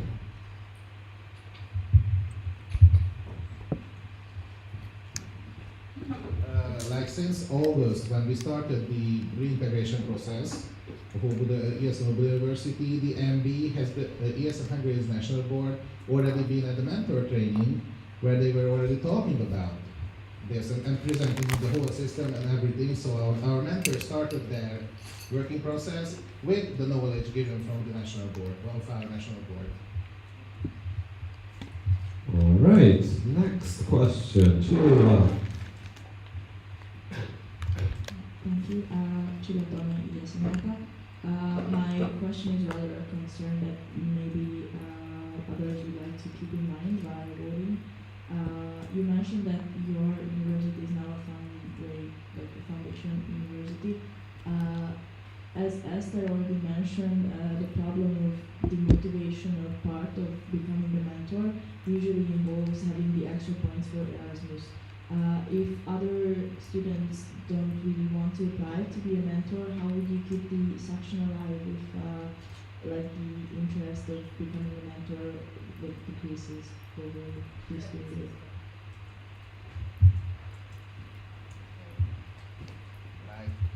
as if I could go back in my presentation, there was the credit system.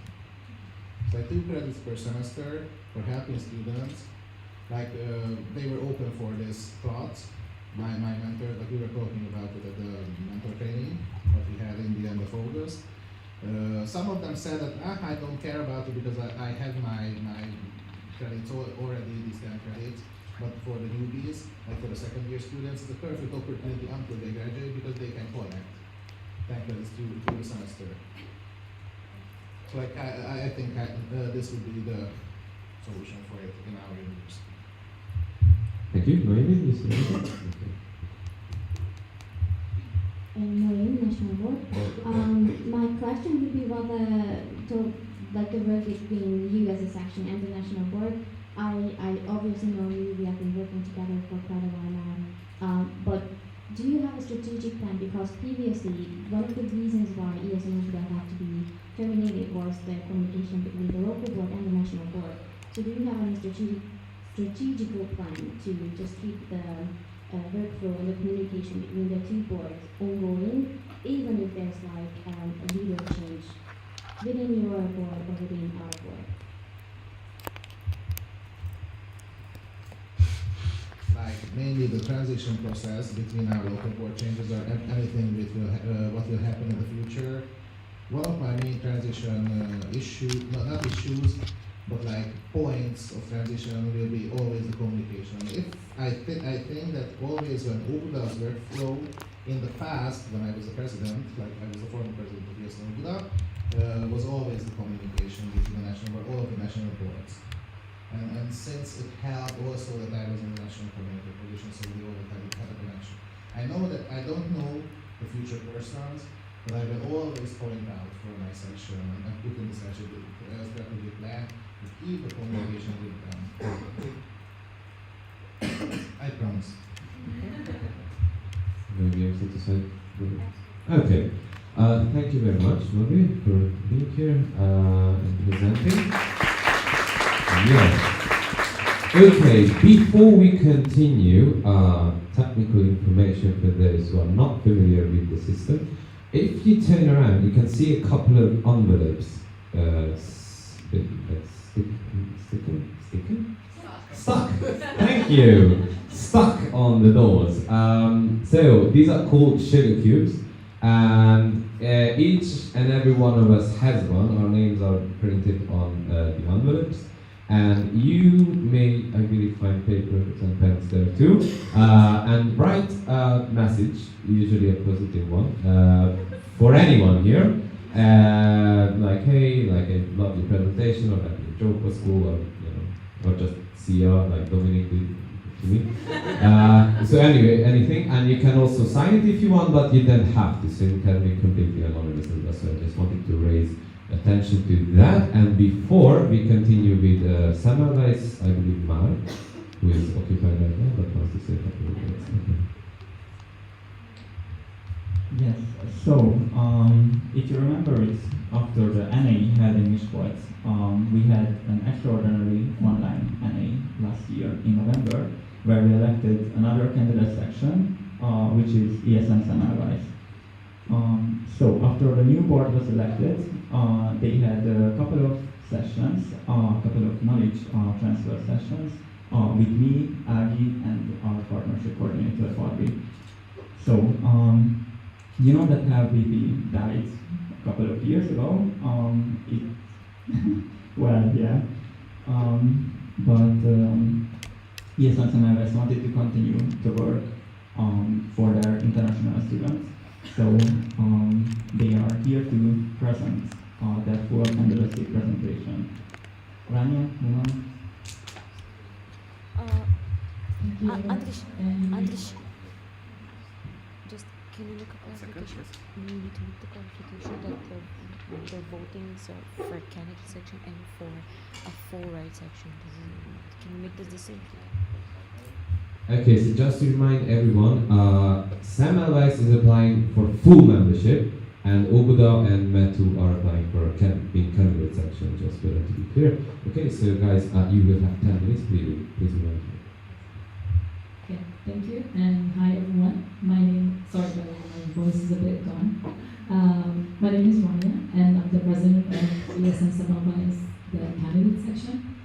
So I'm guessing since everyone is from different cities and different countries, I would like to introduce you to Semmelweis. Semmelweis is a medical university in Budapest.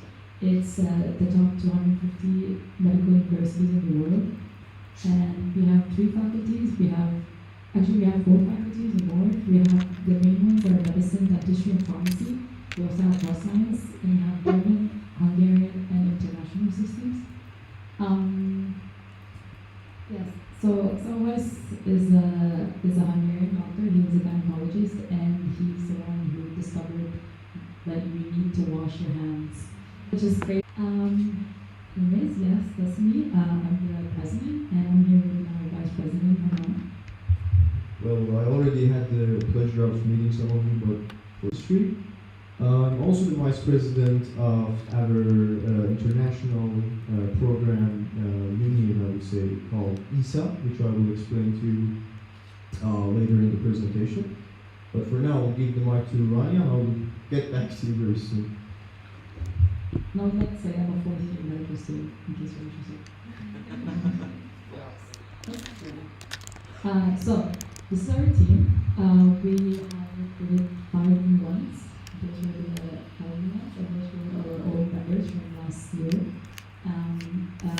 We started ESN Semmelweis, so if you remember me, I presented the cancer, and there are 10 overall. Our social media team, so they're currently on probation because we're teaching them how to use the entire Semmelweis guidelines and like use it properly. So hopefully we'll start posting soon, and they also might be reaching out to some of the sections so we can have some sort of vlogmas there. So yeah. This is our events team, this is our team. These are the ones who make our teams better for our events. I'll show you some of the events that we had since last year till today. Usually in the beginning of every semester, we start with a socializing event. Usually we gather at some bar and have some drinks. I know that's kind of illegal, but I will tell you about this. That's orange juice. Yes. Did you see the glasses are empty? Those ones are okay. Anyways, okay. And one of the main events that all the residents really like is like going around Budapest and doing social activities. They're not very interested in like drinking whatsoever. So we focus mainly on those events. So we've done a Budapest tour where we took them up to the castle and and around the nice areas around Budapest. So that's also that happened last semester. We have running and hiking events. You can see Human is everywhere. He's a very sport athletic guy. He took that one hiking and running together on the same day. I don't know how to say about that, but yeah, so that was mostly for the main events that we've had. We've had other ones, but I just included them in front for the time. And now I will introduce you to our mother association, which is ESA, which is the last association. Thank you. I'm very bad with technology. All right, so I don't know if that counts as one, but I believe. So yes, about ESA, International Semmelweis Student Association. Yes, I forgot the name over here. So basically, I'm pretty sure most of you know about HOOK and the student union in most universities in Hungary. Well, Semmelweis has a very big international program which consists of 5,432 students. So that's why we have an association separately for international students only. It's a relatively large association. We have 86 members spread between 9 divisions at ESA, which I'm going to present it to you. And basically, ESN in Semmelweis is operating under ESA's supervision. Yes. In ESA, we're organizing probably, I would say, the biggest events that goes on in Semmelweis for international students. It's usually the White Coat Ceremony, Freshman's Day, cultural exchange events, Clubs Day, outdoor hangouts, and many other things that at the end we can, we have a QR code for our social media, we can check everything over there, let me see. So can we go to the next slide, please? Yes.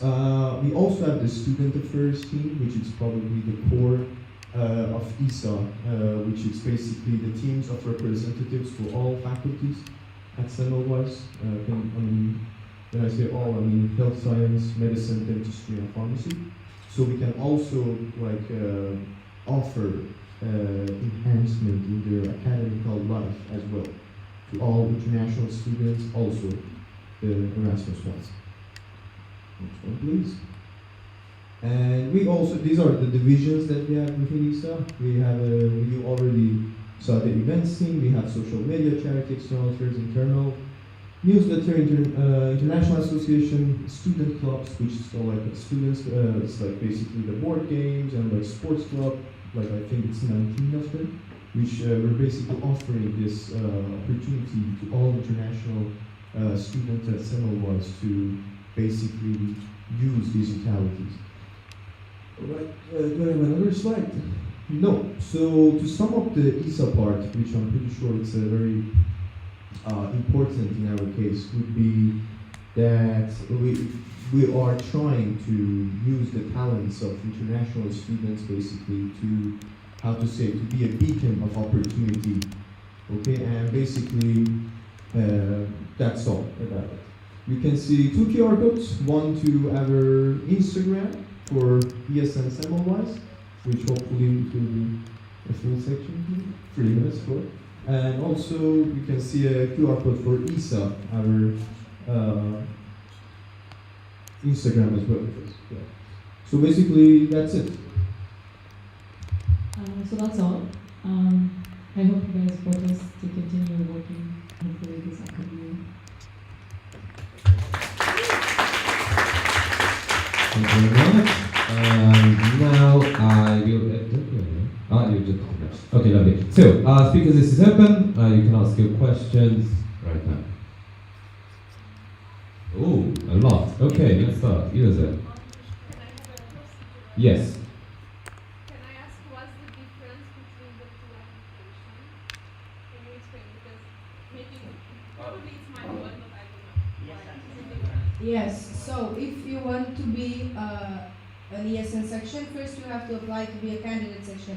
Candidacy should your candidate period should at least be half a year, and after that you can apply for full membership.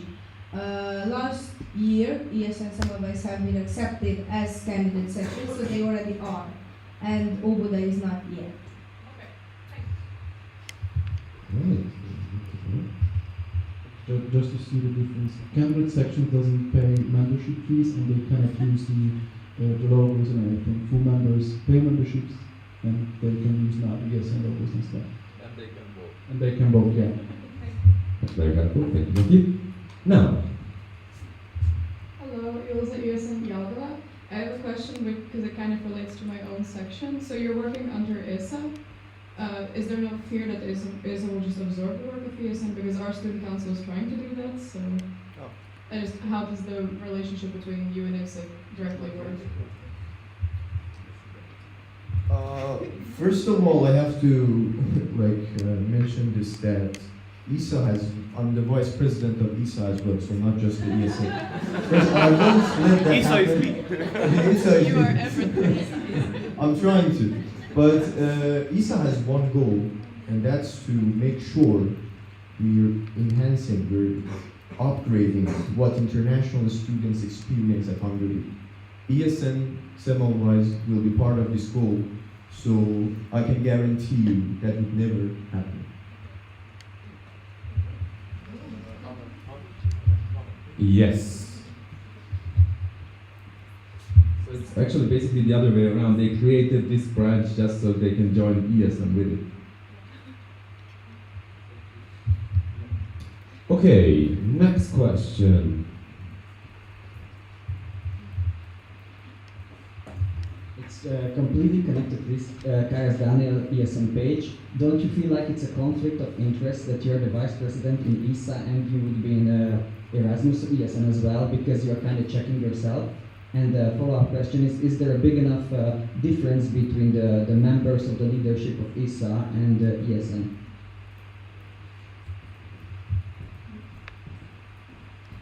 Can I walk you or can I? Yeah. Because of the camera. That's a very good question, actually. I mean, I would ask the same if I were in your place. But there are two things. First of all, I was the head of events for ESN section last year, for our candidate section. So I'm not sure what you mean from saying like conflict of interest, because I would love to see ESN Semmelweis succeeding. That's a team that I have worked with. So, and also about the leaderships that you mentioned, we have a different president, we have a different co-vice president. I just had the chance, had the privilege of also serving Semmelweis students as the vice president of ESA. So I would say these two things are quite separate. Yes. As the National Board procedure, please try to avoid compound questions and only raise one question at a time. Thank you. You fascist. Okay. It was covered, it's fine. Okay, lovely. Next one is Yvette. Thank you, Yvette from ESN Hungary. So, do you have any strategies in mind on how to maintain the motivation of your mentors? Because there are only 8 of you, as I heard, and you have like more than 5,000 international students. Do you plan working with ESA then, or how do you plan it?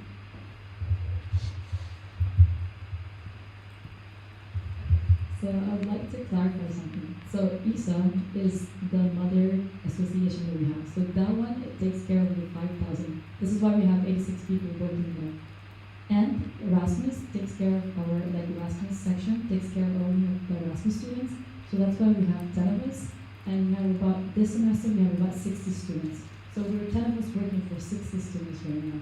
And 86 working for 5,000 people.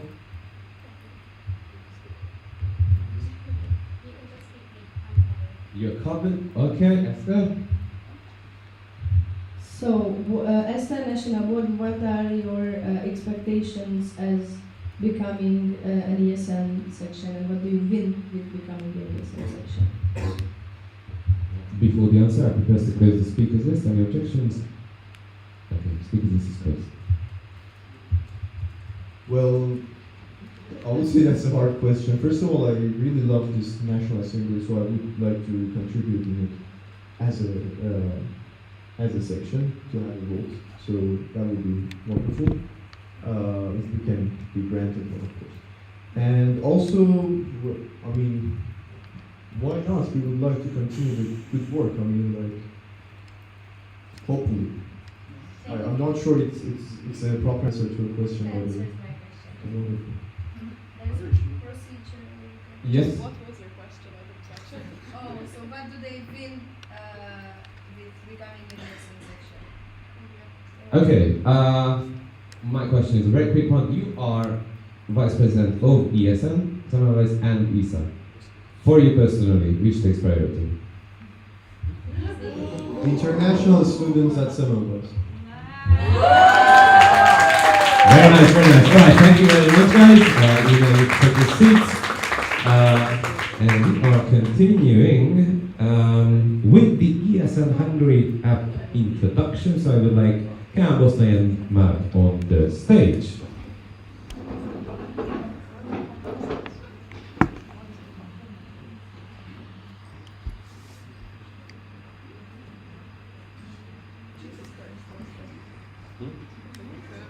Ah, yeah. Okay. Is it really what they're saying? Because it's an open discussion. So, first of all, I would like to tell you that it will be an open discussion, so please try to focus on the presentation to get all of the details that we can discuss later. So, you know that in Mezőgörös, I proposed the idea to get an application for us, which would have the international students coming to Hungary, mainly, and also would be a place where we could gather all of the knowledge for our mentors as well. So, basically, what you can see on the slide, it will simplify the Erasmus experience, it will provide up-to-date information, you will see some layouts, how it looks right now in development. But on the first page, you will see that it will recommend you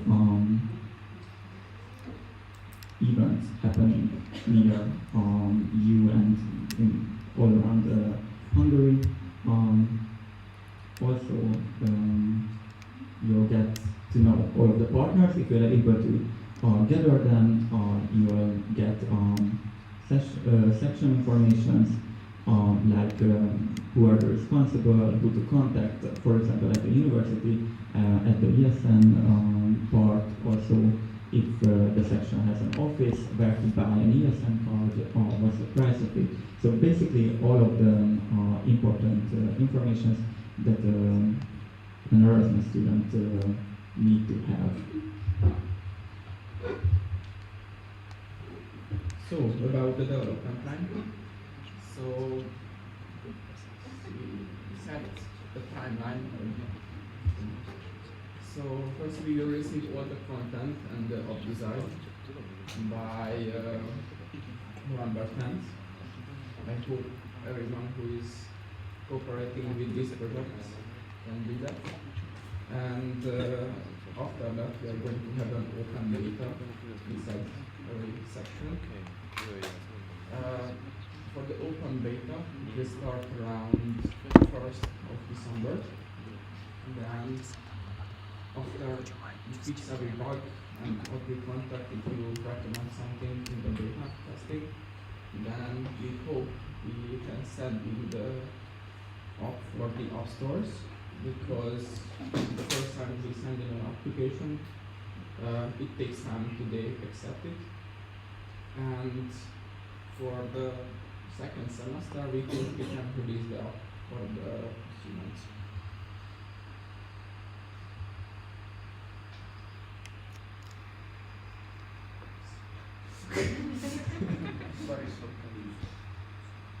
So about the app features and call in action, this is how the app looks right now. It's actually a window and whole content started. And this open up. Go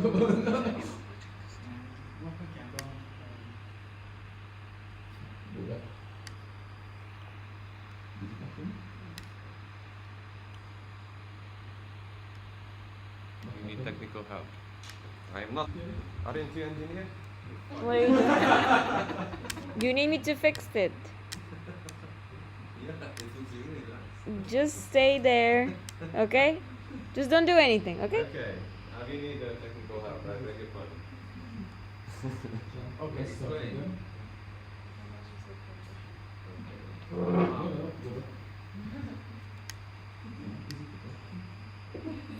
Okay, is this a video?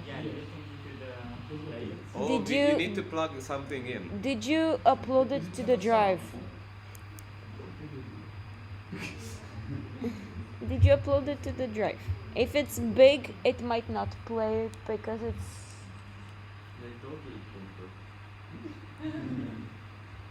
And I texted in the WhatsApp chat to upload all videos that you have in the drive. Okay, so basically we'll see all of the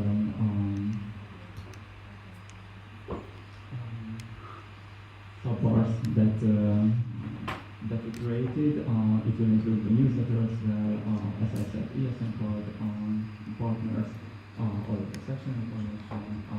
There will be some additional tabs like frequently asked questions, room for improvement, bug report, a privacy policy that we'll have with the contribution of that.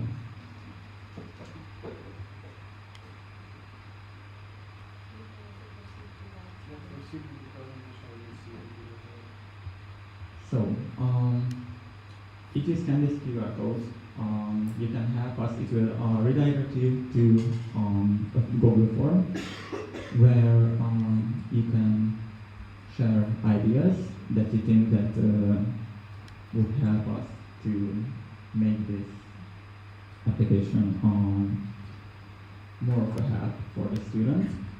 Also, I asked most of the sections to send in their events. The biggest ones usually upload it to Instagram, so we are able to track it. But I know that some of the countryside sections, for example, sent the whole event calendar for their academic year. So if you haven't done it, please do, because in this case we are able to put it into the app, and the students will be able to join you on the event. And also, if you have something specific that you want to add to your app, then please notify us on the forum. Or just tell us while we're here, because it will be an open discussion. I think Noemi just left the link in the group chat. Yes, I did. Just thank you.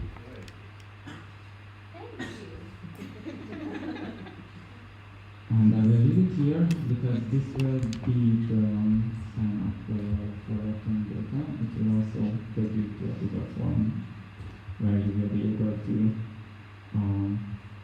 send in some improvements as well.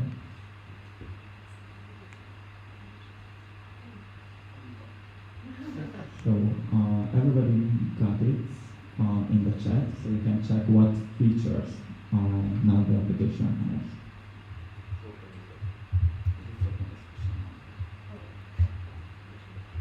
Okay, now it is time for the open discussion about this. I think you should stay prepared with all the questions. And now I will try to use this thing. Yes. Here it is. Okay. So, that is it. All the magic is speech. Okay, anonymous question. How does the sending it to App Store part work? Okay. Who is checking it? So it's actually worked like you send an application to Apple or to your Play Store, and they check if everything is right.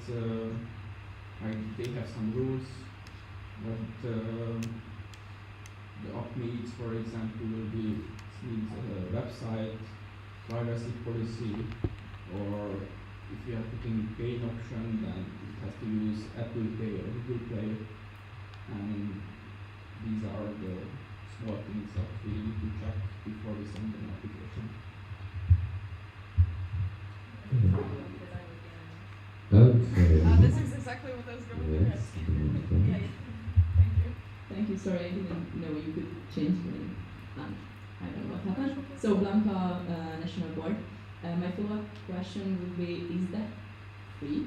How does that work? That you're just sending it with the rules applied, or do you pay for it? How does it work?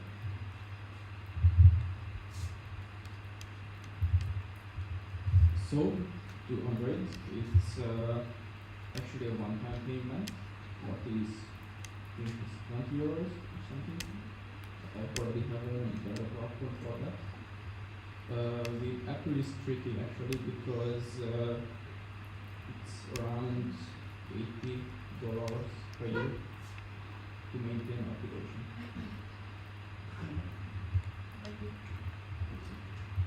Okay, so I think we can put it deep. Okay, next question.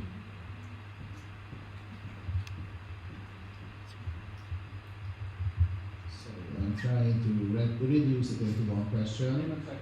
You will be ESN Hungary, candidate section or not candidate section, somewhat. Yes. So the question is that, like you said, at gathering the information, like it's kind of proposal idea already, and question also that it wouldn't it be easier if, for example, each section would have some developer rights inside different sections in the application, to, for example, share information, share the calendar and everything. So like, I think that's the question. Like a kind of idea and question also. Procedural? Well, No. more of like a technical Yeah. Not really. Yeah, I think we really shouldn't go into these app development details now because those are too deep to discuss it now. It's more like we're trying to, as I understood, like we're trying to gather ideas and stuff like that for the content and like the looks and things like not how the programming will work and stuff like that because that's, we can spend weeks for that. Okay, while we are here, I will also have a procedural comment because tomorrow we have some open agenda points at the Manhattan track. You will understand what it is right away because we are going to divide it to two groups where you can propose ideas on what we should talk about, and one could be the technical details. So if you open the agenda, there is a separate tab where you can propose ideas for these small sessions that please, yes, and pay attention to. Thank you. So please do propose, because we have open space and we run out of really too, so that could be one. And now I'm giving the line to you. Okay, so thank you for the idea.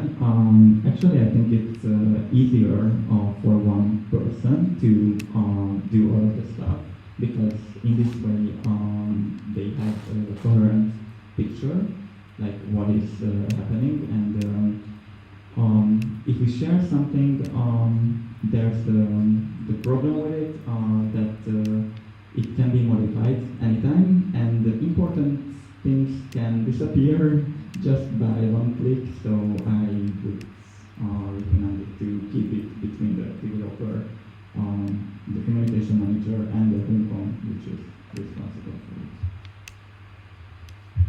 Okay. Now, next question.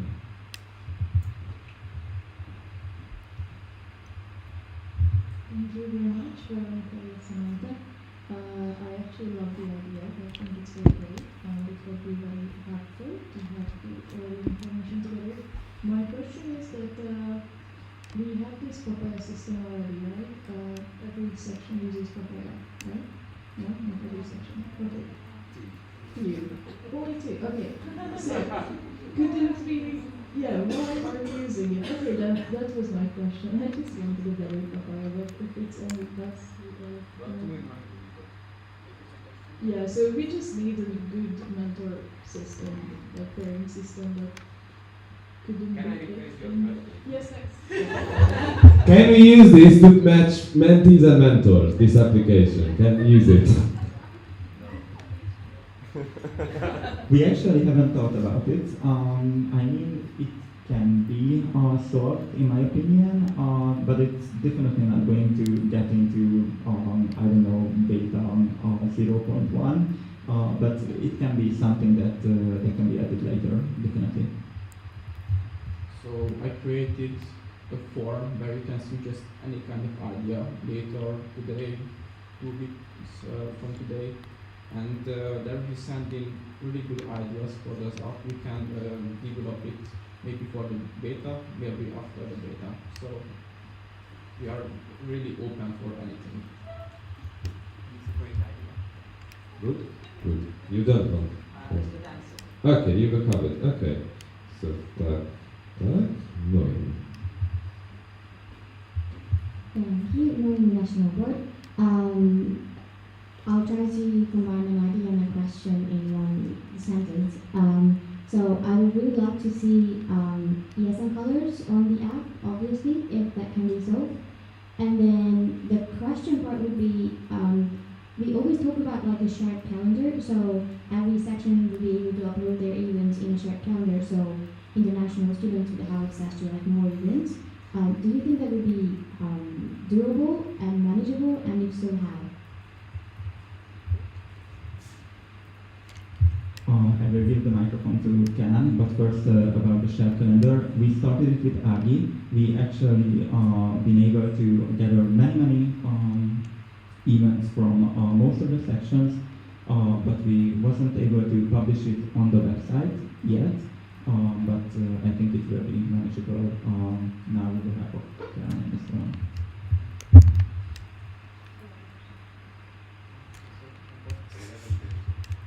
So about the ESN Pro, if you've seen the video that I sent into a group, because I couldn't upload it to the web.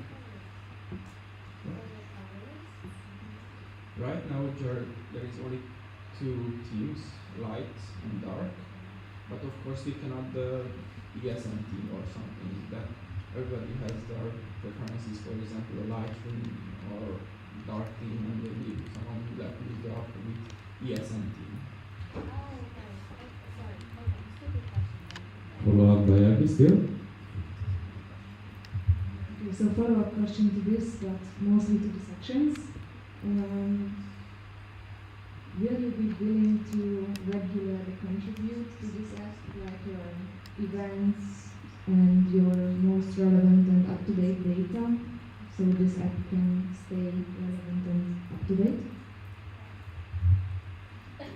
So this is great to hear because it's, we have a lot of, ESN has a lot of systems where every section is supposed to regularly update data, but it doesn't happen. So if the answer is yes, then we are really happy.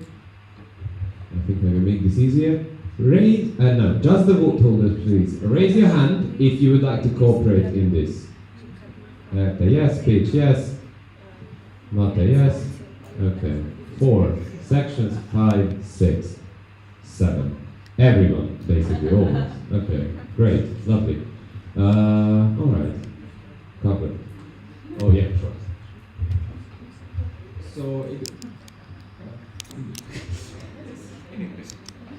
So basically we need you firstly to send your events to Kumkum, and I heard from a few sections they have it in Google Calendar or in the sheets, and you just basically need to send us in, then we will combine all the events so the user can see every event.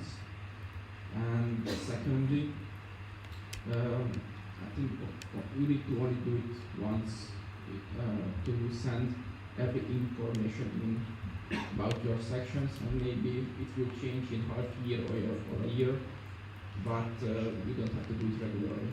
So basically just a few things we need to send in regularly, like events. Alright, I propose to close the speakers list. Any objections? First, second, third. Okay, speakers list is closed, no email was covered. Okay, will you be willing to see the concept of the app? No.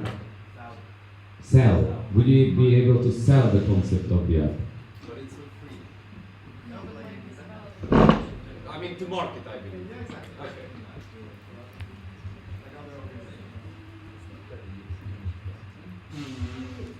I mean, I don't think we need to sell it. Like, I think it's self-mandatory that if students are able to get every information by one application, then it's a good thing. Like, I don't know if we think about something as an example for example, Diversum. It gathers a lot of discounts that the students use, and they really use it. So it's a good app. If we gather all the relevant information that an Erasmus student needs, then it's a good app. Comment on this, Mati?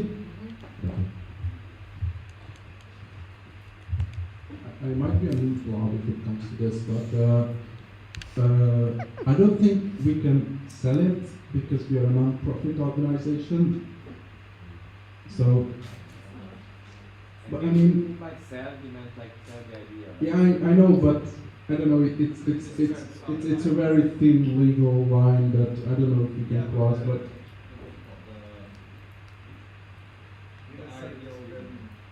You're excited to see.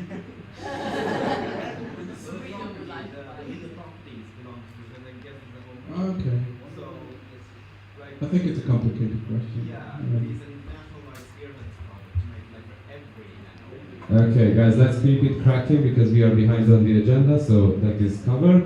Balázs. Covered, lovely. Beat Tóth, ESN Szeged. So, I saw that only 2 languages is available, and I have a question that in the future, is it possible that more languages will be available? Oh. Yeah. Very good.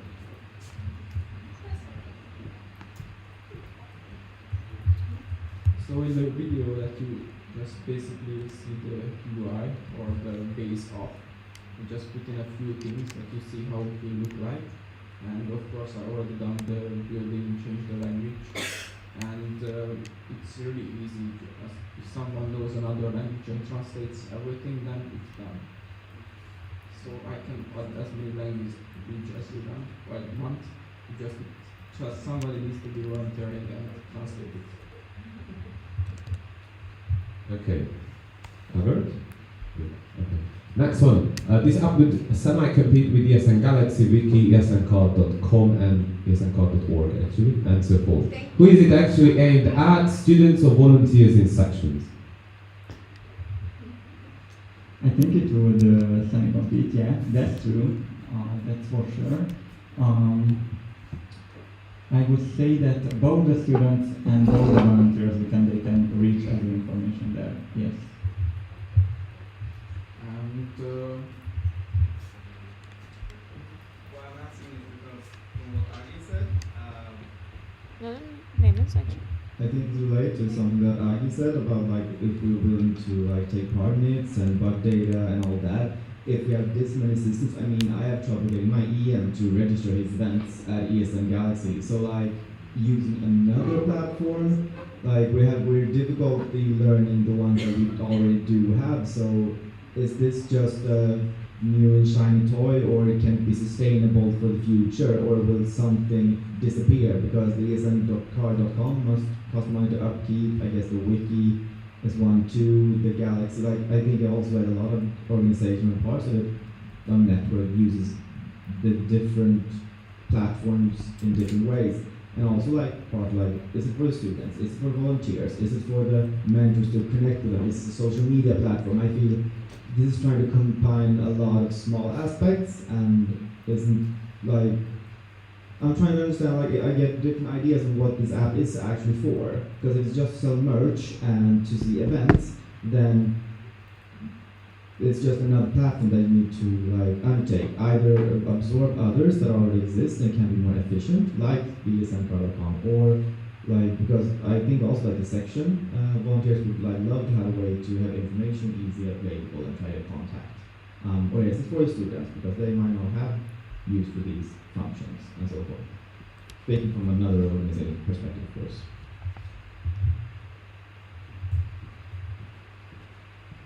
Just to comment to this, and then I will give the microphone to Dan. Okay, I understand what's the problem with it, but to be honest, I can see that in Hungary we don't really use either ESN wiki, either ESN activities, or anything like that. I know we're supposed to, but most of the sections don't use it. So if they would be able to send their, I don't know, events and stuff like that, just once in an academic year, I think it's more easier than trying to update a non-workable website, by the way, because actually this is kind of tricky sometimes. So I think it would be easier, both for the sections and both for us to keep it simple. Just following. So I heard some section are using Google calendars, and some are keeping their events or the upcoming events in the Google Sheet, and they already have that. So they only need to do one thing, just to click on the send button and share it with us, and that's it. I will make, sorry, just a very quick comment. You said once an academic year they should send you the event. Yes, because I think if there's a change if there's a change, the students can check it on the social media pages. And yes, usually like on the events, you say that details can change. So I think if you have a plan, and most of the sections do have a plan for a semester or for an academic year, they can send it forward to us, and we will use that. But in the section information, they can find all of the social media links for the section, so they can inform from there. Okay, I just want to comment on that. The best I can do, speaking as an event manager, is 1 month ahead. Like, I don't know 1 year ahead what's going to happen. So, yeah. Okay, Ilse was the first, I believe. I'm not sure. Okay, sorry. Okay, I want to comment about the use, Nelly is in Bulgaria. I want to comment about the use of different tools that are developed by ESN International. Speaking from the international perspective, imagine managing 40 plus countries with one same platform.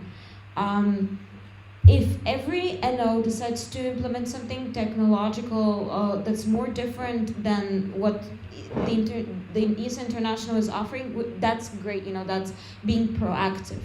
But managing information for 40 plus countries and trying to create a tool that is useful for all countries and unites the entire information can be challenging and can be hard. And like from my perspective, if you are trying to help the sections in ESN Hungary, it would be better to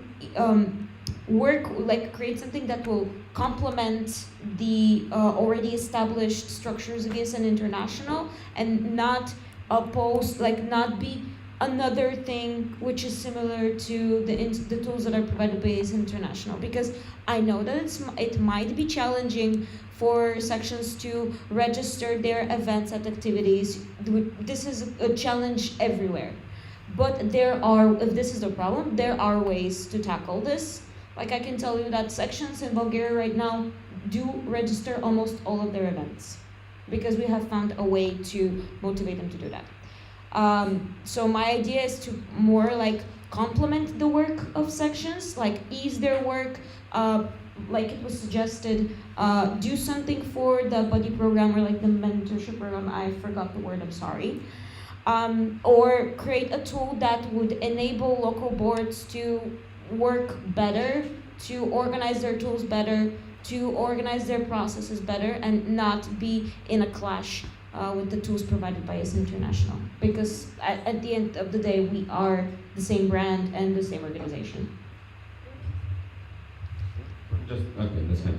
Ilse? Hi, Ilse Isimiadova. My comment was more about the uploading your schedules of the events once a year. I know for my schedule we're changing everything all of the time. So if we're putting it in once a year and we're having all this combined, when the chances are so many events are going to be changed, if it's not regularly updated, then what's the point? Can I just a quick follow-up on this question, because would it be possible to have a system where it would automatically update the event from an Excel of each event manager or something like that? Yes, that's why I said you only need to just click the send button, because after you send it and share the document or the calendar, you will see if something changes and it will communicate with the Google Calendar. So if you update there, then it's updated in the app as well. For the academic year stuff, I said, because I know that there are sections that don't use Google Sheet or Google Calendar, but they put it on their website or anything like that, which can change during the academic year. But they were able to send it to our way, those informations. So if they can update that, if they want to update that, that's great. But if we get access to the Google Calendar or to a Google Sheet that is updated from every time to time, then it will be updated, obviously. Yeah, my comment was more just because I didn't understand if you would constantly check them or not, because if you're not checking them, then and just relying on the Instagram. Okay, Balázs, is there a comment? Call it. Okay, thank you guys.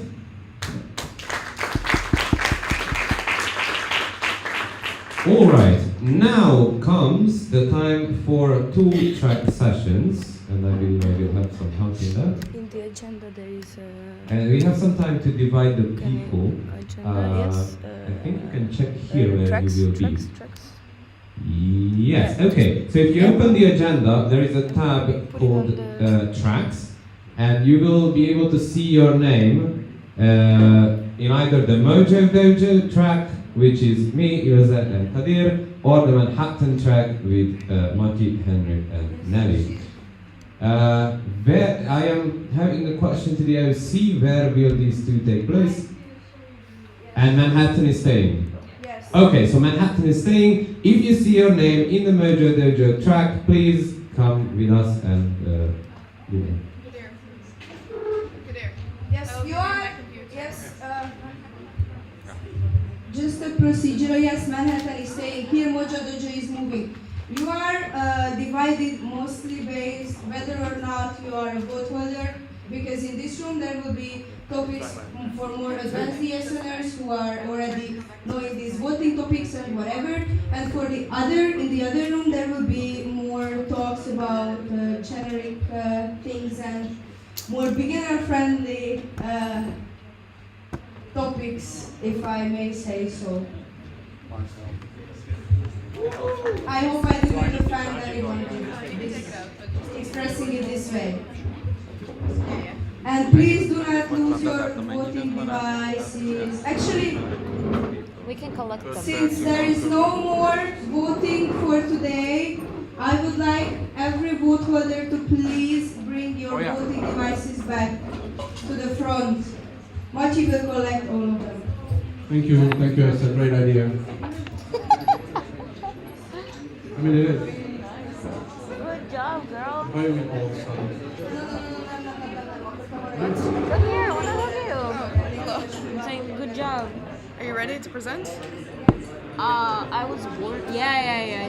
I also have like a three, what is it? Slides? A little slide presentation. Okay. Yeah. I think we only have 20 minutes, so we just go through it quite fast. And I would do like a 3-minute presentation. that's perfect.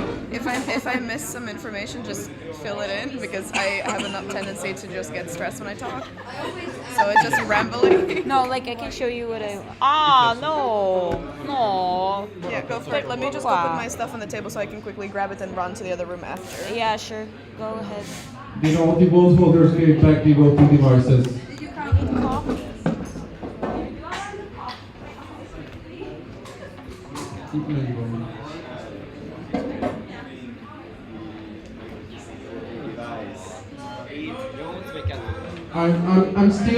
We're still missing 2 voting devices.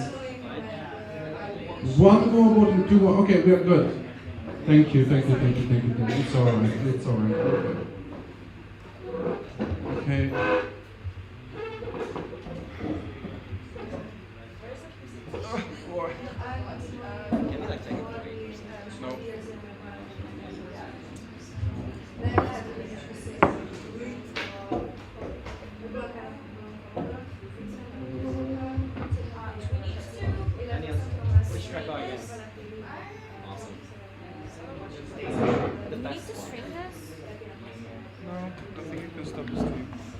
Okay, I'm stopping the stream then. I am going to. I'm not even gonna. Oh, now I'm gonna. Wait, didn't I learn this? Okay. Have you calculated that? Where is the CTs? And yes. Are you talking about the thing? The thing. I have more in my sleeve. I'm ready to use over here. I'm prepared. Are you prepared, Nelly? For what? For saying some words. For doing the CT, I wrote my whole international staging plan where I was going to put those in. Wow. Okay, guys, take a seat. What can I say? I will take a seat. Thank you, Lizzie. I mean, don't get too comfortable because you're the first presenter.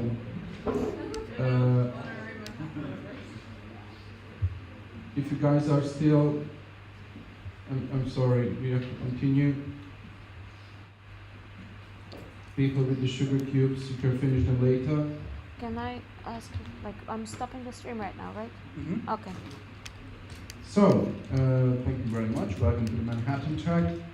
The first presentation about is community meetings and committees, which will be presented by Ilse and Nelly. So, yeah, the stage is yours. Hi, I'm back again. All right.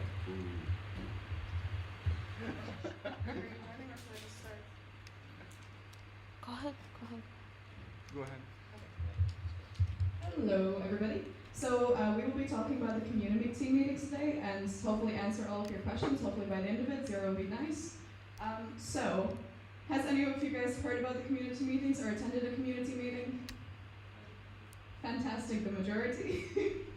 So, yes. So what are the community meetings? As Adele very well said, the main aim of the community meetings is to build the capacity of volunteers in specific positions on the national or local level to better understand their positions and its role in their national organization, and to be able to tackle more advanced topics connected to their field of work. So basically, making ESN better in every possible way. So, in the communities, we currently have 6 types. Education community, which I will talk more about, HR network community, which Nelly will talk more about, business and finance, communication, IT, and the newest one is training and activities, and if I'm not mistaken, it was now just released in the first round of community meetings. Yes, perfect. So they met for the first time in Malaga and also worked really hard on the training and activities. So, who can attend? So, every national organization is guaranteed 1 spot in every community meeting, and if it's not taken, of course, there can be people who have many participants or just no participants at all. It will be position specific, so each community meeting has certain people it's aimed towards. For example, my community is Educom, so that's aimed for national presidents and education officers, but you know, I'm neither, so anything can happen. And of course, it's priority from your national organization, so most of the time they will send a priority list of who they would prefer at these community meetings. So I'll pass it to Nelly to talk about HR and network. Yes, I'm coming. Doing very funny. So, who from here is part of the HR community of ESN Hungary? Meaning HR manager, network manager, vice president. One person, 2. Okay, in this case, I'm going to talk a bit more about the HR community itself, not that much about the topics, but basically, that's not the updated version of that presentation. Hold on a second. Anyone have some funny jokes while we fix our technical issues? Here's your opportunity to say something. I want No. Now's your time. That was the easiest one. Okay. Alright, I feel like this counts both ways. No, it doesn't. Yes, it does. No. Okay, I'm gonna fix it for you. Okay. Is it fixed? No. We're not streaming, so I don't have to do it. So. I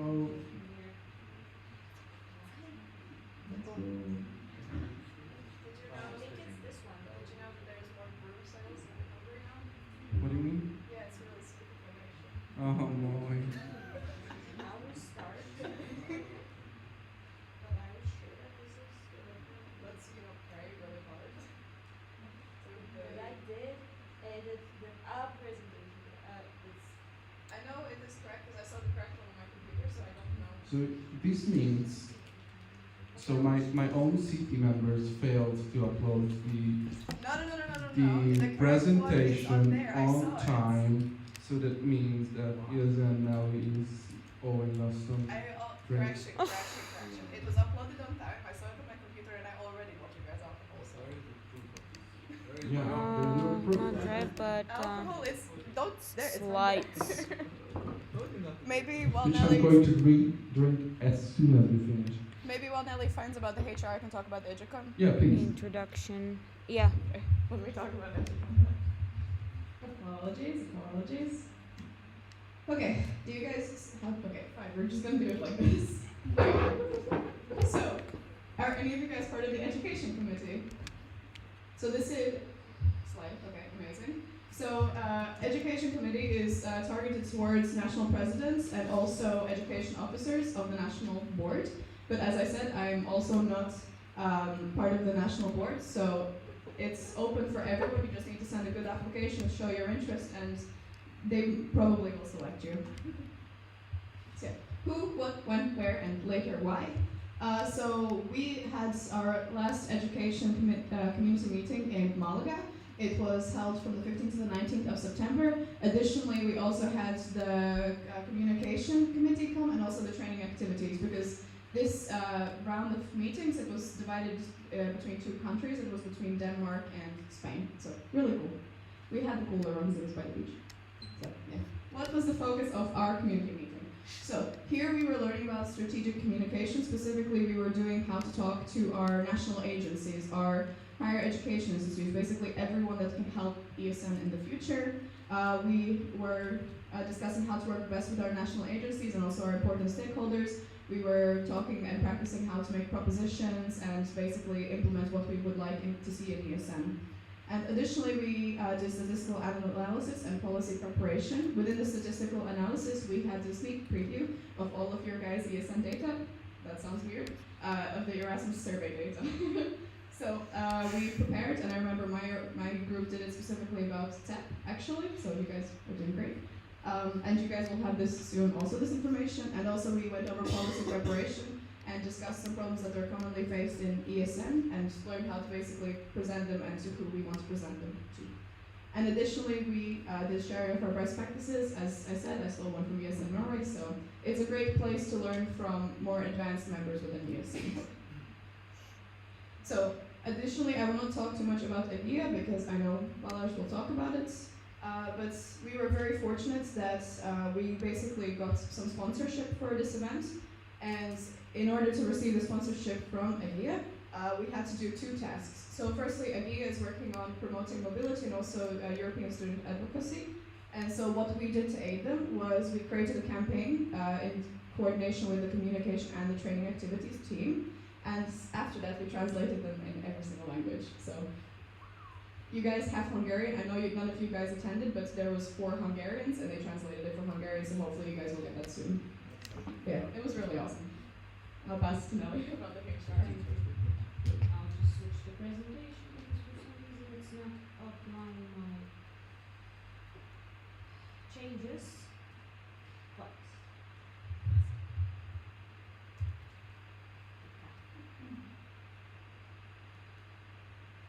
it's the same. But yeah, it's different color. I don't know why I'm using this though. This was only for this one. Okay, so my voice is loud enough so that I can explain more about the HR Network community meeting, but not that much about the contents of the community meetings, but for the experience of the community meetings themselves. I've heard a lot of Erasmus, like a lot of ESNers say that this is probably one of the best formats for them. The best formats for ESNers for an international event, because you meet with fellow ESNers that struggle with the same things that you do, and you exchange ideas, and you get a lot of inspiration. You discuss ideas, possible ideas, whether it's applicable in your sphere of activities or not. So the last community meeting I attended, there was one more edition afterwards, but like the last I attended was in Vienna, and it was in June. There were one community meetings in September in Copenhagen and in Malaga. So what is the whole thing about? It's usually about the national level, but there has been a trend lately that also there are like 2 tracks, local and national. So it's not only about the national level, they already opened it for local volunteers to promote them to, like especially for local volunteers that have interest in applying for national level or engaging with international level more. it's a very suitable event for anyone who is in a local level position, wants to apply for national level, or is interested in going international, even skipping the national level. Usually, like, Esther doesn't have to hear this, but the participation fee can be covered by the national budget if you're like a national delegate, or by your local section, if the the budget allows it, of course. Huh? What do you say? Great. Okay, so like I said, the trend for the past year has been to establish two tracks, the local and national. And here I have taken out topics from the HR Network Community Meeting in Vienna, which were like, for example, local recruitment and onboarding as a process versus national HR strategy. So this is targeting local level, this is targeting national level. And people decide whether they're more active at local level, or they are more interested in learning about the national level. If you have been on national level for too long, you start giving back knowledge. You start giving advice, not gaining it. Because the community means the idea is to gain knowledge and exchange practices. Motivation on local level versus community management. These are topics that are very, very much related to HR, to the HR field, and are basically applicable to any sphere in ESN. Like, even imagine partnership management or event coordination. You need community management everywhere, motivation everywhere. So those are very, very relevant topics. Same goes for crisis management. Here, the cases that we were taking a look at, because this is this is very practically oriented. The crisis management workshop was we were tackling real case scenarios. What would we do if, and they gave us real life examples. Actually, the one that I received as a case, a friend of mine was involved, and they would ask about your opinion. This is the more fun part, the social cultural aspects of attending a community meeting. So it's about the group photos, but it's also about the networking. It's about the wine tourism. I started with this on purpose because we were speaking about alcohol earlier. And then the spritzer, which is a very, very nice drink. I highly recommend it. I fell in love with it in Vienna, and I discovered it there. Then the Vienna Pride, and also some parties. I'm mentioning this because the community meetings are not just about exchanging good practices in ESN. It's about you socializing and even growing as individuals, not just in the ESN aspect. Trust me, this is guaranteed. And that was it. Nothing can be drinking separate.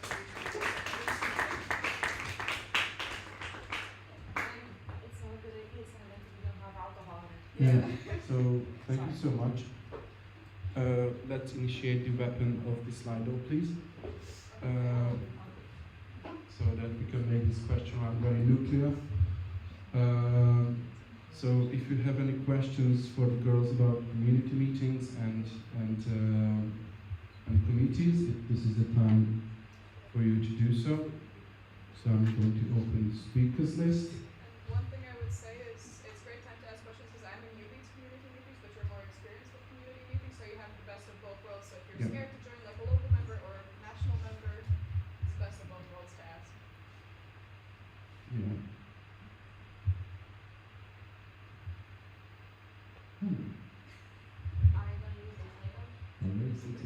No, I just want to start with no one asking questions, so. Okay. It's fine. Fine.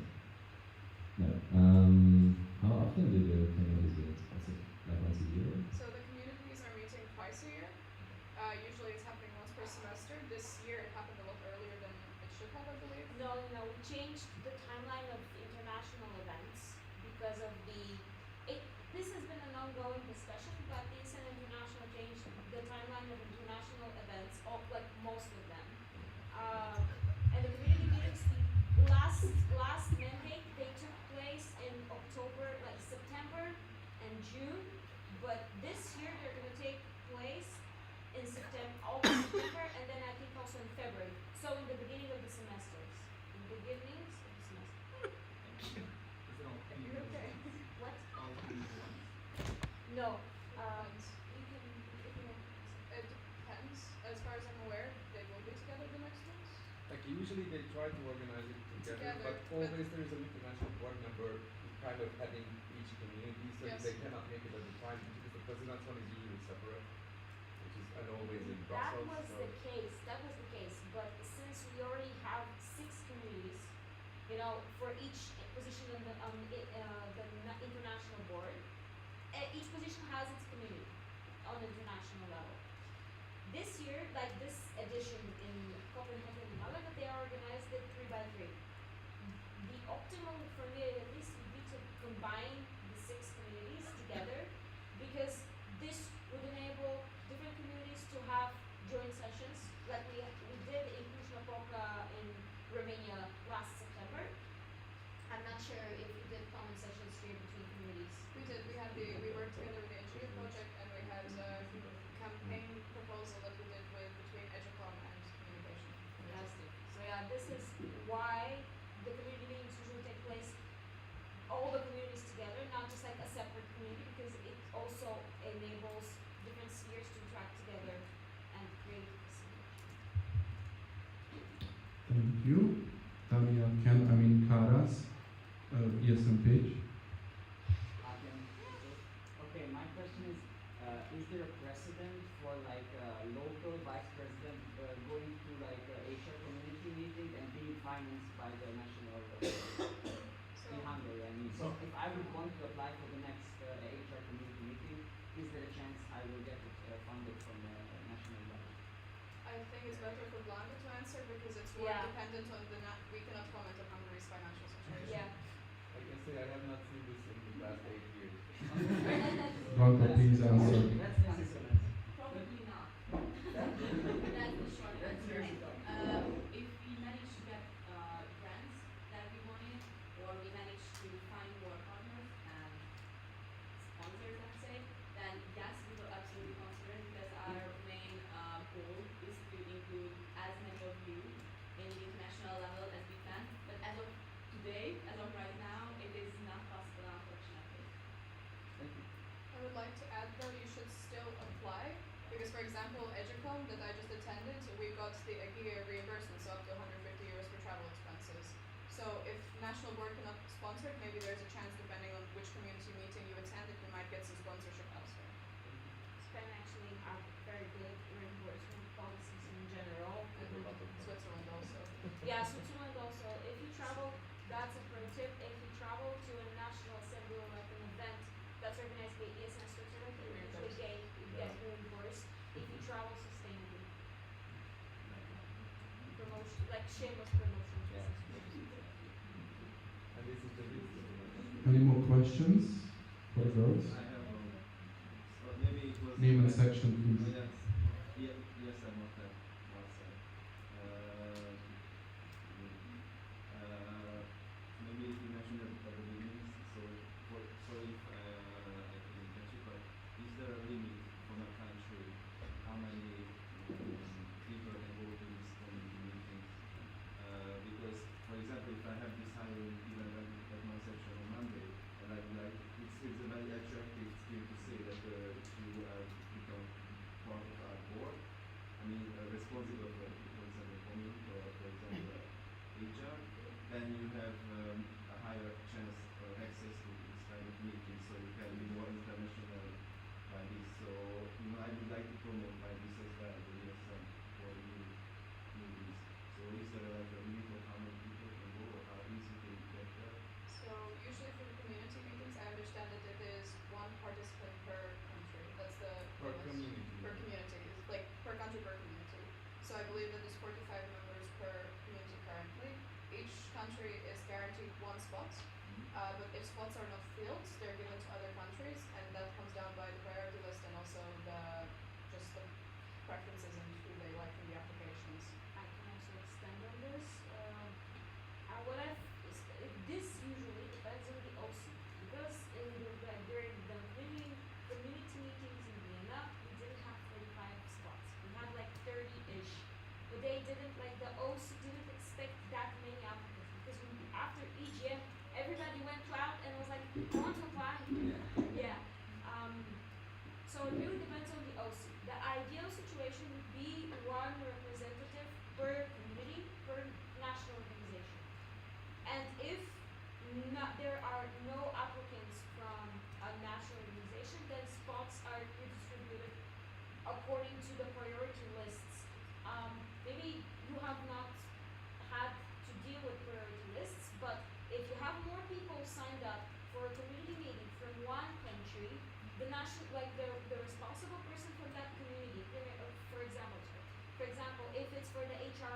the vice president is responsible, so they have to speak with the community manager on international level. Okay, so I have 5 people signed up. This is the priorities. Like this person goes first and this goes second. If there are spots to be distributed later, then the second person receives a spot, the third person receives a spot. Usually ESN International Board does everything they can to help the OC get more spots if there is more demand from the network for such a. And additionally, for community meetings, it's quite common to get rejected and then accepted. So they have like multiple rounds of who they have accepted. So the first round is the absolute priority of everyone who applied, and then they see who doesn't apply, who doesn't pay, blah blah, and then they do another rounds of exceptions for the people who can just fill spaces. And then another thing, if you don't submit a priority list, the national level goes with priority and then goes the local level. This happened in Bulgaria. Like we didn't submit a priority list, and I was accepted as a national board member, but then I didn't go. So the people next, I gave my spot to other people from my national organization. This is also like a best practice, the national level to register so that they can secure spots. To hand out to the Actually, I was supposed to go to Baja as well, the education committee meeting, but when I realized that I couldn't, I talked to the education officer. She wanted to go, but she couldn't for some reason. So basically, I could give my spot to her if everything went planned, but it didn't. But that's not the point. So it worked like I had the chance. I got the spot. Let's say I couldn't go, so I could give it to my education officer. As you can see, the logistical part is a bit complicated. It's like a lot of And as I go back and forth. for some of the communities, it's not even by priority list. Because I was told by, for this EduCom specifically, I was told there's no priority list, and it's decided by the OC of the event rather than the national organization. So, for example, me and my friend who went, education officer, we both got accepted the first round, but we had like 5 people and there was different people in charge. So, like, they're not in charge but higher positions than me. So, I don't think that came down to the national board, it came down instead to the OC of the event. Well, For different communities, it's different. Yeah. So just apply for it, I guess. That's what I can say. any more questions? No? Then I propose this close the speakers list and objections. Speakers list is closed. Thank you so much, girls. I think Ilse, you should go to the I will return to the better to the track. Mojo Dojo, To the better track. Where You can approach us later. Mojo Dojo Casa House. That's the. Okay, I have access to the agenda. I don't know why I'm asking this question. Potential associate partners. Yeah. We have Blanco Korsur. Yes. Presentation. Do you have a presentation? Yes. Cool. Because I didn't want to It's in the Manhattan yeah, track, and I yeah. didn't want to go in. Yeah. I don't drink beer, so. Any alcohol, I don't like to go in. Do you need a microphone? Well, Yes, please. Okay, so there. Thank you so much. okay. So this is, you know. Yes, thank you so much. Thank you. I really enjoy presenting. The topic of why, what, how, and when.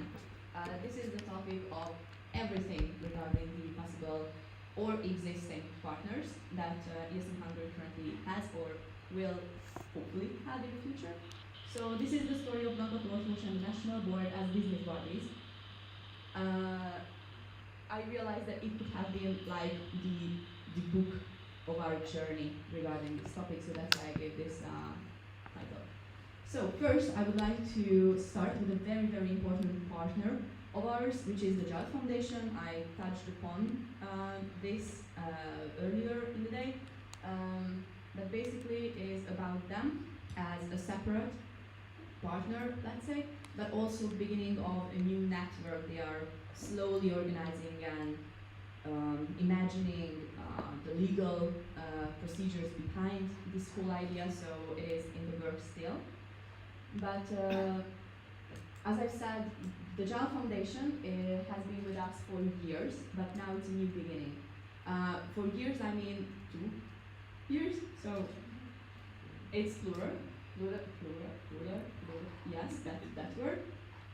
Basically, the Child Foundation has a mission to support the young people, mostly, let's say, students, but not only students, pursuit of a successful and meaningful life. Through advocacy, to researches, through events they organize. And with them, I got the chance in June, I believe, beginning of June, to meet Ambassador Katalin Bogyai. I can't use this, but the lady beside me on picture, she is a very stern but very, very knowledgeable woman, an ambassador. She has been, it was an amazing experience to actually talk with her one-on-one, which was provided, this opportunity was provided by the Child Foundation. It looked like these people were and are still representatives of their youth organizations. So as we can see, it's a colorful bunch of people. It was that's why it was such an amazing experience, because we could talk freely without any formal and like stiff obligations. And since then, we've been in close contact with each other. So we know about their programs, and if they match our ideals and if they match our vision, we will collaborate with them.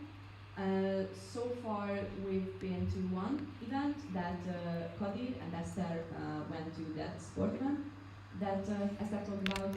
And this picture is very important because we have someone special I will talk about later. This young girl is currently the UN Youth Delegate, which in Hungary, if somebody doesn't know, is a position from the United Nations for only the youth, let's say, representation. And that means that every year somebody is chosen to be the representative and represent Hungarian youth in New York at the General Assembly of the United Nations. And the idea was that she would come to our National Assembly, but right now is the General Assembly in New York, so she's in New York, unfortunately. But that's where I could meet her. Her goals also include the women's rights and the women's representation, but also development, regional development as well, as she is from a very, very small town next to Eger.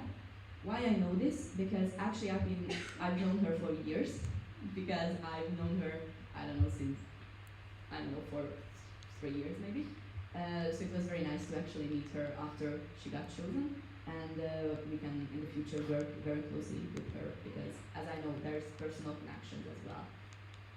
Now the Jeff Hungary, I've also touched upon that topic, but basically we have been in contact as ESN Hungary with them ever since Maki, I believe, so it was a few years. And Jail as well, so yeah, everything started, I'm continuing. So thank you. Basically, the Jeff Hungary is the national part of Jeff Europe, and they are working to bring the European Union closer to the youth, basically, because they realize that the young people are the future, basically. So they are organizing many events to promote European Union as a structure, as an international institution, and also to basically urge the young people to be more active on this level.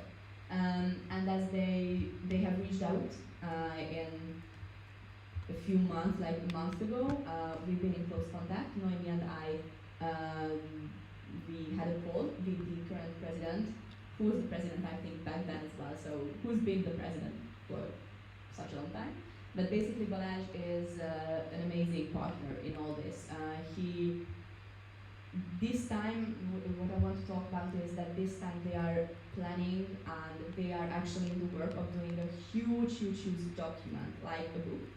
And they have asked the ESN Hungary to contribute. So we will actually contribute to this by sending in essays about our job and our experience as not only ESN but as individuals who have been on Erasmus and what their experience was, how Erasmus has affected their lives and all that.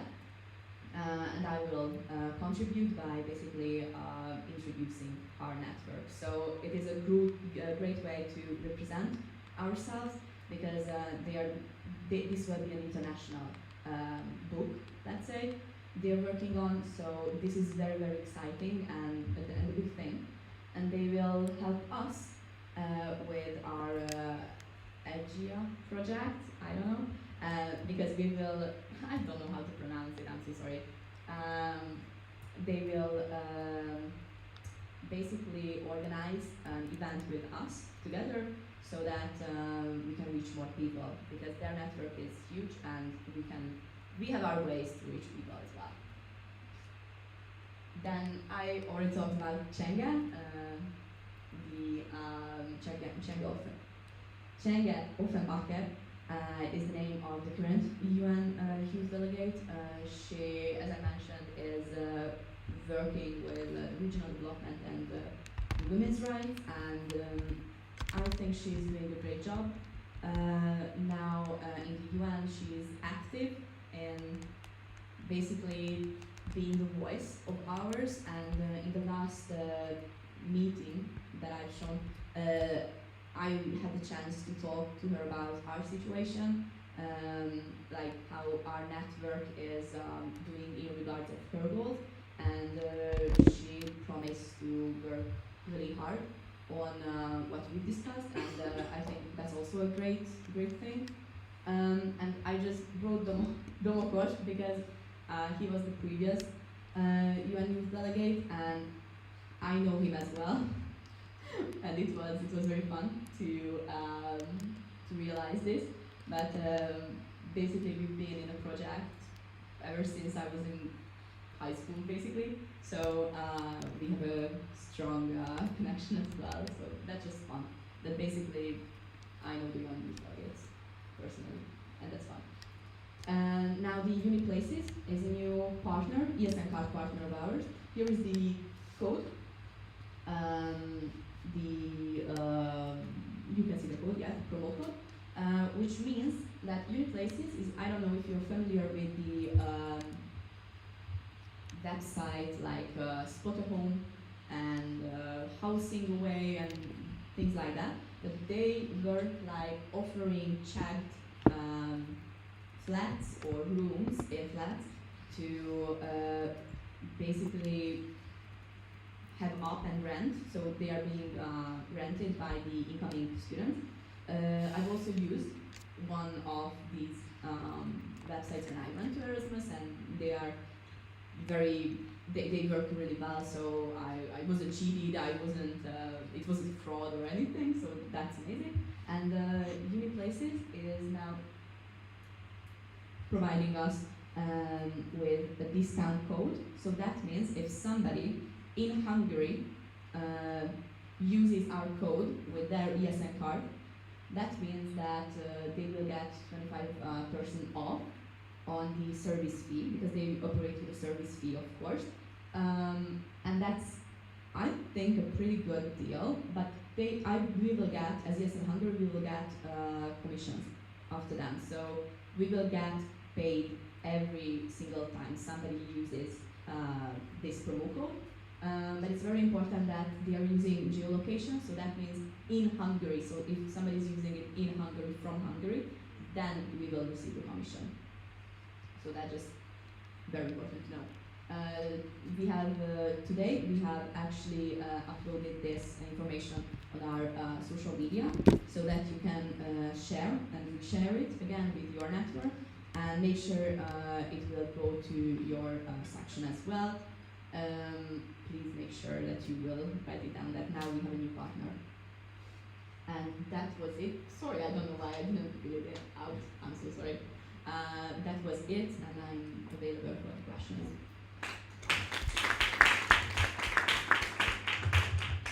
Thank you so much, Blanca. The speakers list is open.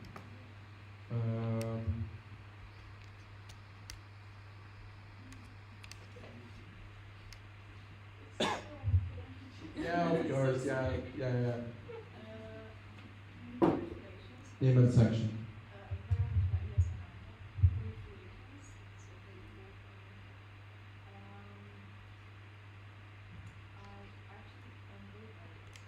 It's fine.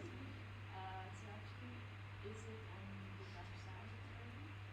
I think so, yes. It has been uploaded. It's more like a kind of a question, but we started with few videos, to follow the partners on the sections to upload them on the website. I also started to upload them, but it's a huge work and it's a very complicated procedure, so I did one and a half an hour. And I don't know, is this, we have a lot of partners, but no one knows about them because we don't have a visible. How can we, or how could someone helping us or national board, or is there any chance to, how could this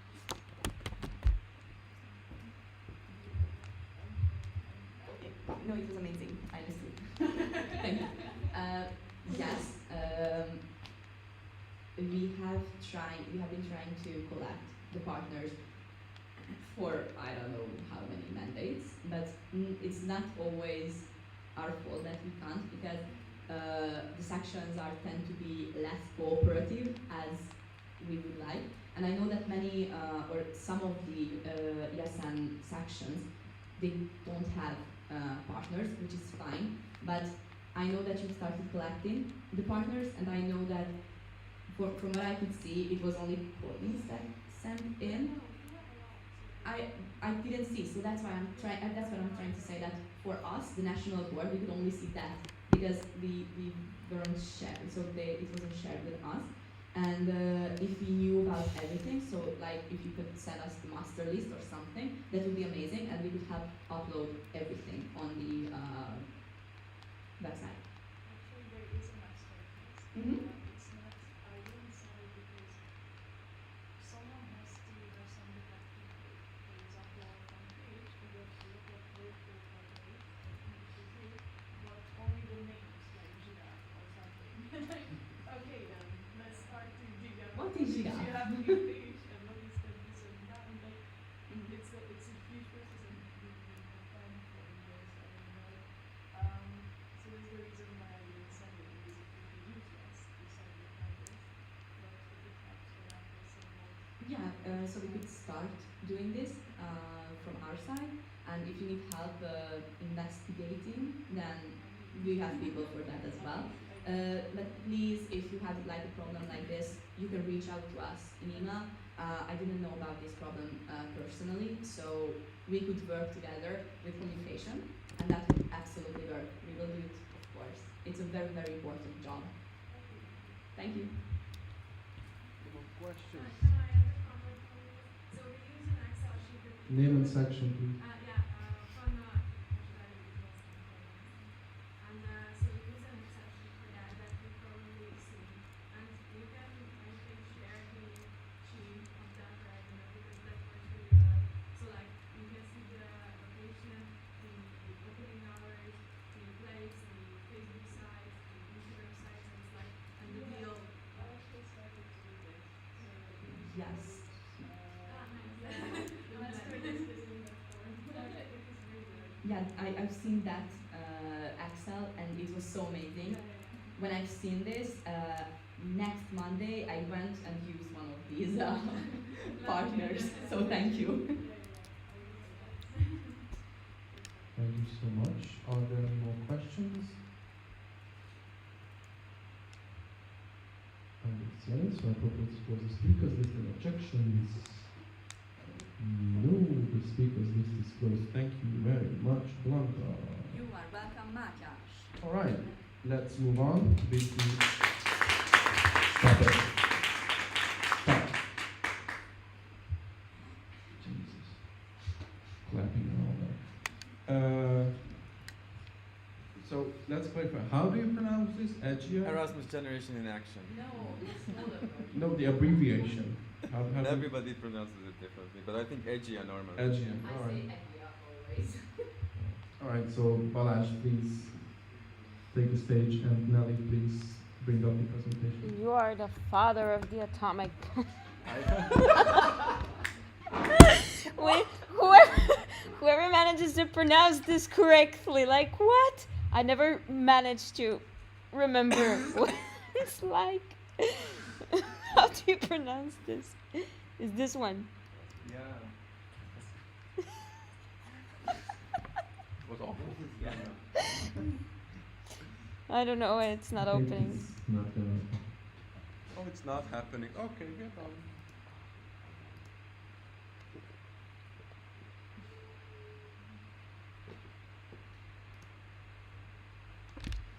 Do it have the cool animations that are in? No. Wow. Yeah, because you didn't put them in there. I worked with it. I think what is happening. Anyway, so basically, no, if you open it through Google Drive, then it doesn't show them. That's what I wanted to say. Never mind, it's not important. We don't have too much time, so I will try to be fast. So this is actually the flagship project of ESN this year and also the first half of next year. These are the main goals, basically to increase the awareness of the opportunities within the European Union towards young people, not just mobility opportunities, but basically we're trying to tell young people that being in the European Union is really good and there are tons of stuff they can do and try out, and that is really, really great. And also, we are trying to make them to be more active citizens, to pay attention to more stuff, and to participate in things, and so on. And there are a lot of countries involved, you can see, even some that are not in the European Union. And I will explain the project in more detail. There are basically 3 steps. The assessment one, which we did last semester, it also was part of the ESN survey. We did some focus group sessions with the help of ESN ELTA. And so basically this part is already done. The second one is the action part, which we are going to do now. There was already some training events in Spain and I think also in Poland for mostly national levels and the local sections in those countries. Now we are moving on to the material development and the promotion of mobilities. And the third step will be the education part when we are reaching the EU elections, which are going to be next year. So we're going to have more promotion campaigns and stuff related to those. And as I mentioned before, we are here now. So we're going to work on that one. What does this involve? Basically, ESN International is creating a lot of tools. They're going to create a whole website where everybody can check how they can vote from abroad. So when you go on an exchange and it's the election time in Europe, then you will just can look at this website and check like how can I vote from this country. It's going to be a really nice website, I heard. We are also co-creating a lot of events with the help of the sections. There's also going to be a lot of online campaigns on social media. And as I mentioned before, this year for our national organization, we have to create 2 Moving Europe events, which is basically promotion events where we promote the mobility programs and how great they are. Hopefully we're going to create one of them with ESN ELTA really soon, at the end of October, I think, but we're still looking for someone for the second event, and the good part in this is that we can actually reimburse 400 euros for it, so there's some money involved in the whole project. These are basically the steps that I already explained. Like the Moving Europe part is what we're going to do now. And this is, I don't know if it looks complicated. Basically, the first columns are the ones that we are doing on the national and the local level, and the second ones are mainly done by the international level. And these are the phases, so we are doing this now. This is next year. Next year we're going to have to create a huge event, but for that we can reimburse 2,000 euros. But that's the problem the next national board will have to face, not us. Yes, we already done the first phase, as I mentioned. And there were the meetings with Spain and Italy. This is a bit tricky because it says, oh yeah, this is the most important part. It's not working. No, it is. So basically, there's also a new website. Just to get the real part, you can check it out because they are trying to reach 2,500 registrations. It's basically a website. I just checked it recently. It's about bringing people together to talk about the issues in the European Union, to discuss topics or discuss the European values and stuff like that. So if you can scan it, you can immediately check it out and please register because we need a lot of people to register to this website. At least call 2,500 of your friends to immediately subscribe there. I think it doesn't really involve anything, you just give maybe your email address and your name. And this is going to be the topic of next semester. There's going to be a training event in Belgium and also a training event in Poland. I think you would also be able to join. These will be probably around March. But you will hear about this later from the national level and also from the local board. So you will get all of this information that I'm talking about in email. I'm just speeding up things because we're like 1 hour behind schedule. Right. Oh yeah, and there are some plans because Soit was already thinking about what could be done still to further this whole project. And he's going to talk a little bit about your plans. And maybe tomorrow we will host a whole session about this, how to promote mobilities and active citizenship in the country. So I'm taking care of the local level Erasmus Generation in Action project now. I have a few steps. The first things we want to do is like to find out what are the difficulties that have been facing by the Erasmus students being in our country here and cannot be an active citizen in their countries. So we will I'm trying to come up with a workshop where we can talk about what are the issues that they are facing and how they can be more active as a citizen in their home country, even being in Erasmus, and how we can remove the barriers based on that. And the second thing will be I'm initiating this project in my own section through our cultural crossover club. So, and also we are partnering with different student organizations within page to see like how we can help the Erasmus students, and because we also have like Students for Liberty and a lot of organizations who really like to speak about being active citizenship, and we take more knowledge from them, from their knowledge bases, and try to implement it here. And the second part is to connect with the embassies in Budapest here from different EU nationalities, like maybe Sweden or Spain. What we're going to do here is like we will inform the embassies about the coming elections. They already know, obviously, and we will say like these are the problems that students are going to face, and we were trying to resolve them. And what do you think are the problems that, as embassies, you think that the students will be facing at the time of the elections? And we will try to summarize all these things and make a document, as Bola said, like how can you vote in the the EU elections in 2024, and we will try to just give to everyone who comes to Erasmus here the part to be an active citizen in the coming elections. So this is the whole plans. This is a long plan, and I'm still doing like knowledge transfer. So there are more ideas coming up, but for now, these are my plans, and I think. Yeah, we're not going to do this as I mentioned. Instead, we're going to probably host a session, the small session parts related to the whole project. Okay. This is the last, so thank you.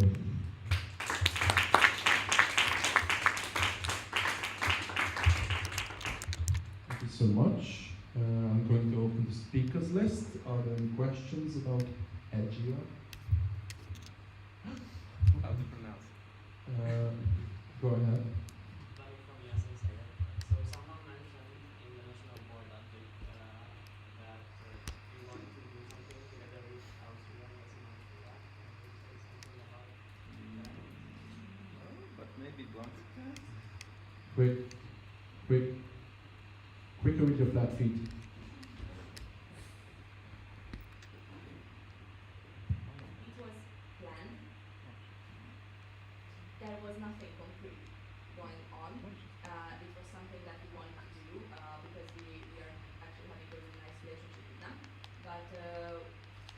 couldn't really get to the specifics.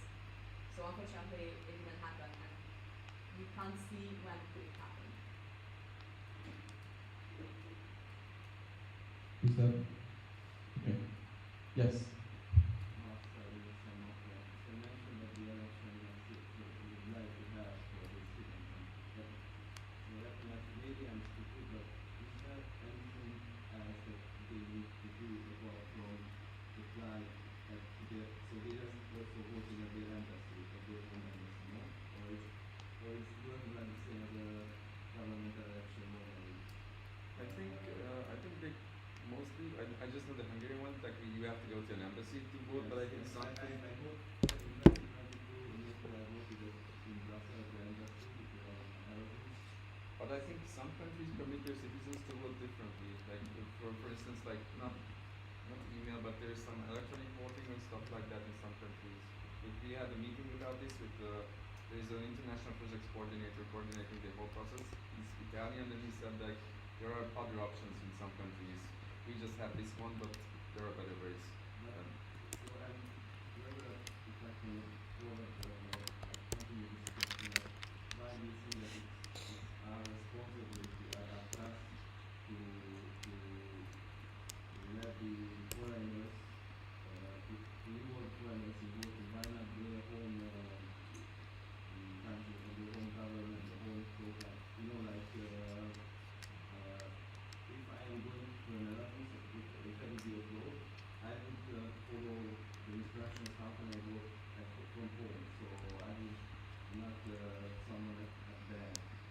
I don't know if you. Yeah, I think it works both ways. Like we are giving this information for both the outgoing students who go on Erasmus, and also they're gonna get it there when they arrive from the ESN section there. So we are just trying to spread the most. Like we are trying to make people more aware of how they can vote. So it doesn't. Like our goal is basically to reach everyone with this information in multiple channels.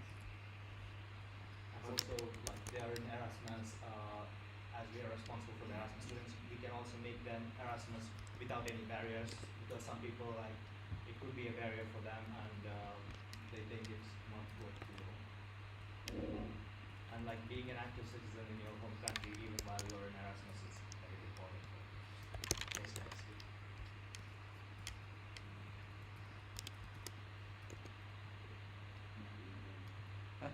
I can see how I won't say, but I would say some offenses in general to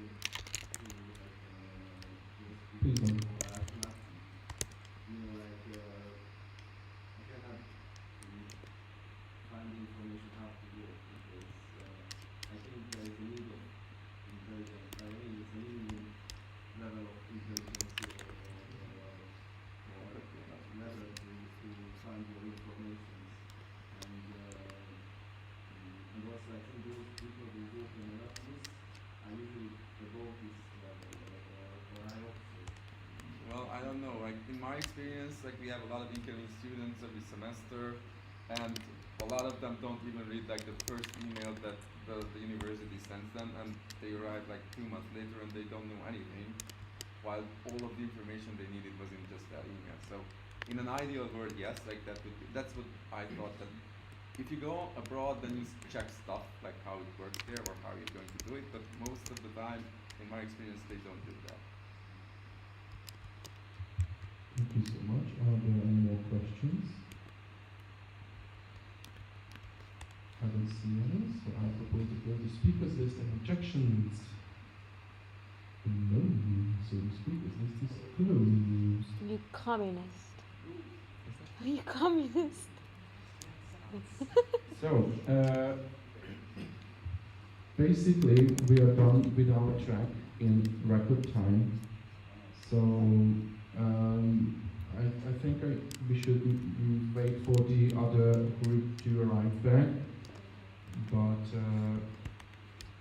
and then if they are back, we are going to go to the reflection groups, where you guys can talk about, all the stuff that has happened here in the National Assembly today. And, for example, like Andris called Esther a fascist. I don't know what was about it, but But you can also talk about communists if you want, or cellulite. That is also an option during the stuff. You can talk about the enemy as well if you want to. But to be honest, I'm for some of my reflection group members are here, so please just wait for me because I have to get my palinka and my cigar. So. Just a half liter now. We consumed a lot. Can you hand over the mic to Blanca for PSAs? I have public announcements. But is it public for everyone? Public? Yes. So we should wait for the Yes. others. Somebody please write in the chat. I think we did, and they are still having presentations. Nobody going anywhere, please. I cannot catch it. Yeah. So how am I doing? How am I doing, Daniel?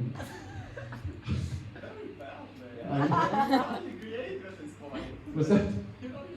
Oh my God, I'm tired. I think you're a bit radioactive, you know. Maybe I'm radioactive, yeah. But I think I'm beautiful. I think a little body. I know. Yeah, Polika would help. Yeah, Polika will definitely help. And yeah. Yes. Yeah. Sure. Please don't go too far. So please don't even leave the plenary rooms if it is possible. Maybe just No, for a we quick vented leave it. or We vented something. it. I vented it. Where can we access the presentations of today? So like Today, I think we will share the link. Yeah, we will share the link. Yeah.